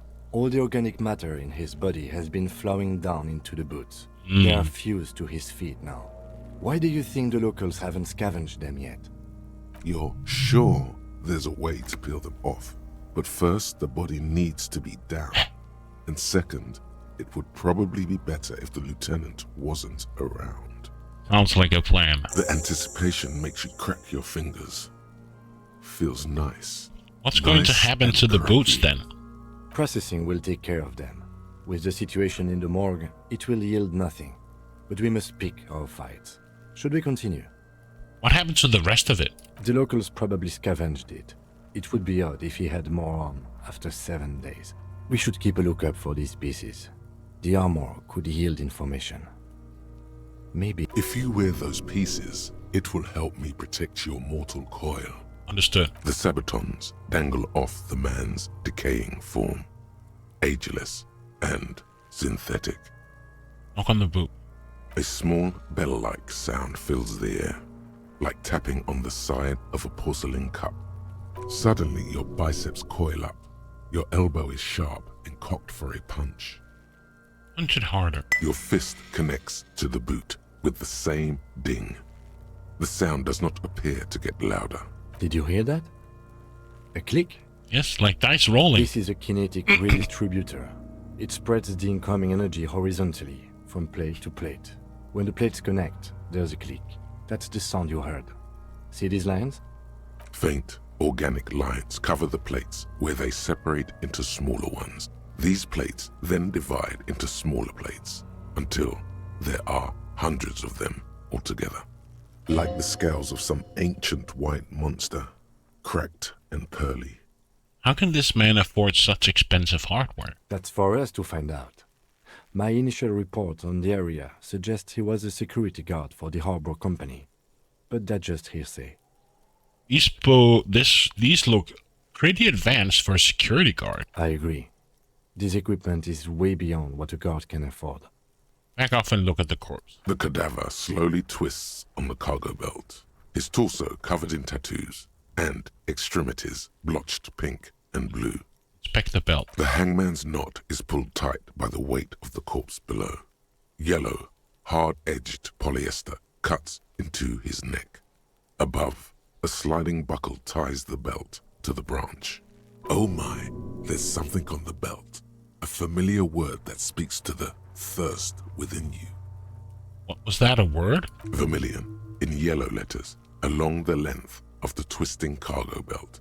Only a deep longing for vermilion golden spirits lets you decipher the fading logo of the local brewery.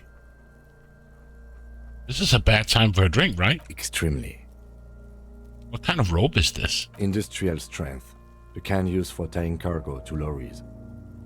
Like in a circus. When the circus leaves town and they tie a black-spotted giraffe to the wall of a carry pen. Like in a harbor? Like in a circus for transferring black-spotted giraffes? I can't come up with anything. No. More like in harbor. Like the one just east of here. I get the sense they used whatever was on hand, without paying much attention to not incriminating themselves. We're assuming dock workers from the harbor did it. They sure wanted to stay there. The polyester seems strong. Assuming dock workers from the harbor did it? The brief suggested as much. Politically motivated by the ongoing strike. Did you not get a briefing?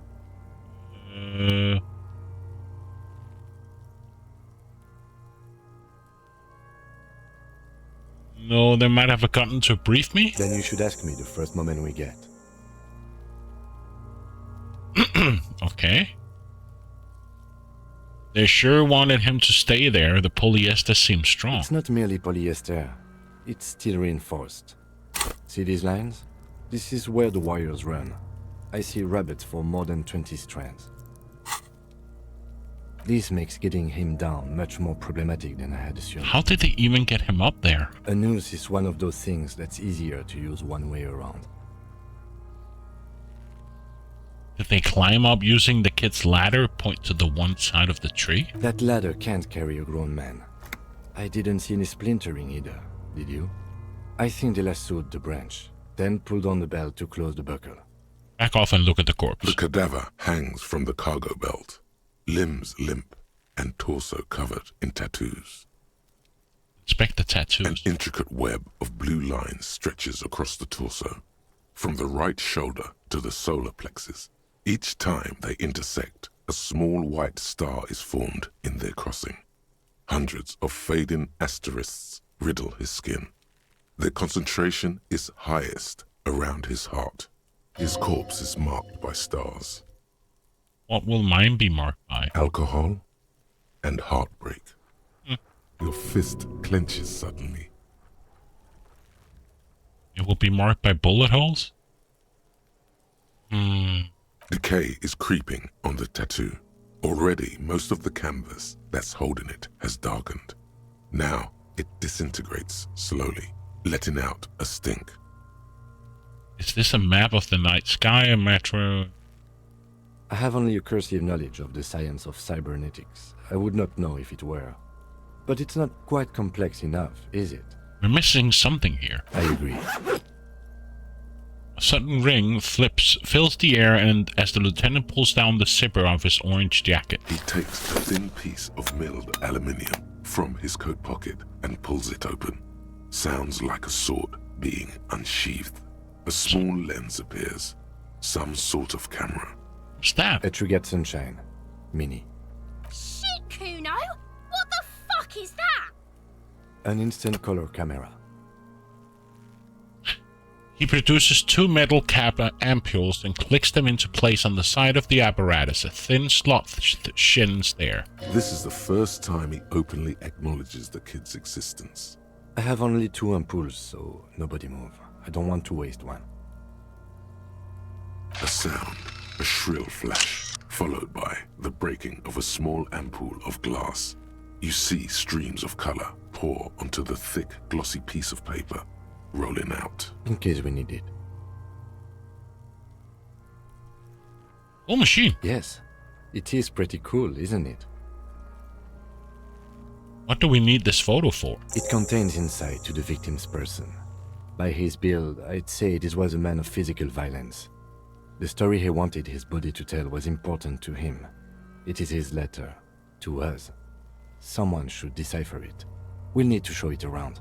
Can I have it? It should look I should look at it later without the corpse smell. Sure. Just don't lose it. He hands you the piece of rolled-up photo paper. It's not larger than a pack of cigarettes. The glassy-eyed corpse looks by, his mouth mute and his skin as colorful as the chemical rainbow on the photo paper, teeming with opportunistic organisms. You've acquired an interactable item. Investigate this item further by going to the Interact tab in your inventory. Okay, do it right now. Look him in the eye. His eyes are milky white and blind to the world, protruding comically from their sockets. There is no one home, just subaquatic terrors there. Dark brown hair grows on his head. His face is ready to explode from the organic processes inside. The death's head grin has passed. What remains is an unrecognizable mess. Underneath the curdled meat there is an expression, not carried on his features, but below, inside, an expression of pleasure. This man was experiencing joy at the moment of his death. Tell me, who are you, dead man? I'm gone. Where have you gone? Into the wild pale yonder. Where's that? In the past. Way out in the west. I can see you're gone, but who are you? I'm a joke. Look at me. There's nothing funny about you. There is nothing funny about jokes either. Who were you when you were alive? A killer. A motherfucker. And a killer. Takes one to know one. I have another question for you. Go ahead, Cobbo. What is happening? What do you mean? I'm talking to you. It's the power of your... Black, frothy liquid starts bubbling on his lips. Imagination. Go ahead. Ask me more questions. Why do I love... You fucking love questions. Why do I love questions? No, I hate you, you're stinking, you're boring. Do I remind you of someone? A baby affected with harlequism? You don't remind me of anyone. Sure I do. You just don't want to admit it. Do I remind you of someone? Baby affected with harlequism? You sure wriggled out of that one. Coppellini. Why do I love questions so much? Because you're a copperoonie. Look at all of them go. Do you want more questions? Give me a comical amount of questions. Coming right up. Copperoonie, Rooney. My way. This is getting upbeat now. Is my name Rumi? Fuck no. You're no Rooney. Of course not. The name is Raphael Ambrose Cousteau. Listen to yourself. You're not a Raphael anything. You're probably just Harry or something. That's right. Harry. No, it can't be Harry. I refuse. Good for you. Why do I feel like I've forgotten something terrible? Because you have. Who killed you? Love did me in, Brother Cobo. It was love all along. Can you ask me a question? Sure, Lobo. I can ask you a question. Why are you doing this? What? Looking at my face, motionless. Looking into my eyes. Standing here. Why are you investigating my murder? Because he told me to. Maybe this will lead to... You're a lying sack of shit, Coppo. You're doing this because there is nothing else to do. Everything else is over. It's just me now. Why were you feeling pleasure when you died? Maybe I was getting my rocks off. First, to have to speak like that? What dialect is that anyway? So you were feeling sexual aroused when they were hanging you? Do I look like an erotic auto-asphyxiation type to you? Yes. Captain Coppadromo. I fear we are drifting away, fixating on sexuality again. Let's go with a simpler question. Enough. Come back later, Corpo. Amuse yourself with my frank manners and my memento mori features. If possible, also Squint, take a see me in your dreams. Are you done? As you narrow your eyes, the monster before you blurs into a violent mess of green and pink. Observe. Only the lower extremities are pink with a dash of blue. His fatted hands, thighs, and his neck, just above the noose. The rest of the corpse appears dark green in the cold spring air. I'm squinting, Kim. Why am I doing it? How should I know why you are squinting, officer? Squint harder. His face and hands are pink. The eyes, too. The rest is greenish. Oh. You are trying to assess lividity. Relax your eyes. The monster comes back into focus, an explosion of color coursing with dark marbled veins. His stomach appears pregnant with something. Black liquid streams down his thigh and onto his boot. So, what do you think? Your nose? Cover your nose. Something is coming out of him. A pool of blood and feces has eaten into the frozen mud below the man's feet. Purge liquid is dripping into it, drop by drop. Yum yum. The victim appears to have contained no more than half a kilogram of digestion at the time of death. The fuck he's saying? Talking about shit.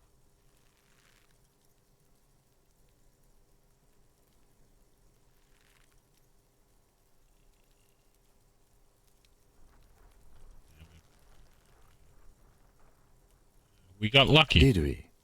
I don't feel lucky. I don't know what to think. What do you think? I think he was upright immediately after death. Blood has gathered in his hands and feet, and his neck. The noose acted like a tourniquet, keeping the blood in his head. The hypostasis here is in tune with the hanging. That's what I think. Yep, seems like a lynching to me. Everything here seems to corroborate that assumption. But we should still get him down before assigning a probable cause of death. I think he is dead. I agree. There are crow's feet in his eyes. He's laughing silently. Totally dead.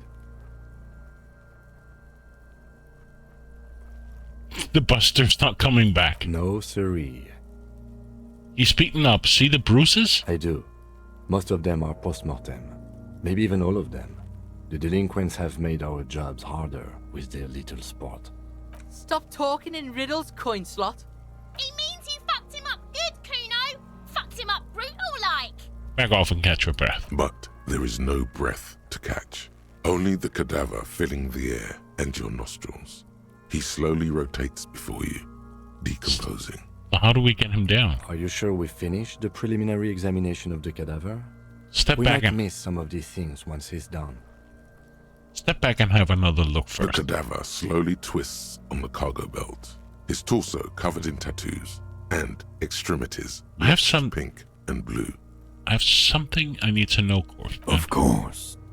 You have questions. Maybe I was getting my rocks off. It's a mishmash, Coppabolo. You think I'm Messinian, don't you? For you, this is how people from Messina speak like. Are you from Messina? No. My hair is too light a shade of brown. My eyebrows, too. Trust your inner racist. I'm always trust my inner racist. It shows me the score. What are you, racist now too? You think I am. You think I was a racist because this lump looks military and has tattoos. That's called profiling. Isn't that my job? I know what this means. Come back later, Corpo. Amuse yourself. Let's get him down. The steel-reinforced belt presents a unique challenge. I brought chain cutters, but I don't see a good angle of approach to the belt. The cadaver is a good 1.2 meters up. Neither one of us can reach the belt without assistance. Yeah. And even if we do, there's the question of cutting it. Maybe we could shoot him down? Yeah! Bang bang time, pig! Shoot his head off! How? I don't know. Just, shoot up there, maybe point towards the branch? Yes, the buckle, where it ties the cargo belt to the tree. If the shot hits that, then there might be a small chance to release the belt. Yeah, now we're talking. Entertain the Kuno with some shit. They'll miss! The pigs will miss Kuno! The lieutenant is undecided. On one hand, he wants to shoot some gun. On the other, it's an awfully stupid idea. Take the shot, Lieutenant. What's the worst thing that could happen? I'll blow his head off. Take it! Take the shot! Yeah, take the shot. Kuno wants some of that shit. Silence. With his elbow sharp, the lieutenant unzips his jacket and produces a lightweight firearm. He drops a paper cartridge in the barrel, separates the scouring stick, and gives the cartridge 5 tucks. He then steps back and assumes the fellow's desk position, taking aim. The corner of his eye twitches. His finger is on the trigger. Say nothing. He's gonna fucking miss! The kid's voice is drowned in a shrill blast that echoes off the walls of the surrounding tenements. A cloud of smoke slowly parts in the air as the lieutenant steps back and says to himself, God damn it. He feels bad about it. About his eyes mostly. Just having bad eyesight. Probably from a young age. Whatever you do, do not console him. Fucking idiot! Mookabat asshole! Kuno could have hit it easy, but then Kuno's not fucking handicapped, is he? Try again, maybe. No, we are lucky as it is. We didn't break anything, and the victim remains uncompromised. Any more mistakes could put us in an unfortunate position with the locals. We have eyes on us. I didn't do us any favors with that. What now? I have to say, it's beginning to look unlikely we can get him down without assistance. Can I have the gun? It's bad as it is. Us shooting firearms like punks. Damn it. Go ahead. I'm not stopping you. Just don't lose it. The peace shines in his outstretched hand. They only have one gun! This is the sorriest pair of pigs Kuno's ever seen. Take the gun. Take it, you fucking banana pointer! Take it and shoot yourself in the mouth! Feel the weight first. The cold piece of bakelite and gunmetal is surprisingly light. Your fingers fit right through the guard, instinctively resting on the trigger. The fuck are you waiting for, Kuno? Tell him to shoot himself in the mouth! Kuno is silent. Aggression gathers in the air. The trigger feels delicate and ready to break under your finger. Point the gun at the belt. The buckle comes into focus in your sights. You stand with your feet planted firmly in the ground and your left hand supporting your gun arm. Why don't you just shoot yourself in your mouth? At least you won't miss. Shoot the gun at Kunese. Close your eye. Close your left eye first. Your field of view narrows. The branch slowly moves, becoming entirely two-dimensional. The metal buckle glimmers, catching the noon light as the corpse slowly rotates. Look, he's crying. You gonna cry now? Fuck. Or what? You gonna fuck me? Or what? You gonna fuck me? You wanna fuck me, pig? Is that what this is about? I did it. The buckle explodes into tiny pieces, coming loose with a whir. With your hand numb from the recoil, you look at the body slump down. For a moment, the man appears to kneel in front of you, looking straight at you, helpless, trapped within itself. Who killed you? Communism. It takes a millisecond for the association to flash within your cortex. You have no idea where it's coming from, only that it's right. Then the rigor in his muscles gives up, and he smashes sideways into the spring mud. letting out a horrid stench. How did I do that? By being a damn good shot. Ace is high. Slap it.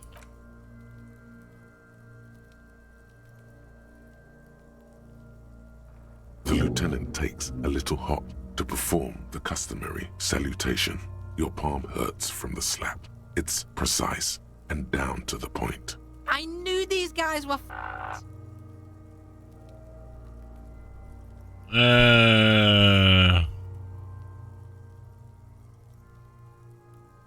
Yeah.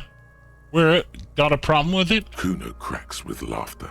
Sounds like someone strangling a seagull. It's clear he enjoys himself. I knew they suck each other off. What now? We will perform a field autopsy and determine the cause of death. But before... Excuse me. He needs to turn away from the corpse. It looks like I feel like taking a break from the stench. I'm sorry to interrupt the jubilations here. Just a little breather before we do the autopsy. Wait, field autopsy? Yes. The 4 phases of a murder scene. 1. Investigation of the scene. I can't say I'm satisfied with that part yet. We should search for prints, maybe. And a trash container too. 2. Initial examination of the victim. We were pretty good in our efforts, and the autopsy will provide another chance. 3. Field autopsy. This will not be pleasant or easy, and it will have to be performed on the scene. The fuck are they on about? Cops are gonna cut his shit up next. 4 and final, transport of the coroner's case to the district morgue. I'll do that. God, this stinks. Don't we have someone else for the autopsy, like a doctor? No, you and I are detectives. The honorary rank of detective signifies our ability to handle the entire incident chain. From crime scene to autopsy to cleanup, we do it all. Honorary rank? An honor and a burden attached to your rank. Mine is Lieutenant Detective, unfortunately. I can't tell you how tired I am of this corpse. I don't think I'm a detective. With shooting like that? Of course you are. Your station would not have assigned you to this case otherwise. Alright, give him back his gun. In the meantime, we should try to interview Everard Clare, the leader of the Union. Harbor property was clearly used in the hanging. The harbor just east of here. Getting in might prove a challenge, though. I would also suggest we interview Joyce, the Wild Pines representative. But we've already done that, so good for us. 1 down, 1 to go. Is this the famous list of initial interviews? Yes. And those were the interviewees. Let's go. Okay. First of all, I got a new skill. Skill point.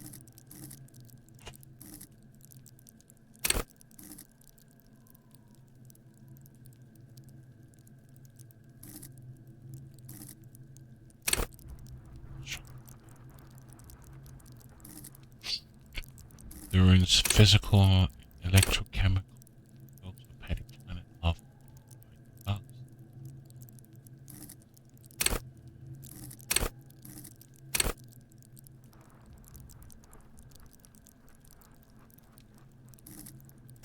And an eye coordination. Reaction speed. Focus from items. Motion.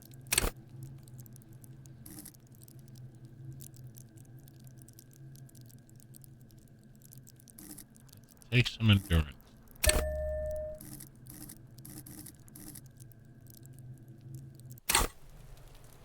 Let's see. Then I should go in here and interact with it. Is it something? No.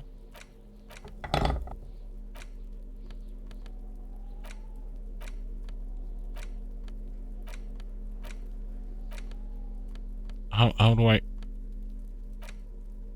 An intricate web of blue lines stretches across the torso of the hanged man, from the right shoulder to the solar plexus.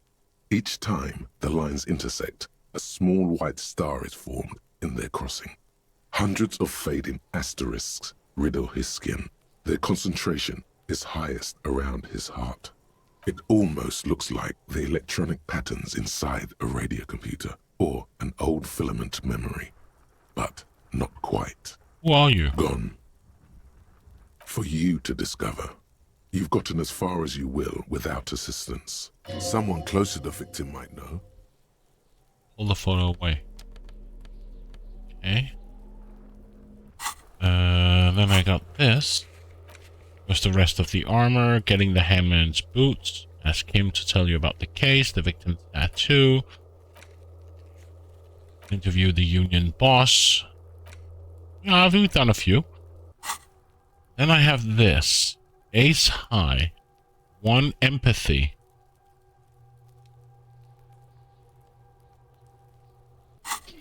What do I have in my skill tree?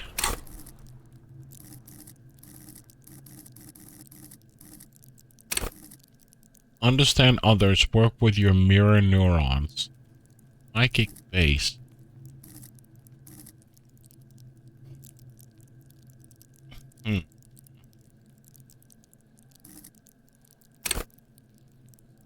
Power to influence yourself and others.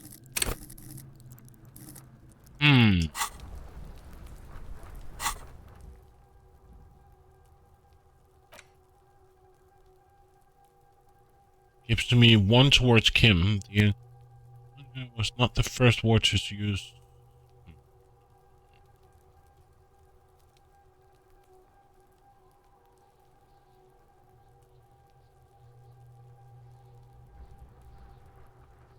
Let's wait with that.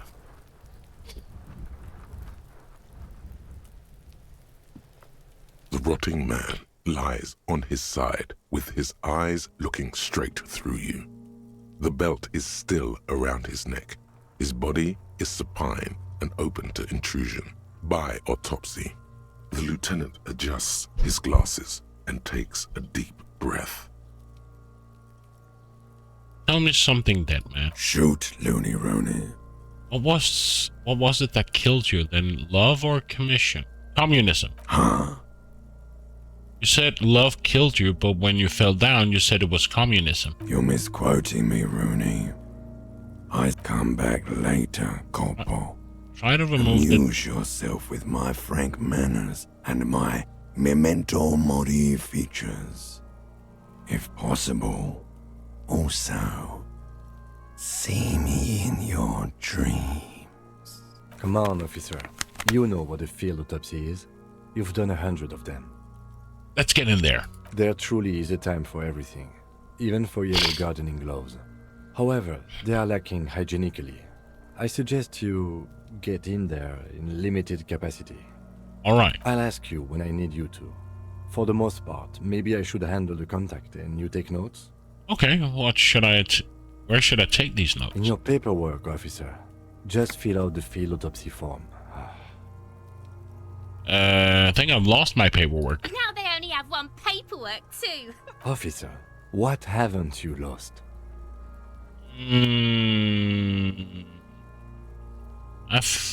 I haven't lost this satin shirt. Maybe you should. I can give you my paperwork. There's an autopsy form there. Several, actually, but only if it helps move things along. Let's work off yours for now. Right. The autopsy form is near the end. Open the notebook and the field autopsy form. The dead man stares in silence as you crack open the ledger. The bright red paper is covered in boxes and lists, describing the condition of his skin and organs in 3 parts. Above those, an 11-field info form needs filling out first. It begins with 1. That's you. Leave it empty. The corpse lies there, indifferent to your retrograde amnesia.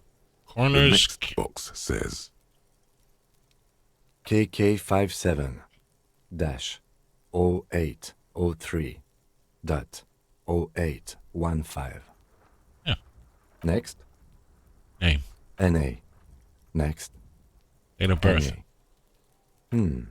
Roughly 50. The corpse looks ageless, like meat on a hook, teeming with opportunistic microorganisms, letting out a foul-smelling diamine compound. Your eyes turn watery. Mondial. The pudgy mess of curdled meat looks neither mondial nor anything other. Fucky, fucky! Male. Pigs can have sex!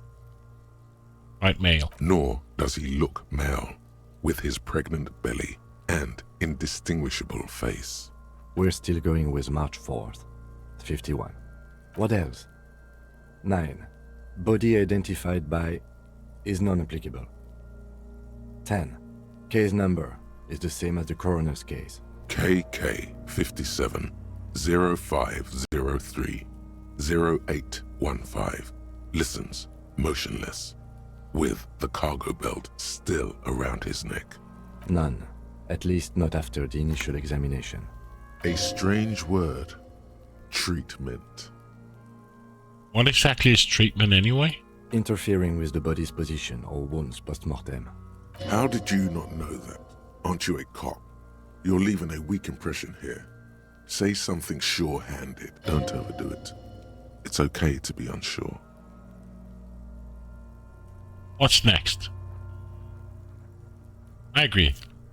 Lividity pointed to a lynching. Then again, the right lividity is easy to produce if you know what you're doing. And on the dead man's chest as it's in for preparation. Your central nervous system recognizes this gesture. It's the stations of the breath. Ecclesiastic, religious in nature, a holdout from pre-DeLorean burial rites. It takes him 2 seconds to perform. Then, somewhere in Jamrock North, a small wood shed behind Rosencrantz Row, Lieutenant Nick Feuerbat puts his hand to the chest of a small corpse, no larger than a monkey. It's raining outside, light drizzle. There is darkness in the shed.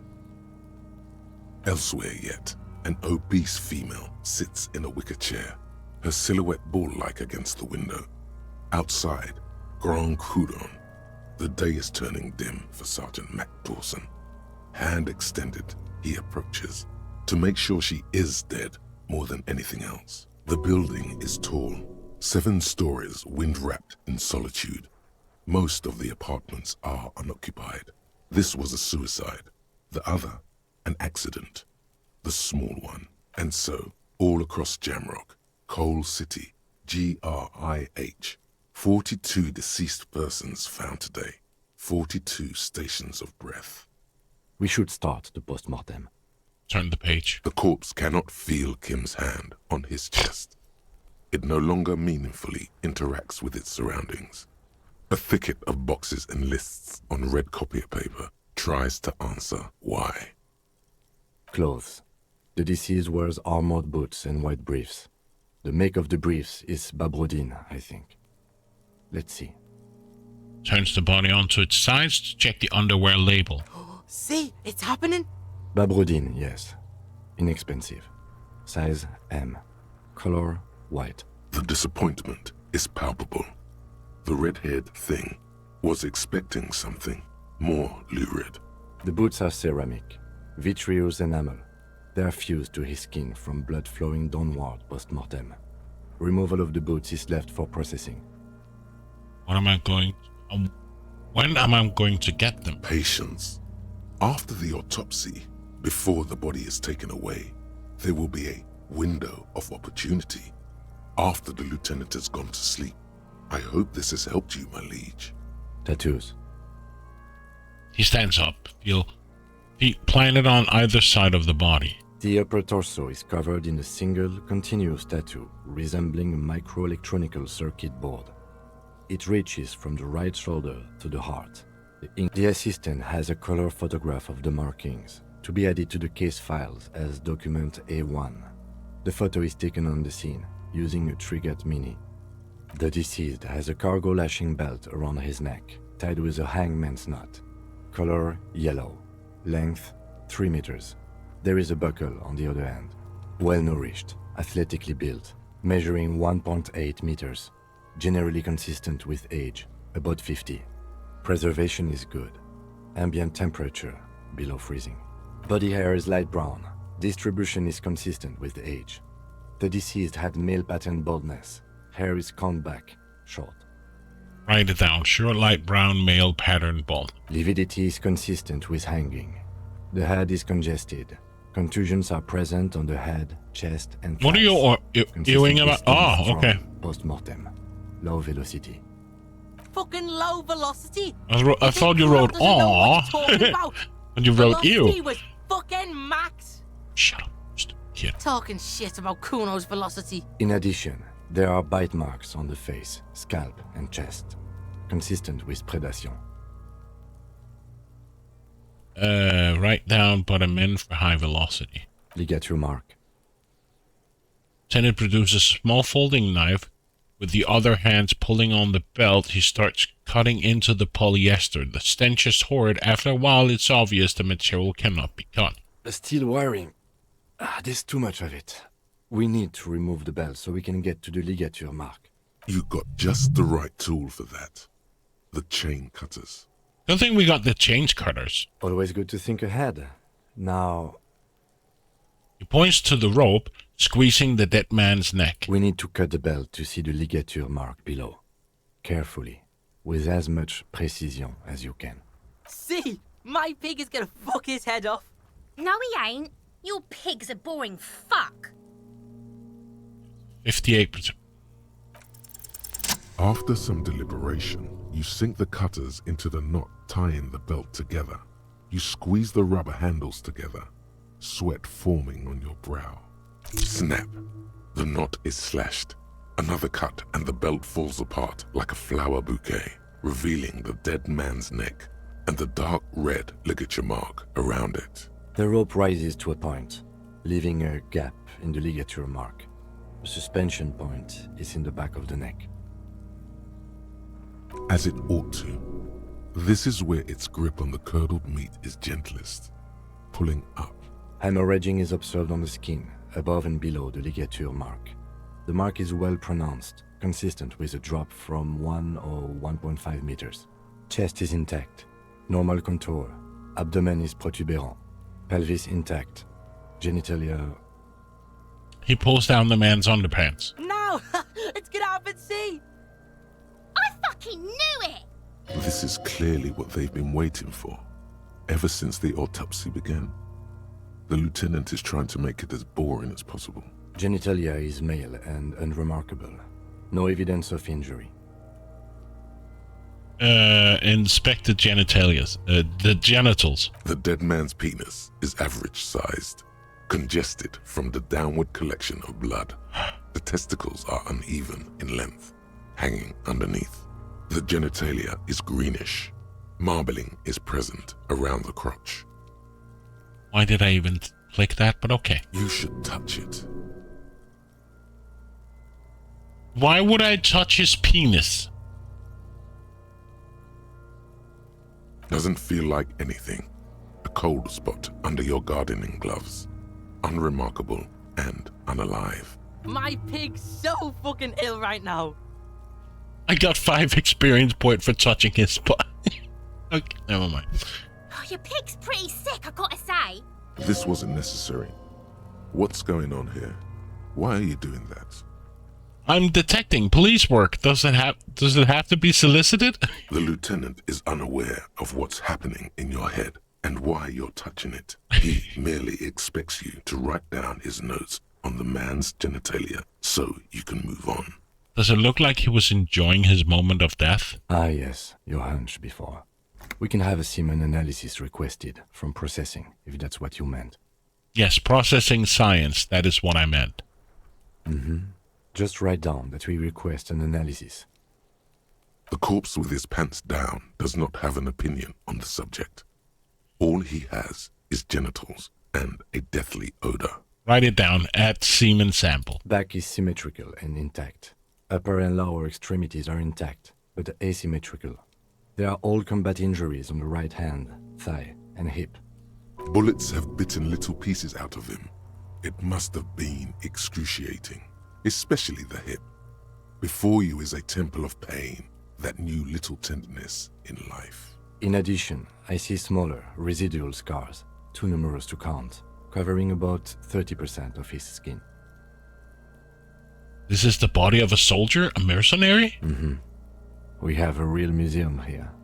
Of battles, wars, Write it down. Last item. Hands. Takes the man's right hand in his, inspects it, then moves to the other hand. Pick up the hand. His flesh is cold, icy. Pleased to meet you. Where are you from and what's your name? I'm from... I'm only fucking with you. I know where you're from. From Cappadocia. And your name is Il Corbo. What can I do you for, Il Corbo de Cappadocia? We've met before. I've touched your genitals. That you have, Kobo, that you have. We're real tight that way. In that special way. Oh my. We should do this more often. Be close like this, I mean. Sure. Hands are clean. No sign of injury from struggling. The dead man's finger slips from your hand, cold and sausage-like. No sign of injury from struggling. What were we expecting any? I was. Maybe I'm just not seeing them. Honestly, this stench is making it hard for me to think at the moment. Write it down. Ooh.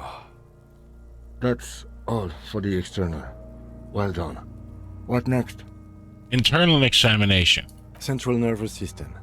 I have nothing. Do you have anything on this man's central nervous system? You don't even have a joke. Nope. Musculoskeletal. Purge fluid is coming from the mouth. Not injury related. Eyes and tongue protuberant. Hyoid bone. Let's see.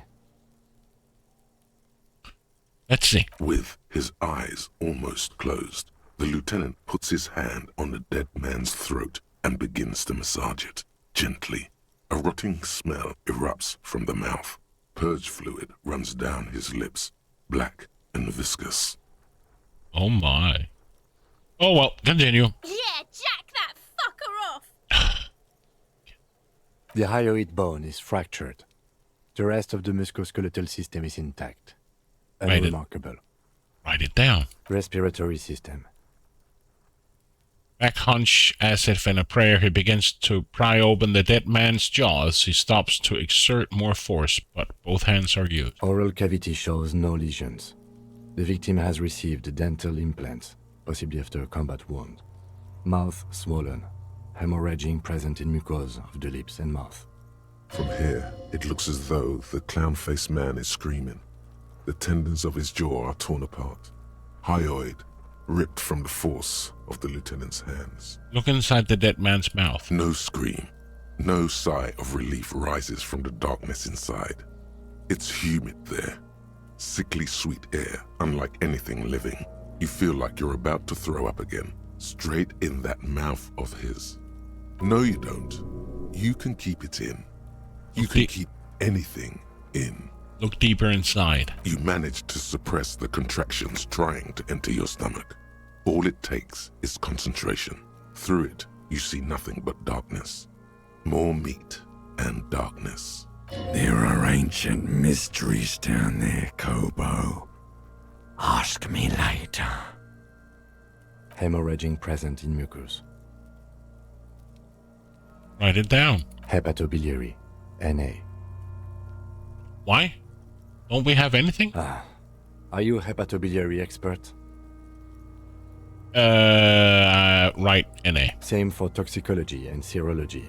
NA. Both? Unless you have untapped reservoirs of knowledge there. The completionist in me wonders if there's something we should still do. We already have one test as per regulation, and we already requested semen.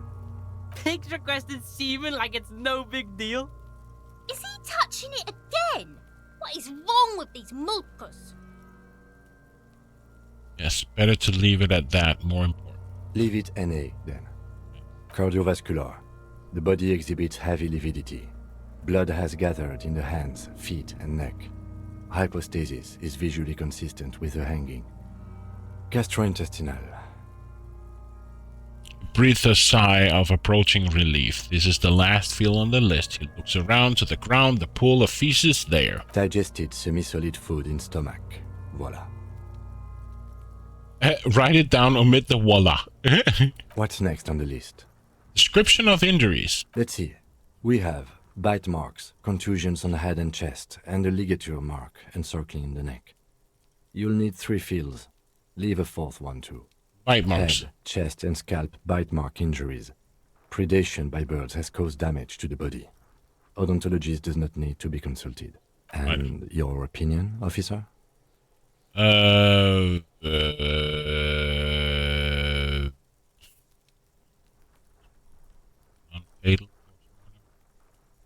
Fatal injury. Agreed. Next injury? Contusions. So, the scalp bleeds from a post-mortem head injury, a stone. The injury does not have the rim of an early inflammatory response. The perpetrator on the scene has confessed to causing it post-mortem. At maximum velocity, fucko! Can I please shoot that kid at some point? Has confessed to causing it at maximum velocity. Coagulated blood sticks to his scalp and chest, where the countless stones have hit the dead man. Beneath, the description of injury. 2 boxes. Non-fatal postmortem. Right. Next. Ligatures mark. A dark red abraded ligature mark encircling the neck, with a gap on the nape measuring, let's say, 7 centimeters. The hyoid bone is fractured, the cervical column intact. I see hemorrhaging on the skin, above and below the ligature mark. Depth of the mark, 1 centimeter. No signs of clawing on the neck. Below the note, 2 customary boxes wait to be ticked. The man's head jerks to the side. The ring around his neck is visible. That's it. We have established cause of death. It's not much, and it leaves much to be questioned. But it's a start.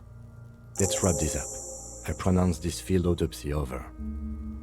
New skill point already. He produces, first, how did it go? Well, we established probable cause of death. Some would say that's the goal of an autopsy. We requested a test to be run on the genitals. That was the règle. The results should arrive in a couple of weeks if we are lucky. I will not hold my breath. What else? We were thorough with the list of injuries too. We described them all in detail. What is there to say? Given the circumstances, it was a professional field autopsy. Oh yeah, well done, Master Detective. Maybe a drink is in order? Nah. Now we put him in a body bag and I drive him to Forborg for processing. The lieutenant looks at the dead man one more time, then at his notebook, then at the corpse again. He's thinking, did I miss something?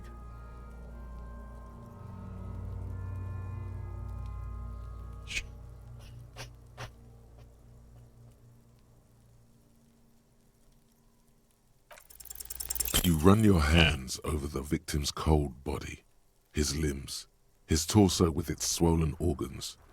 Maybe you should be more thorough. Look in his pants again. The genitals in his breeches continue to be unnoteworthy. You see the penis of a dead man. If you've seen it once, you've already got the picture. Maybe if I touch it again? There is no need. We have been thorough with the genitals. Fair enough. Do you think we missed something? You can't shake the feeling. Yes, there's something we're not seeing. Concealed. Okay, well, we are in livor mortis here. He is disintegrating. We need to refrigerate the body. Can you just hang out for a while longer? And we need to do it fast. It would have to be industrial in size. Let's start by asking Gart at the Whirling in Rags and the Fritz store down at the gates. If they don't know, but only if all else fails. Fuck are you looking at, Beano man? You want a piece of the Kuno? Wanna get fucked? Only if all else fails. I need to take another look at the body first. This is one task we cannot sideline. With every hour, whatever we are looking for will become harder to find. Soon, you'll be looking for clues in a pile of sludge and bones. I thought we decided to leave it to processing. Let's not turn this into some kind of circus. I thought we decided to leave it to processing. Let's not turn Let's this back into him, some take kind him of- away, let the lieutenant take the body away without further examination. Leave.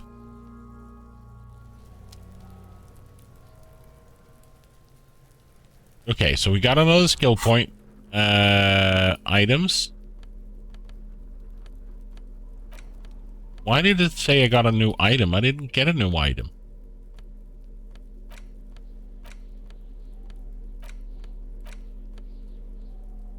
An intricate web of blue. It almost looks like.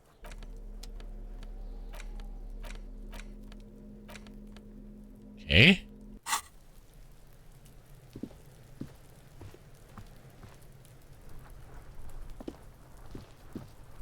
Fuck does Kuno care? I need a fridge to stash the body. Figure out what's going on with this kid. Hi.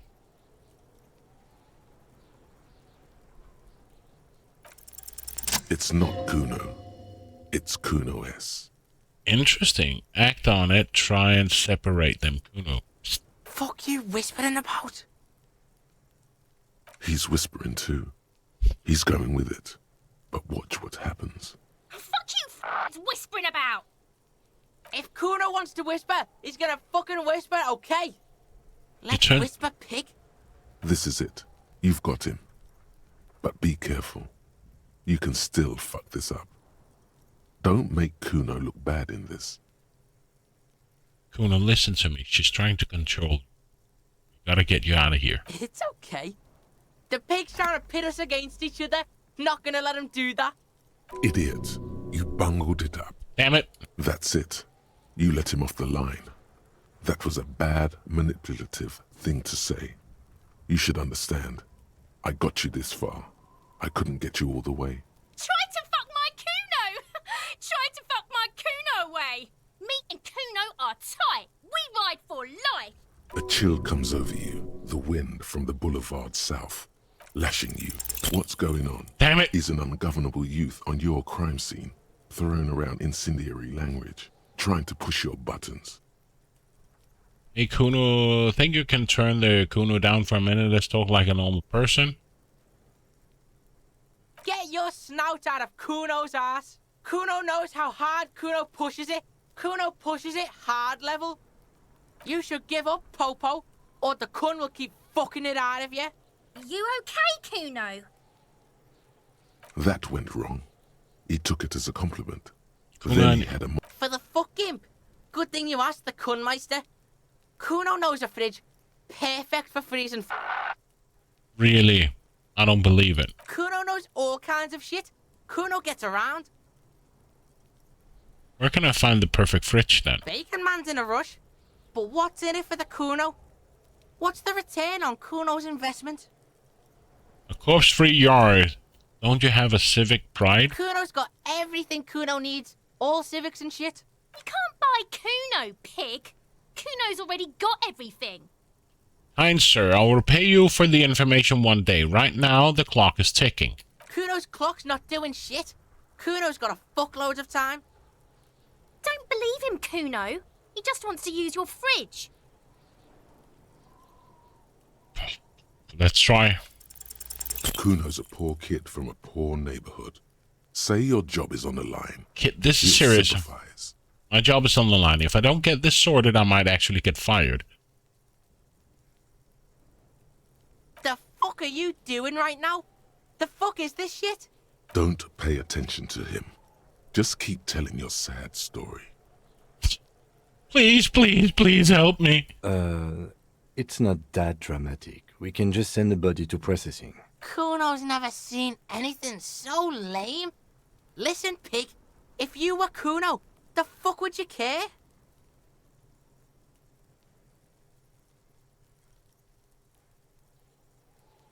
If I were Kuno, probably wouldn't care. See sad shit? Kuno doesn't fucking care about this sad shit. Your sad shit. Now, how about you at least try to entertain the Kuno, or get the fuck off his crime scene? Why don't we go pester some other kids now? Okay, I'm Kuno leaving. doesn't... Okay, so we need...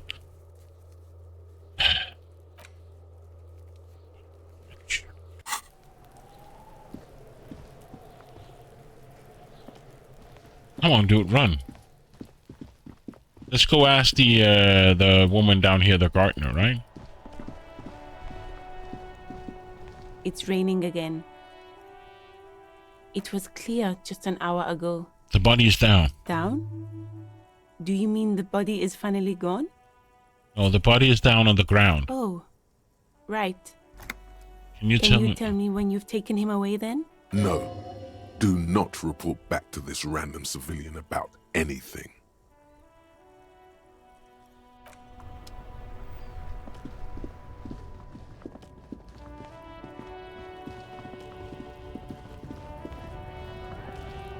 Looking for something, Hunt? Come to tell me to fuck off again? Got a smoke? No. He's got a smoke right there in his fucking hand. You're smoking Snatch one that right shit now. out of his fat fingers. You need it after. It's my last one. Can I drag it?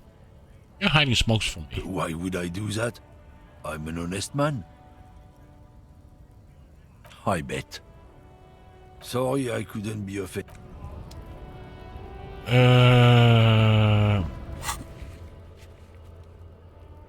Ask the withering,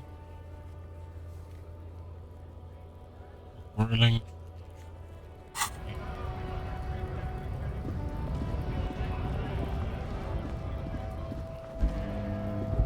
Oh, let's look at this. Oh.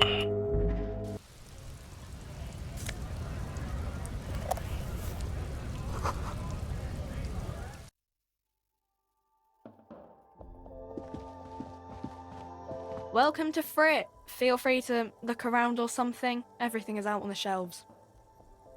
What's that magazine she's reading?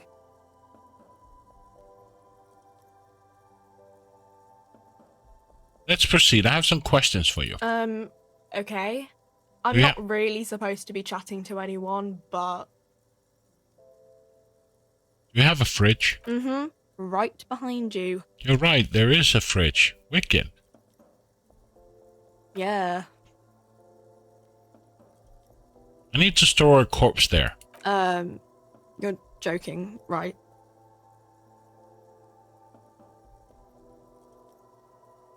Yes, no, I'm not joking. I need to store the corpse of the hangman in your fridge. Okay. It wouldn't even fit, you know. Now that I'm looking at it, maybe a glass-doored fridge in a public grocery store isn't the best option for storing a corpse. Too small anyway. Okay.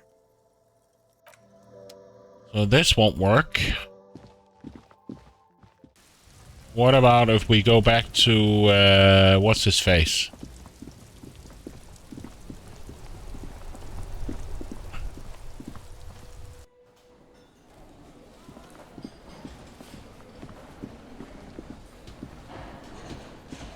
Can I help you?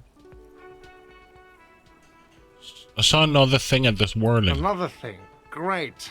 I love those. Yes?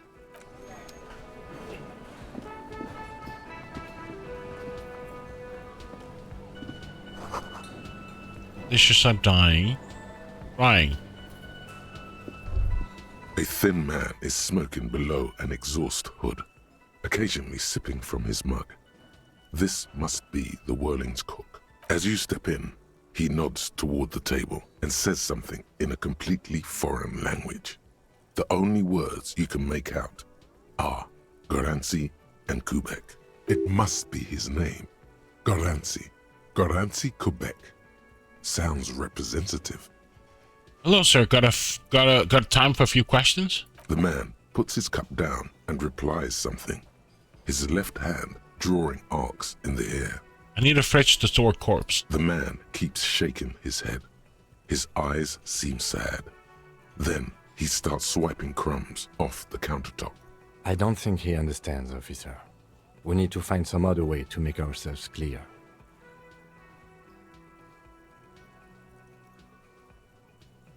Why am I the corpse? He turns his eye to the cook, who gives you both a big, bright Doesn't smile. matter. I don't think he understood us anyway. He wouldn't be smiling if he did. I know, Kim. I know. What are you doing? The cook looks at you doing the charade and smiles. The cook says something. It's quite animated, but you still don't understand. Wait, what language is he speaking? He's from Grad, a Koiko. With the mention of the word, Koiko, the cook starts talking excessively, his hands up in the air again. He's happy for some reason. I need to put a dead body in this fridge. Point to the fridge. Oh, no. Body no fit fridge. Fridge more. How do we know? Maybe it's a small body. No. I know. Listen to him. This is a man who clearly knows about bodies and fridges, and bodies fitting into fridges. Okay, we have our answer. It won't fit. We need a bigger fridge. You've got some impressive pots there. He smiles and bangs his ladle against each of his pots I don't think in turn. Yes?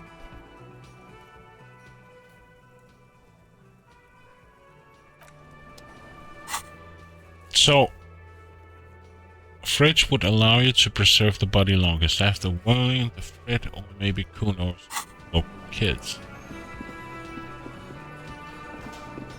Maybe Cindy? You know what? Let's ask the old lady. While we're here. Hello again, sweetie. Nah.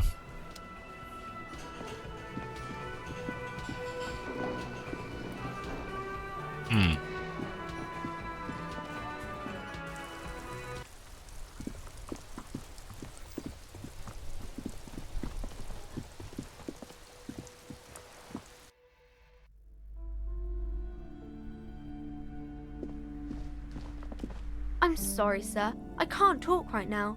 I'm very busy with my homework. I have so much homework now. You just can't win.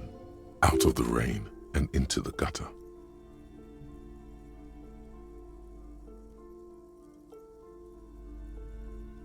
Say, child, you wouldn't happen to know a good fridge, would you? A fridge? It's a big fridge. A cop could put a dead body in. You mean like the ice bear fridge? Man, that's scary. Ice bear fridge? Yes, like a bear, but white. There's a fridge below the building in the basement, with red glowing eyes. I went back there once, behind the bookstore. Mum doesn't want me to go there anymore. Not that I want to. It was pretty scary. And there's a big fridge there? Yes. One more thing, how do I get inside the building?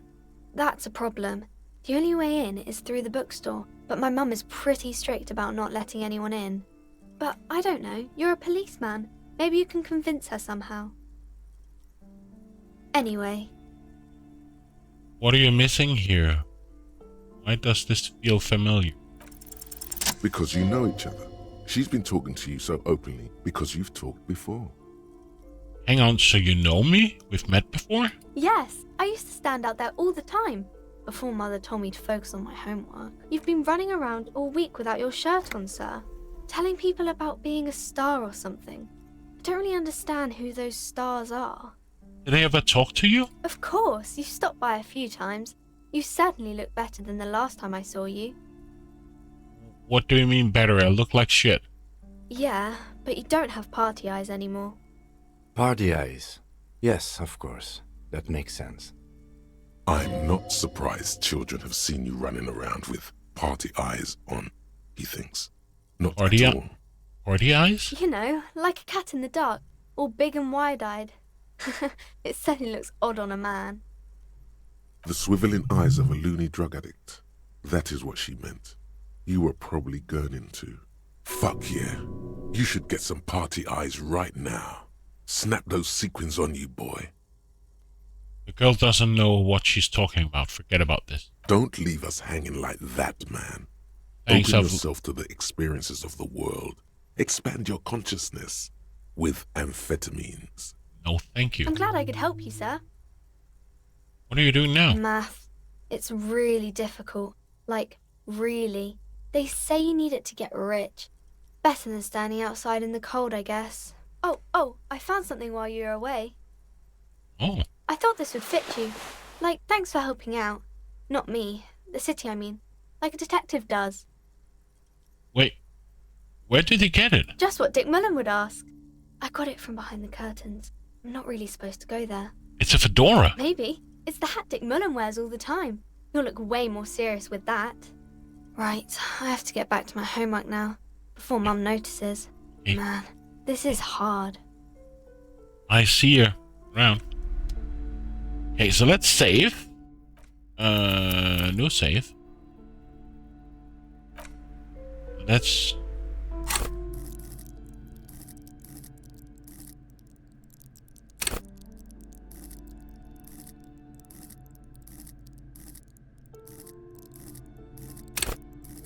see... Oh. Eat and smell everything like no detail gets unnoticed. This is intellect. This...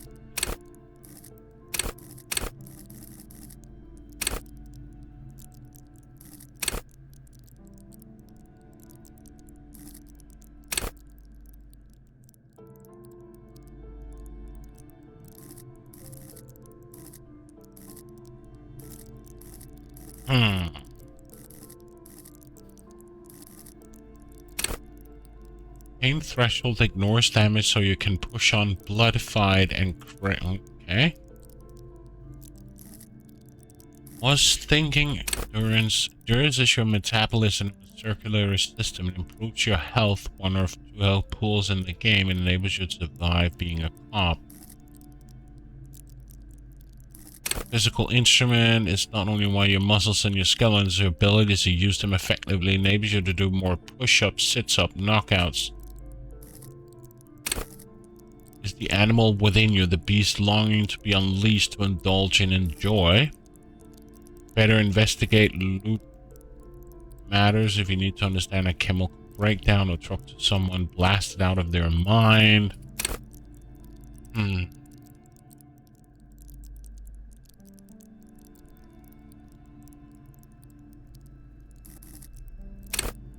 Interface wants you to connect to machines. Access to the agility of your body and mind is the dart, punches, knife with bullet.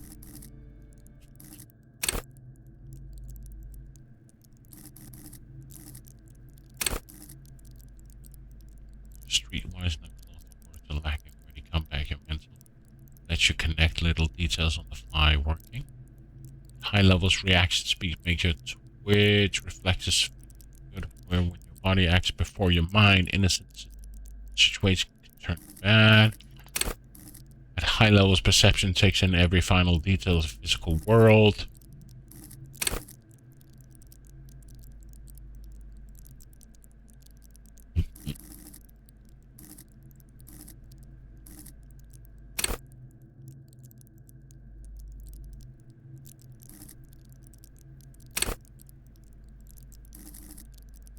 Saber flare will make you the king of good. Cool, which is much to say. The most stylish douchebag will see you until you're ready to be seen and the full treatment. Whether they want or not, at low levels, however, you'll be a bumbling figure, able to catch a pair of keys thrown at you. Interfacing. High levels isolate you from society. Why bother with things? Composure makes you tuck your gut in a me.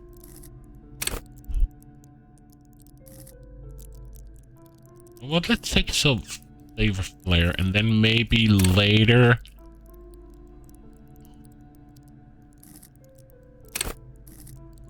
break stores, maybe go for physical afterwards, maybe. So let's take favor flare. I have no idea what I'm doing, but hey. Hello again, esteemed officer, and I was welcome told to crime, romance, and biographies of famous people. I was told that there's a huge fridge in the building cellar. Can you lead me there? A fridge? No, I don't know anything about a fridge. Aren't you interested in books? Farewell. The curtains, tattered with age. Hold Just them up. As you're about to pull apart the curtains, the petrified voice of the shop owner cries out once more. Sir, don't touch that. I told you it's off limits for the customers. Parapsychologically speaking, we're done if you decide to open them. I won't be held responsible for the consequences. It's too dangerous. I don't care. She looks away, mumbling.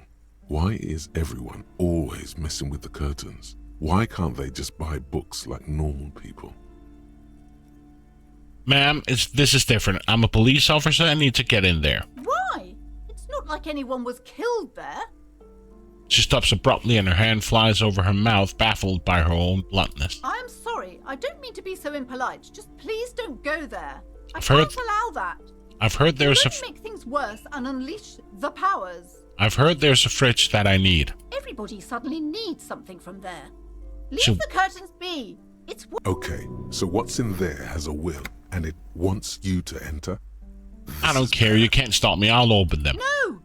Please just talk to me, officer. Come here and let's talk this through before you decide to do anything extreme.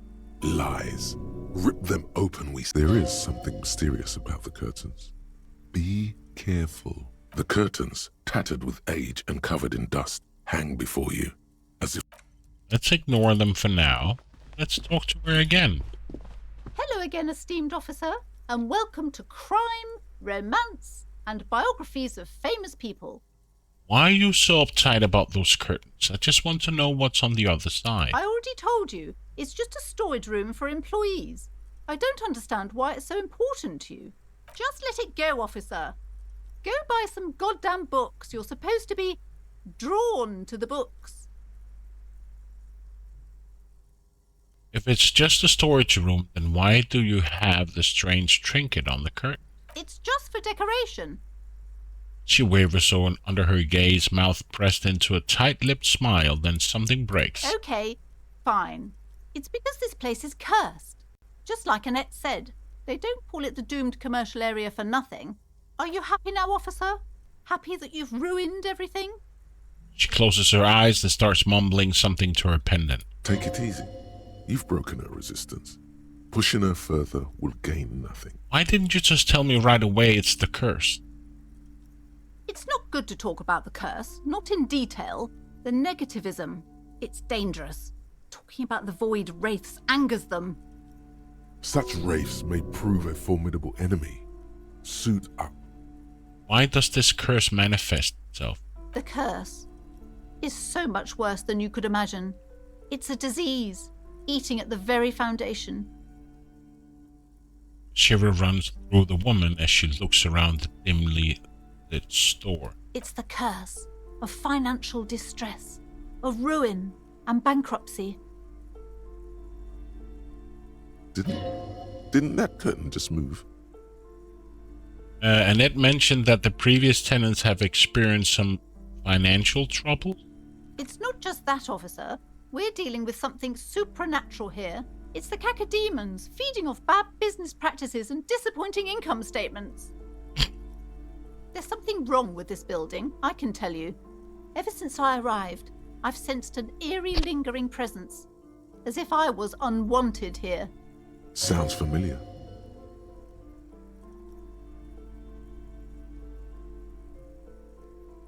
Truly so? Perhaps the dark energies are leeching off you. You shouldn't stay in the store too long. It may be dangerous. Most certainly not. I don't want anyone who's not familiar with the psychic arts to get involved in this mess. Stay away. Leave the spirits be, so they can return to their slumber. Psychic arts? Sounds right down. Convince her to let you investigate the doomed commercial area. Time to fire up the old lie machine. Ma'am, do you know how me and my partner are known to our colleagues back at the station? No. The lieutenant looks at you, waiting to see where this is going. You've got this. Crime Bros, not a Kim. We're called the Crime Bros. You're called what? She peers at you What is this, a joke, Mr. Policeman? Do you commit crimes together or what? He turns away, not before you can see a small hint Not like of this. a smile. He's struggling to not crack up. Sir, I really don't have time for your jokes. The situation is very serious. Seriously, I need to get into the fridge in the cellar. It's a police matter. I have a dead body to take care of. A dead what? Oh my god! A victim of the curse? The curse has started killing people? It's killing now? You're right, the curse is worse than ever. This is why you need to let me in there to investigate. You're right. It's worse than I imagined. We definitely have to contain it now. This definitely softened her up. I have a few questions about the curse. Okay, but please, only a few questions. You wouldn't want to disturb the spirits. Have you sought help from anyone? Yes, I've contacted numerous parapsychologists, and even a pair of Simonese mediators. They provided me with the wards. She nods at the strange cage-like trinket on the curtain. The wards help to keep the doom at bay and protect us against the darkness that lies further in the building. Even though now I fear, it's not enough. Is your pendant part of the wards as well? Oh, this? No, it's a special Himian amulet, blessed by desert pygmy shamans, with a spell of compulsion. It's to compel people to buy books. There are numerous spells cast throughout the store. I had the books anointed with a different inducement spell, for example. It's... The woman looks aloof, her features much softer. You know what? I don't care. The curtains, tattered with age and covered in dust. Rip them apart. You see a dimly lit room full of dusty furniture and trash. A doorway stands in the back, covered in dozens of scary little cage-like trinkets, your shadow looming over it like an omen. I warned you! You're unleashing forces beyond your understanding!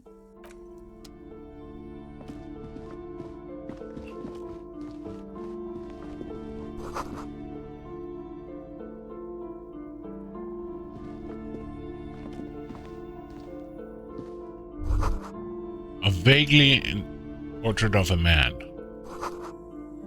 Merely looking at that unmanly haircut threatens your masculinity. A heavy door with a missing handle stands before you, covered in dozens, if not hundreds, of little oddly shaped trinkets and charms. It appears to be locked. What if you just break it down? Knock on the door. Only an echo. No one is there. Maybe I should break it down, but not before I strategize. That's right. Take in your surroundings. You need to have a solid ground and a proper posture if you want to succeed. Steady breathing. Solid core. You've got this. The room is dimly lit and littered with old barbershop rubbish. But the path to the door is... It's made of a solid block of wood, but it has stood there for ages. The hinges are old and coated with a carmine layer of rust. It should be doable. Oh! You smash into the wood and see a small crack appear on the door frame. It's going to take one more try to break through to the other side. But you've done it. You're not thinking of trying again, are you?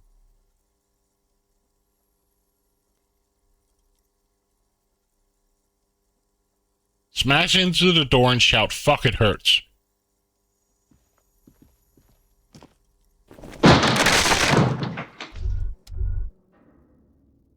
Bent metal, broken glass. Your path lies strewn with the broken forms of everyday objects.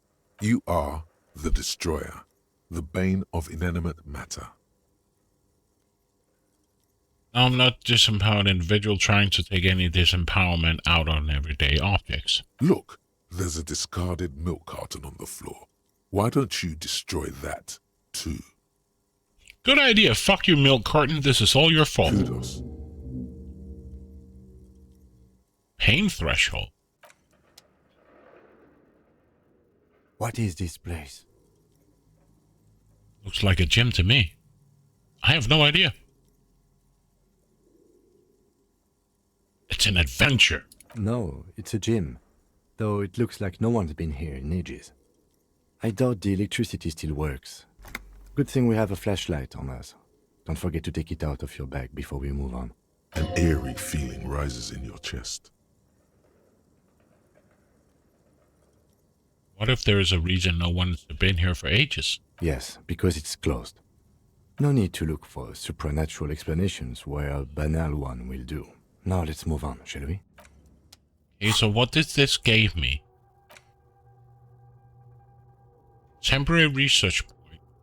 -2 threshold.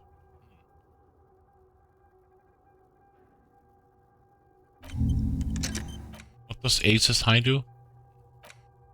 Let's give me some less pain.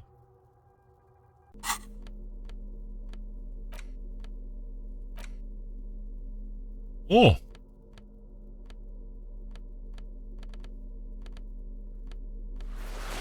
I'll make this look good.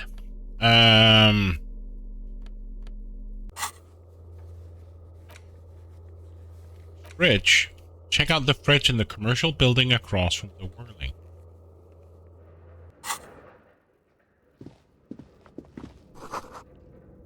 Sand is dripping from a sandbag. Okay. A barbell lies on the floor. The color has worn off its weight plates. It's 60 kilograms. Your triceps hum at the sight of these weights.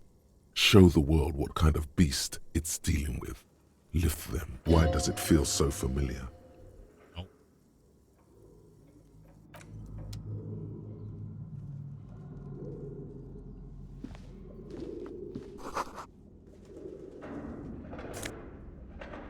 Did I find? Shut port.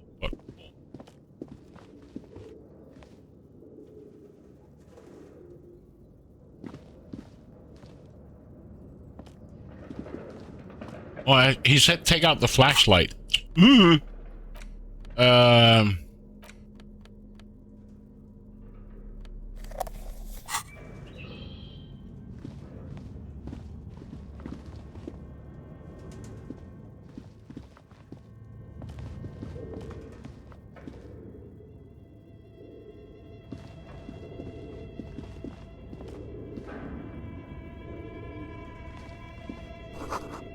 The hallway is blocked by old window panes and debris.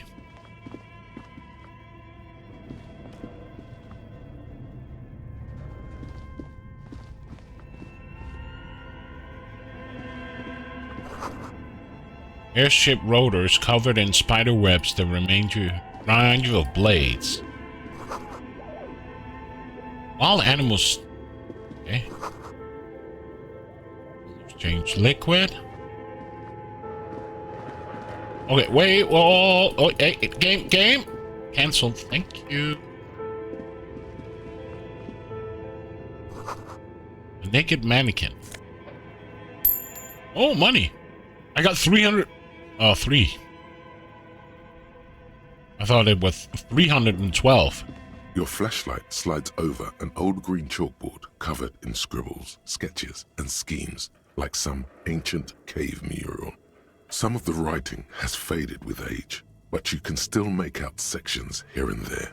Photos and drawings have been pinned to the board.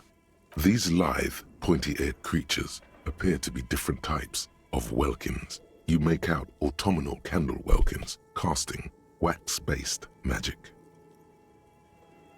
Translucent welkins with organs shining under their skin, and even ether welkins hailing from the vast emptiness of sidereal space. Who are all those creatures? Fantasies of a tortured, feverish mind? One of the welkins, towering among the rest, appears to be different, however. It's Vara Hamira, a high welkin, his face white and scarred like cracked marble. This is clearly a welkin supremacist. The note says, all non-welkin races will be purged. The Haldor, the Twarg, the humans, and even headless men, all of them, purged. Imagine a world filled only with welkin. Green. An inordinate amount of time has gone into drawing these little welkin creatures. One of them is a Vulcan supremacist? Some people really like building a world, I think, even if it's just for a game. This looks like concept art for a project. It's not really real. One of them is a Vulcan supremacist? Mm-hmm. Political commentary. That one has a great beard, too. Just look at those details. So much effort. And for what? Inspect the all photo. Gone. The photo collage depicts barren, icy landscapes wrapped in perpetual night.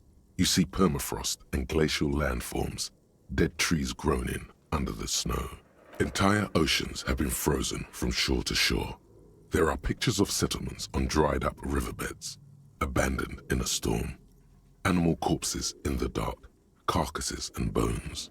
You see primitive oil rigs built into glaciers, boreal dvorg, yurts under the snow, great mammoth-like beasts of burden. Albeit dark and cold, this vision also feels cozy in its own way, like eggnog or morphine, a much-needed respite from our own world. A pinned postcard reads, "The heat death scenario, a desperate fight for geothermal energy engulfs the world as Wirral becomes untethered from its sun, drifting through the universe." Inspect the schedule. This is a monthly calendar from the year 50. Cryptic words like sprint, daily minimi, and GPI span the marker-drawn grid, the grand scheme of production and money. Keep reading, what happened? As time goes on, the numbers in the boxes grow rarer and rarer. The board becomes an empty snowfield in the final days. Only failure and regret dwell in this region. Looks like they didn't make it. A note in the bottom left corner of the chalkboard says, "See the prod schedule filament for details." Inspect the notes. The handwriting is only partly legible, but you can still make out 3 slogans: "Call in, tune out," "Wirral untethered," and "Heat death of the universe." Outside, a cold wind wraps the building in its bosom. Snowflakes in the wind. An old woman passes what the locals call the doomed commercial area. She tries hard not to look at the bookstore windows. It's unwise.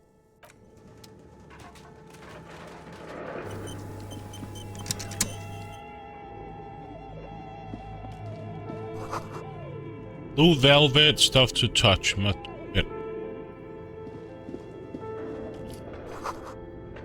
Scribbled across a notebook, developers of the most advanced RPG in the universe. Whoops. How did I miss that? This old fireplace is covered in lines drawn in blue and red marker, the mesh spreading over the stone like blood vessels on alabaster skin. It looks ghostly and strangely ancient. A diagram for summoning some time-forgotten being.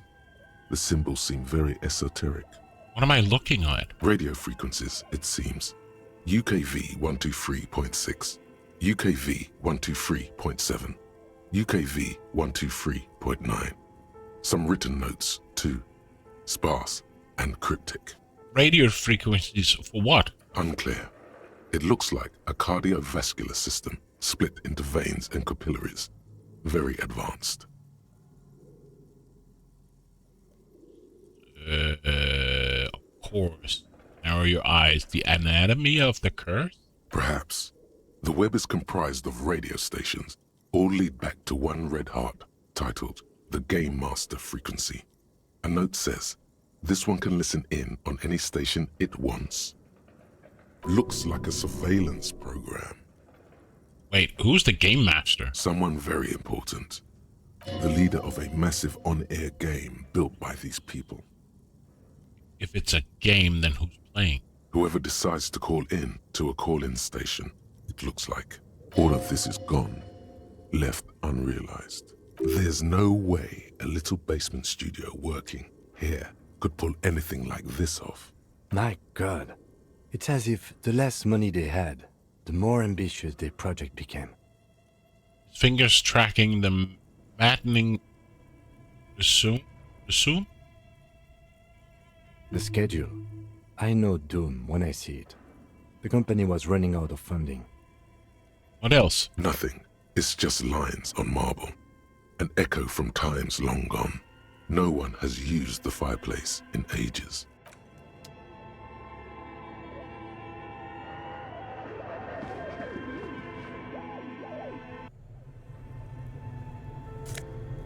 Oh!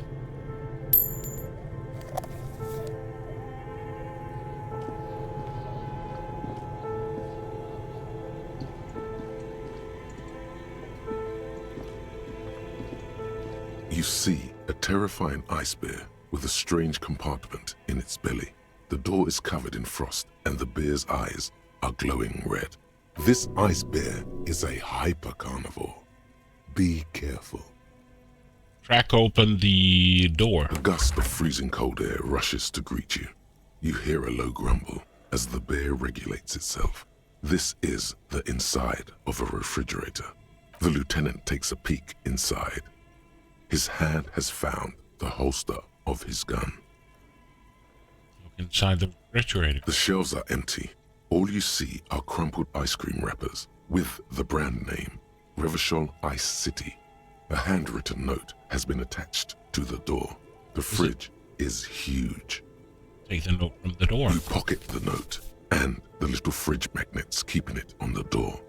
It's clearly the fridge. It looks big enough for 2 corpses. Examine one of the ice cream wrappers in there. A friendly cartoon bear smiles back at you from a glossy cellophane wrapper. It looks nothing like the fridge. What is a giant bear-shaped fridge doing in an abandoned cellar in the first place? Good question. It looks like an ice cream fridge. So they tried to sell ice cream from this hyper carnivore? I know. What an unfortunate marketing choice. What is even worse, the bear is still costing them money to this day. The lieutenant points at the red, snarky cable running from the fridge. The fridge buzzes with energy. This is clearly... The electricity bill on this thing must be catastrophic. This is clearly the fridge. It looks big enough for 2 corpses. It's certainly an eccentric choice, but it is capacious and cold enough, too. But the optics on this are awful, he thinks. We need to be as silent as we can. Shall we go and get the body, then? I'll take the head, you take the feet. The stairs won't be easy, but we'll manage. Sure. The 2 of you. Easily. Okay, let's do this. Clap your hands. The body is heavier than you expected and stinkier. It takes half an hour to get it down to the basement. Then 10 more minutes to stuff it into the fridge. The lieutenant takes a step back to admire your handiwork. Beautiful. A dead body in a nice bare fridge. This is some of the best police work I've ever done. You've definitely earned a drink after this. Perhaps even some pagan rites. I'm not sure I believe you. Of course you don't. Look at that. What have we done? We stuffed a dead body in a nice bare fridge. This does not leave this room. No. He means it. He doesn't want to be the ice bear cop. We did our best with the means at our disposal. Did we though? Okay, maybe we did. At least we've stopped the body from decomposing further.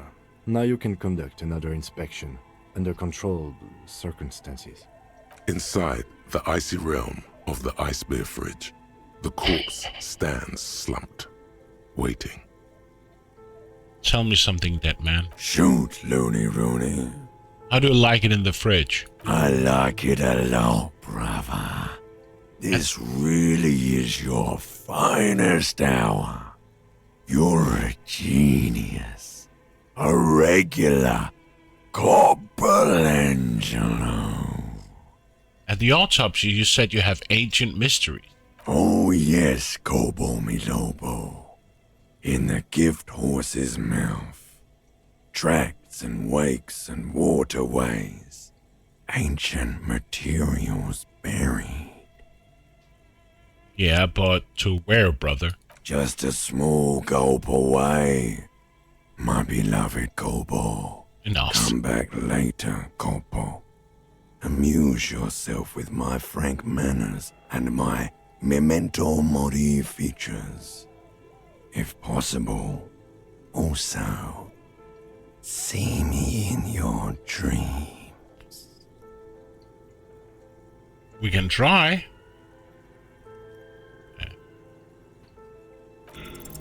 Damn it! The dead man's body.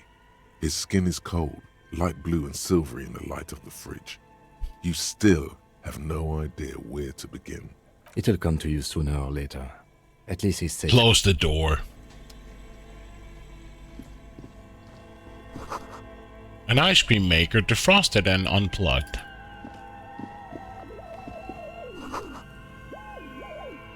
flashlight casts a strange shadow. There's hidden doorway here.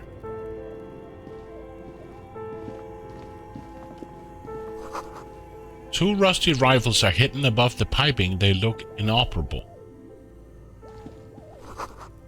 Someone has stuck some busted guns beneath the ceiling. A few bricks have fallen off, revealing a compartment behind the wall. Where it's are too we? dark to see in. There is, yes. And there also appears to be something inside the hole. Interesting. Do you want to take a look? Oh, of course I want. Your hand reaches deep into darkness and spiderwebs. Rummaging around, you find rusty rifles hidden away. Rifles, Kim? Are these any good? Inspect the rifles. Most of them are rusty and inoperable, like the rest. But one catches your eye.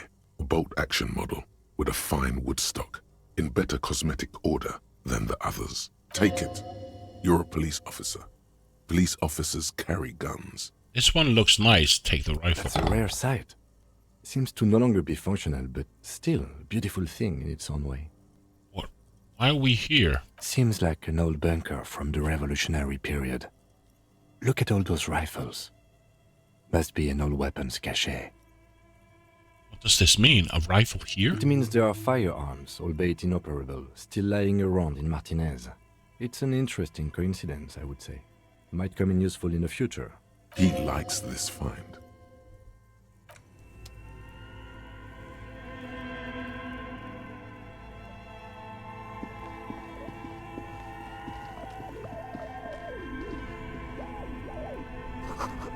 Ice cream. Let's just explore this place and then I'm gonna log off. Oh, an insane mess, West.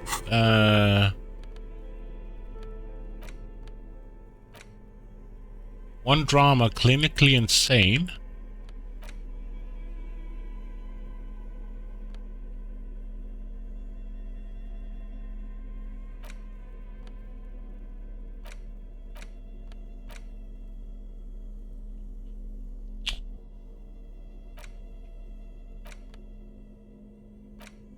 It gives me one drama.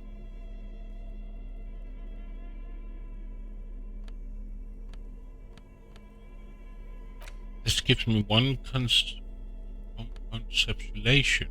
What does that do again?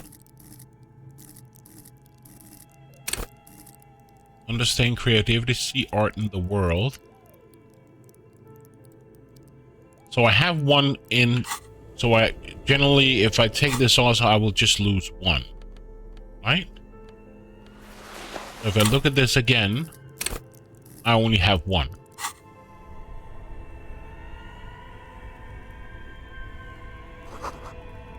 Intercom wires running into the wall. Two cables are plugged into the breaker box. The red one leads to the ice bear fridge, and the black one to the ice cream maker nearby.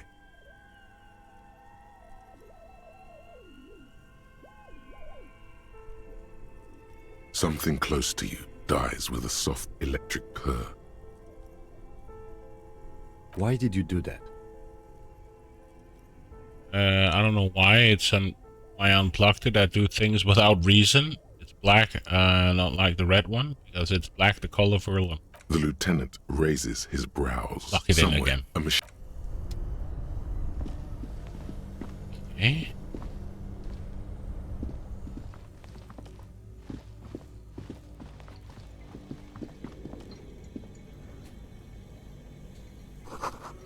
The wall collapsed and it exists now. A thick layer of coal dust covers the furnace, coloring it pitch black. Looks like this furnace has a face, and it's a face of agony. Look inside the furnace. It's dark and grimy here. In the darkness you can hear chatter. It's coming from above. A voice or several voices talking to each other. Near the smoke chamber, upstairs. What are you doing? I hear the murder of the hangman talking. But I can hear something talk about upstairs. Wait, really? We should investigate, see if someone's upstairs. What is this thing? Is it Looks like it. Looks like an old central furnace used to heat the building. It's connected to the chimney. No one has used it in ages. No signs of any recent fire. I would have smeared my hands with A coal. lush layer of coal now covers your skin, sinking into the wrinkles. Your hands look ancient. You feel the spirit of Ramut Karzai, ancient hero of Grad, pulsing through you. All that's left is to cover your face in war paint. Amatagru Kasai, smear your cheeks black with coal. 3 dangerous stripes appear onto your cheeks, telling stories of your wild soul. What are you doing? I'm an agent incarnation of an agent Lemurian warrior. Please wipe your face clean, officer. Authority, don't wipe it. These 3 stripes give you strength in this dangerous realm. It would be foolish to remove them. We're exploring this dark place and I need the protection my war paint affords. And this protects you? This is traditional war paint. It will grant me safe passage with the spirits that guard this place. Okay, sure. Go ahead. I don't know why I did it, but I did.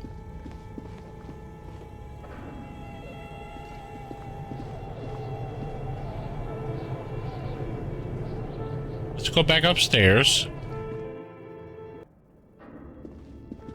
Go around here. What?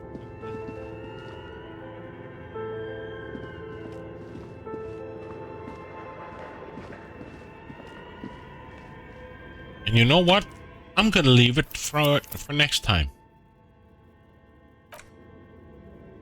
Because it is what? 607, so this is the place? Yes.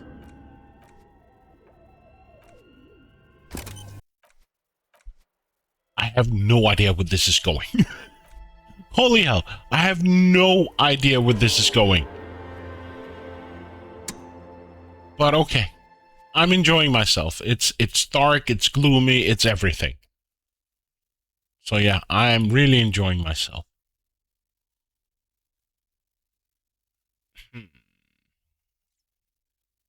I don't have friends. I got family. And Rue just popped in, Nice dropping day. subscribe with the tier 1 for 32 months. Thank you so much. Thank you so much. I'm definitely going to say good night. Or rather, good morning.